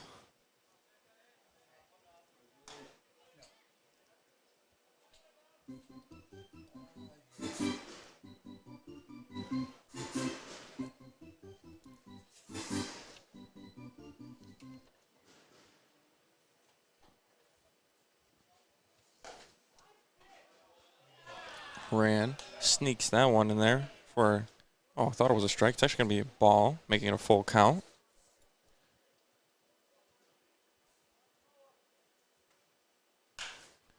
That ball is going to be hammered out to left field next to Reno, trying to get under it. Nice catch there by Jaden Ross. What is yellow? Now batting the shortstop number 22 from the I've never University seen of that before. Wisconsin It's Stout, a battery. Colin Hageman.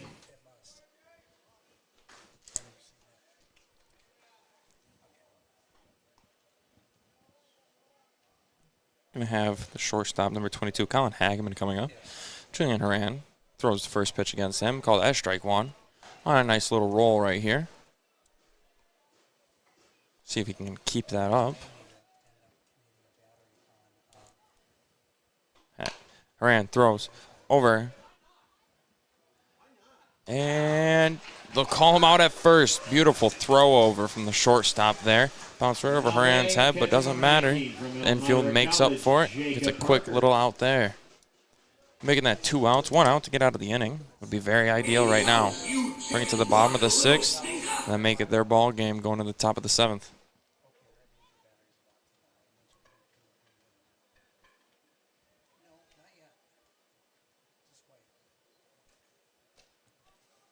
Horan throws it in. Nice strike there.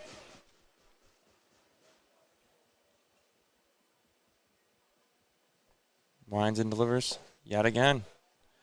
That one just a little low, not catching the zone. Be ball one.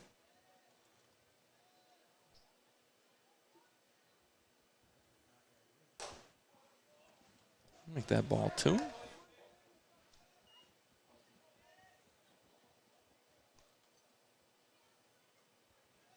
Horan winds and throws. It's going to be hammered down the right field line. Foul.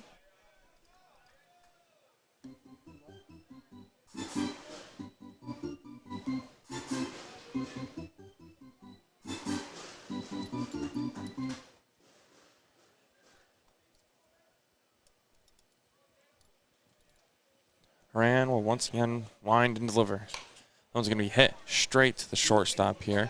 Scoop, throw to first. Is there. That's a nice little 1-2-3 inning for the Dogs to get them back to scoring. So who doesn't love that? And puts the ball game back in their hands. We'll be back to present the bottom of the 6th after this commercial break. Visit My Little Falls and stay connected with the latest news, information, and events in the city and the area. Our mission is to generate interest in the community and connect residents in a more meaningful way by facilitating deeper conversations about how these stories will shape the future of the Mohawk Valley. Join thousands of weekly visitors who stay up to date with feature stories, interviews, videos, our event calendar, and print publication, the Mohawk Valley Express. It's about timely local news for the community, keeping citizens informed about important issues, telling about the people who live and work here, and giving locally owned businesses the opportunity to reach a very targeted audience of locals and tourists alike. It's a whole new form of media-rich content developed specifically for today's mobile lifestyle and listeners. You can download our iOS app in the iTunes store, listen to our country music streaming radio station, or sign up for a weekly newsletter. Stop by today at mylittlefalls.com. You'll be glad you did.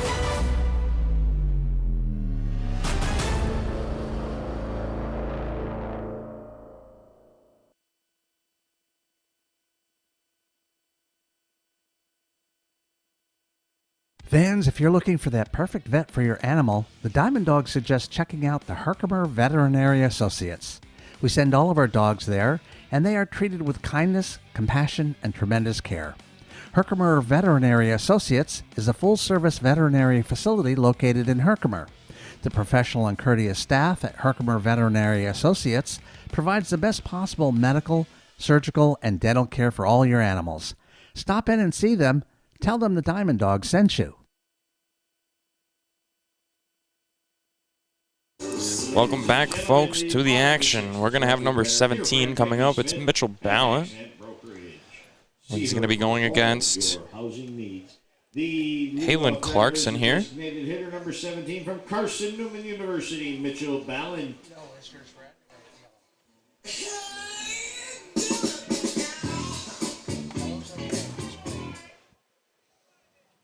Clarkson winds up and throws the Ballot. Ballot, big swing and a miss on the first pitch.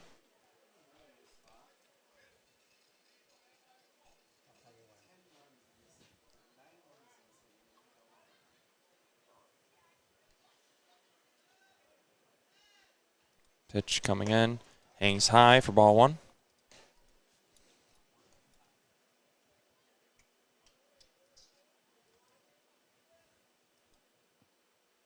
Ballot ready in the box.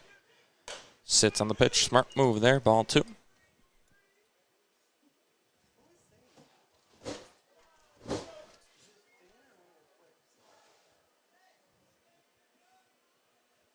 Pitch number 3 coming in. Oh, 4.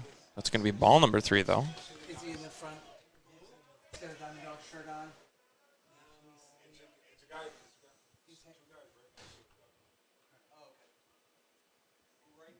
Pitch coming in. Bella waits on it. It's going to make it a full count now.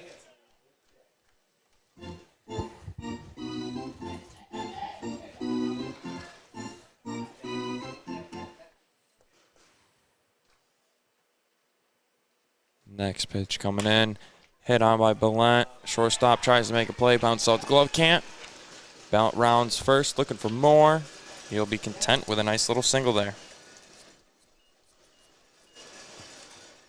And that'll bring up number 35, Sebastian Muller. Number 35 from Quinnipiac University, Sebastian Muller. He has made it on in every at-bat, and he currently has 2 RBIs as well. Put the cherry on top there.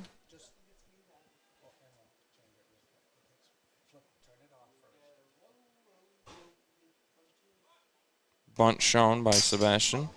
That'll come up and hit the cage right in front of us.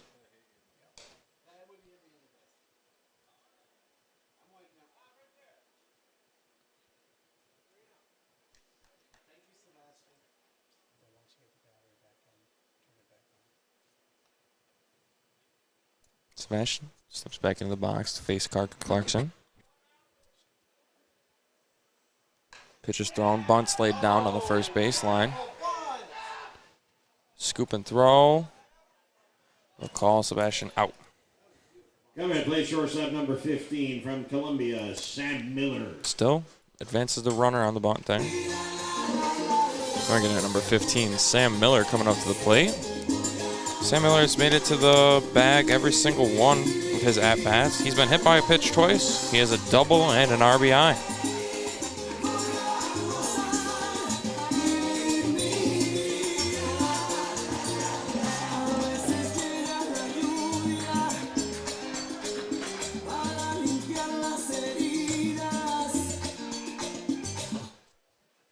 Ballot on second.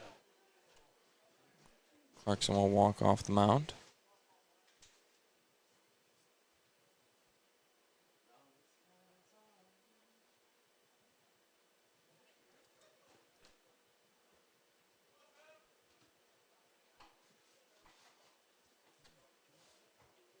Clarkson prepares, aims and fires. Swing and a miss there by Miller.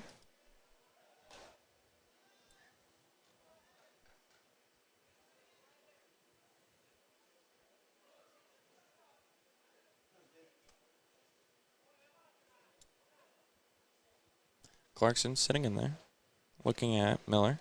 He'll wind and deliver. Down low for ball one.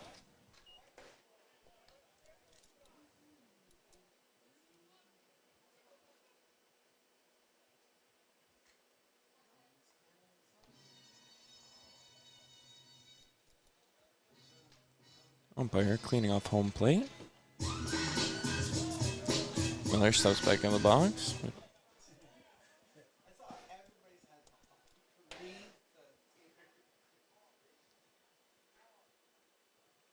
Clarkson checks second twice. Stares down at second. Throws the pitch high. Make that ball 2.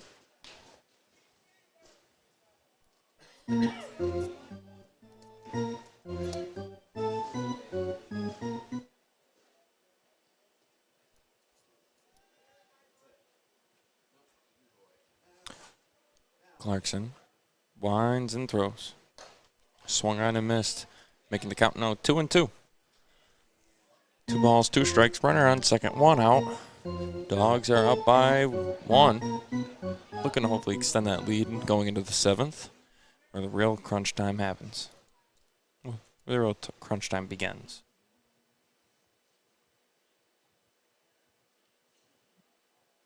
Clarkson throws. That'll be a strikeout.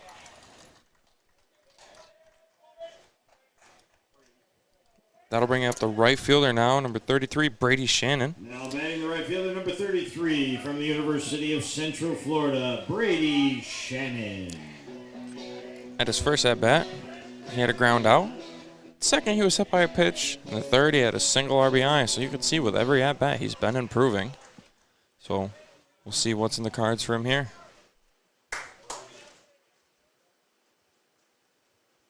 Pitch coming in. He'll sit on it. It'll be a strike. Shrugs that one off. He's got one more to work with anyway.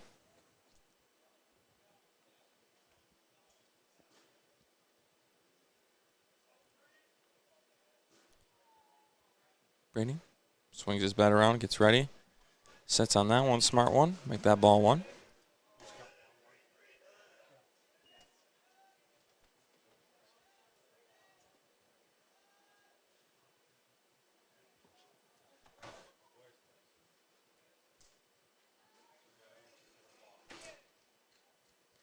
Clarkson stares down Ballant on second.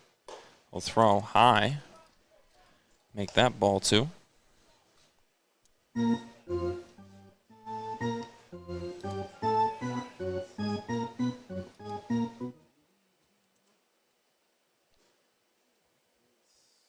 Clarkson prepares himself. Brady Shannon ready in the box. Sits on that one. Smart move. 3-1 the count now. Shannon has a lot of room to work with here. He's got his little bit of a batter's choice here. Let's find out if he's going to sit or send it.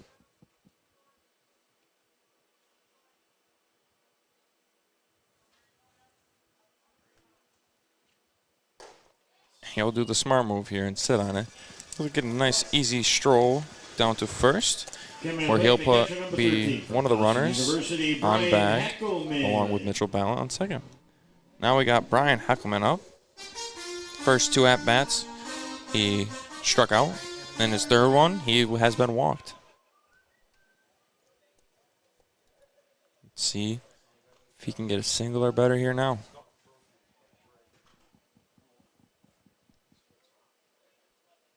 Pitch coming in real close to Heckelman's face, almost hit him. Catcher will call it time to get a nice little talk with Clarkson on the mound.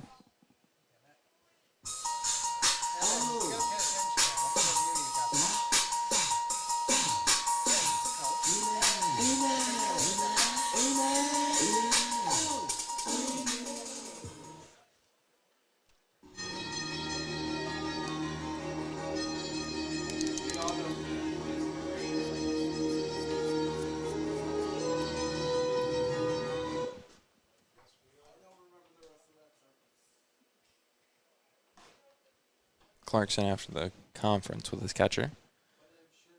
Step into the throw.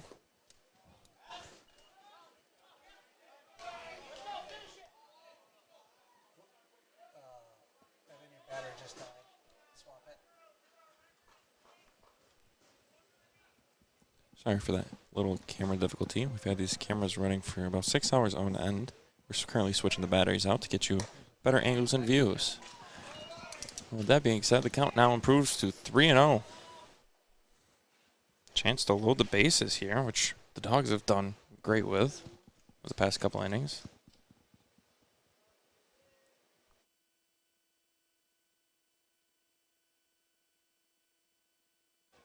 And Heckelman is able to work a walk out of that at-bat. Nice, easy 1, 2, 3, 4.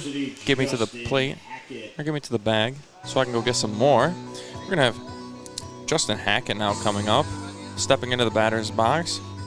He's been hit by a pitch twice, and he struck out at his third at-bat. Looking to do a little better now after the conference on the mound with the coach, catcher, and infielders. We'll be back after that. Buell Fuels is your hometown energy company. They have a commitment to quality, service, and value that is second to none.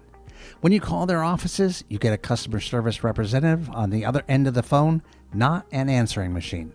They are companies pursuing continual growth with many customers, ranging from the residential homeowner to New York State DOT and all of those in between.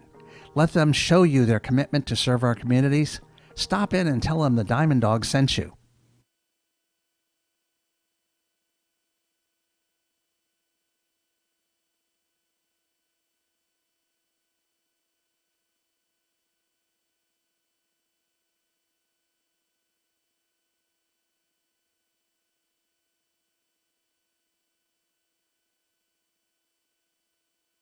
Fans, have you ever dug for diamonds? Well, if you haven't, then you're in luck. Just 15 miles from here, we have the Herkimer Diamond Mines KOA. Their diamonds are beautiful, fun to find, and the whole family can dig for them. The diamonds, which are actually quartz crystals, were faceted by nature 500 million years ago. At Herkimer Diamond Mines KOA, guests experience upstate New York's largest jewelry store, museum, a fossil and gemstone sluicing area, and can even stay in themed cottages and lodges. Take a trip over to the Herkimer Diamond Mines KOA and tell them your DiamondDawgs sent you.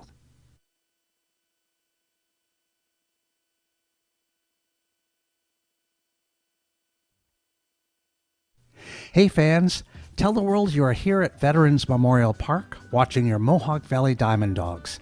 Share your experiences, connect with other fans, and gain behind-the-scenes access to your favorite team. For more information, visit mvdiamonddogs.com or like us on Facebook or follow us on Instagram and Twitter.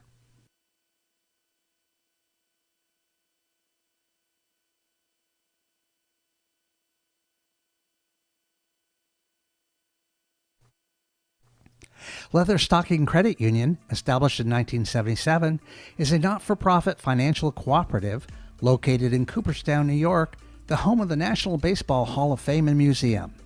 LCU is a not-for-profit, locally run financial institution formed to serve groups of people who have a common bond, such as where they work or live. Hello, folks, and welcome back. We're going to have a pitching change here. I do not remember the last name, or was not given the last name, but it's going to be number 12 with a really cool first name, Maverick.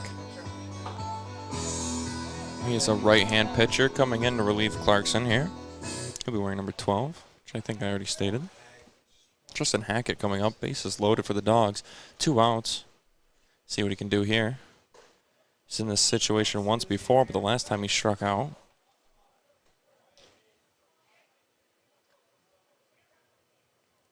Catcher already going out to talk with the pitcher. It's kind of quick.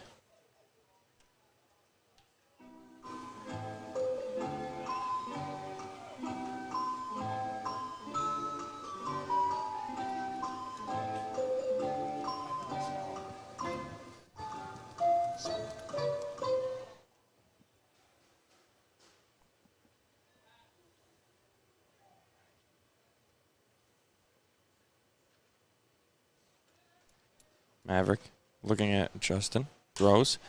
Justin hammers it out to right. Will it drop in time? It will not.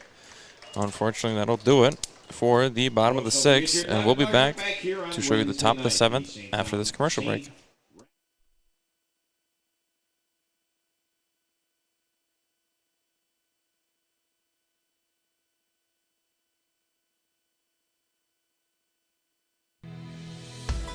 As your family starts to grow, so will your priorities. And sometimes finances can be difficult. You need local experts with resources that offer personalized products and services that guide you through life's changes. Whether you're starting out or need money-saving solutions, GPO is here for your family's needs.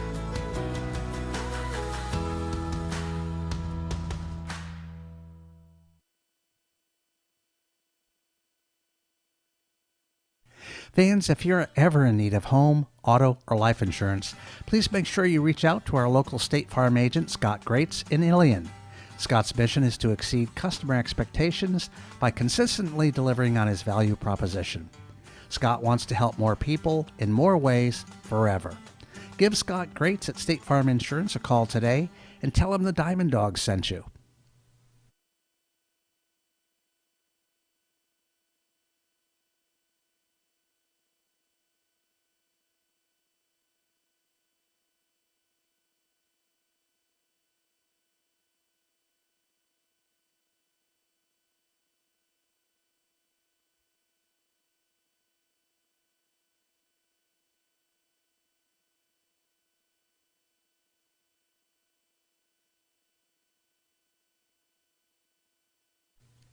Fans, if you are in high school and are looking for a college, or if you have an adult who is looking to go back to college, look no further.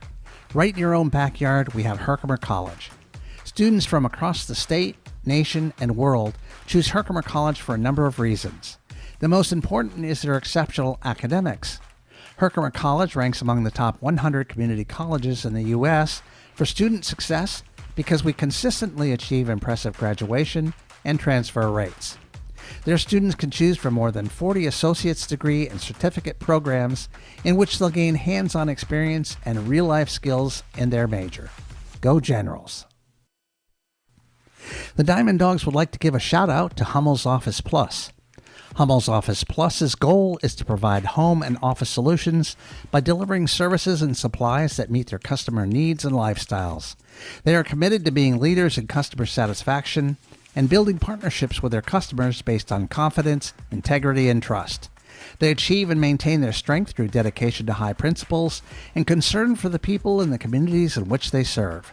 Go see our friends at Hummel's Office Plus for all your home and office needs. Hello, folks, and welcome back. We're going to have a new pitcher on the mound here, a little bit of an unorthodox one. We're going to have the shortstop coming in to pitch Sam Miller. With that, Justin Hackett moved from third to shortstop, and Chance Check is subbed in and went to third base. But we're going to see what happens here. That ball's going to be tipped up, bringing the count now to 1-1. Miller usually spending his time at third, played short today, and now closing pitcher. Is there nothing that Miller can't do?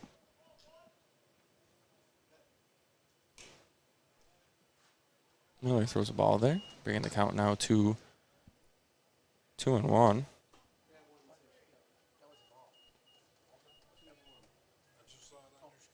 I can't see it. It's kind of small,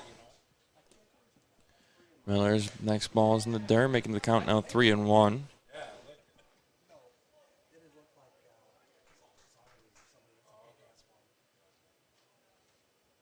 Miller's next pitch coming in, right down the middle. Strike two, full count now.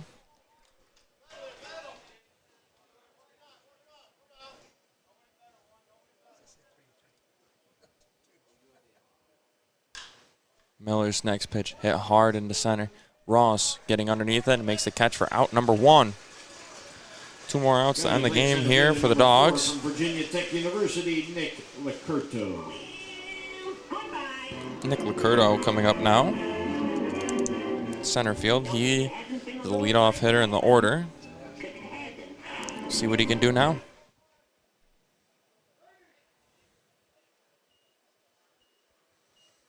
Miller, set and ready. He'll wind and deliver. Low for ball one.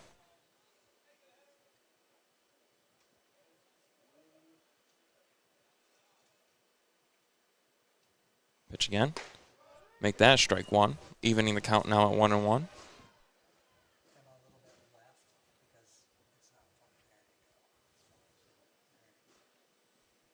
Miller's next pitch coming in hot.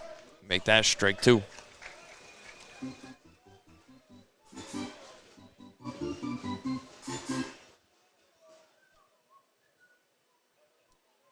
Miller gets ready, winds, throws, and it's a strikeout. Now coming to the plate, designated hitter number 7 from Walsh University, Jax Miller. Now down to their last out. The Rapids are in, well, more than crunch time now.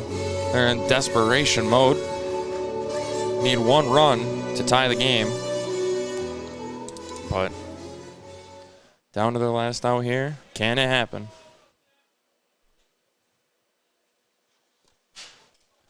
Ball 1 thrown low.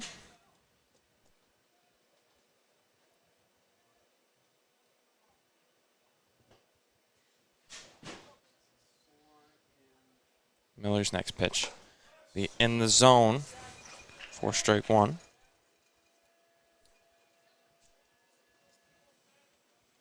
One count. DH jacks Miller up. You got Miller versus Miller here. 1 strike is all that hangs in the balance of the game right now.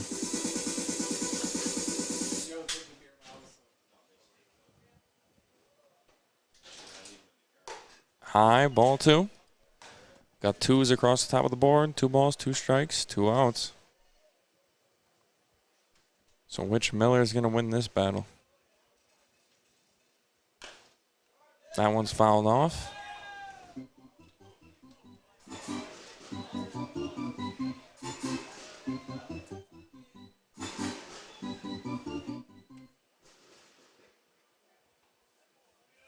Sam Miller prepares himself. And here comes the pitch. Call that strike 3, and your Dogs win the ball game 6-5 with Sam Miller closing it out. Absolutely phenomenal game. Dogs win both games. First one 8-5, next one 6-5. Kind of similar scores, right? Well, we'll see you on the next one. Be sure to keep a lookout on Facebook for the constant posts of when it'll be. And we look forward to either seeing you at the park or seeing you on the stream. And that'll be all from the Booth Boys and I. It's Tanner Jakeway signing off, and I hope you all have a good night.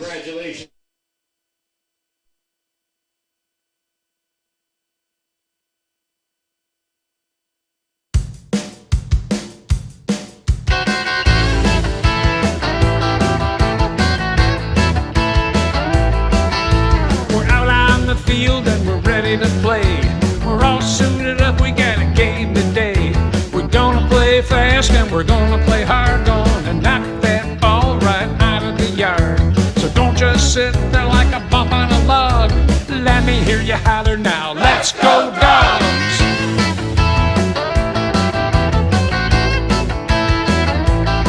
We got a guy on third and nobody out. It's time to stand up, yes, it's time to shout. We're playing some ball and we're having some fun. Come on, boys, let's score that run. So don't just sit there like a bump on a log. Let me hear you holler now. Let's go Dogs!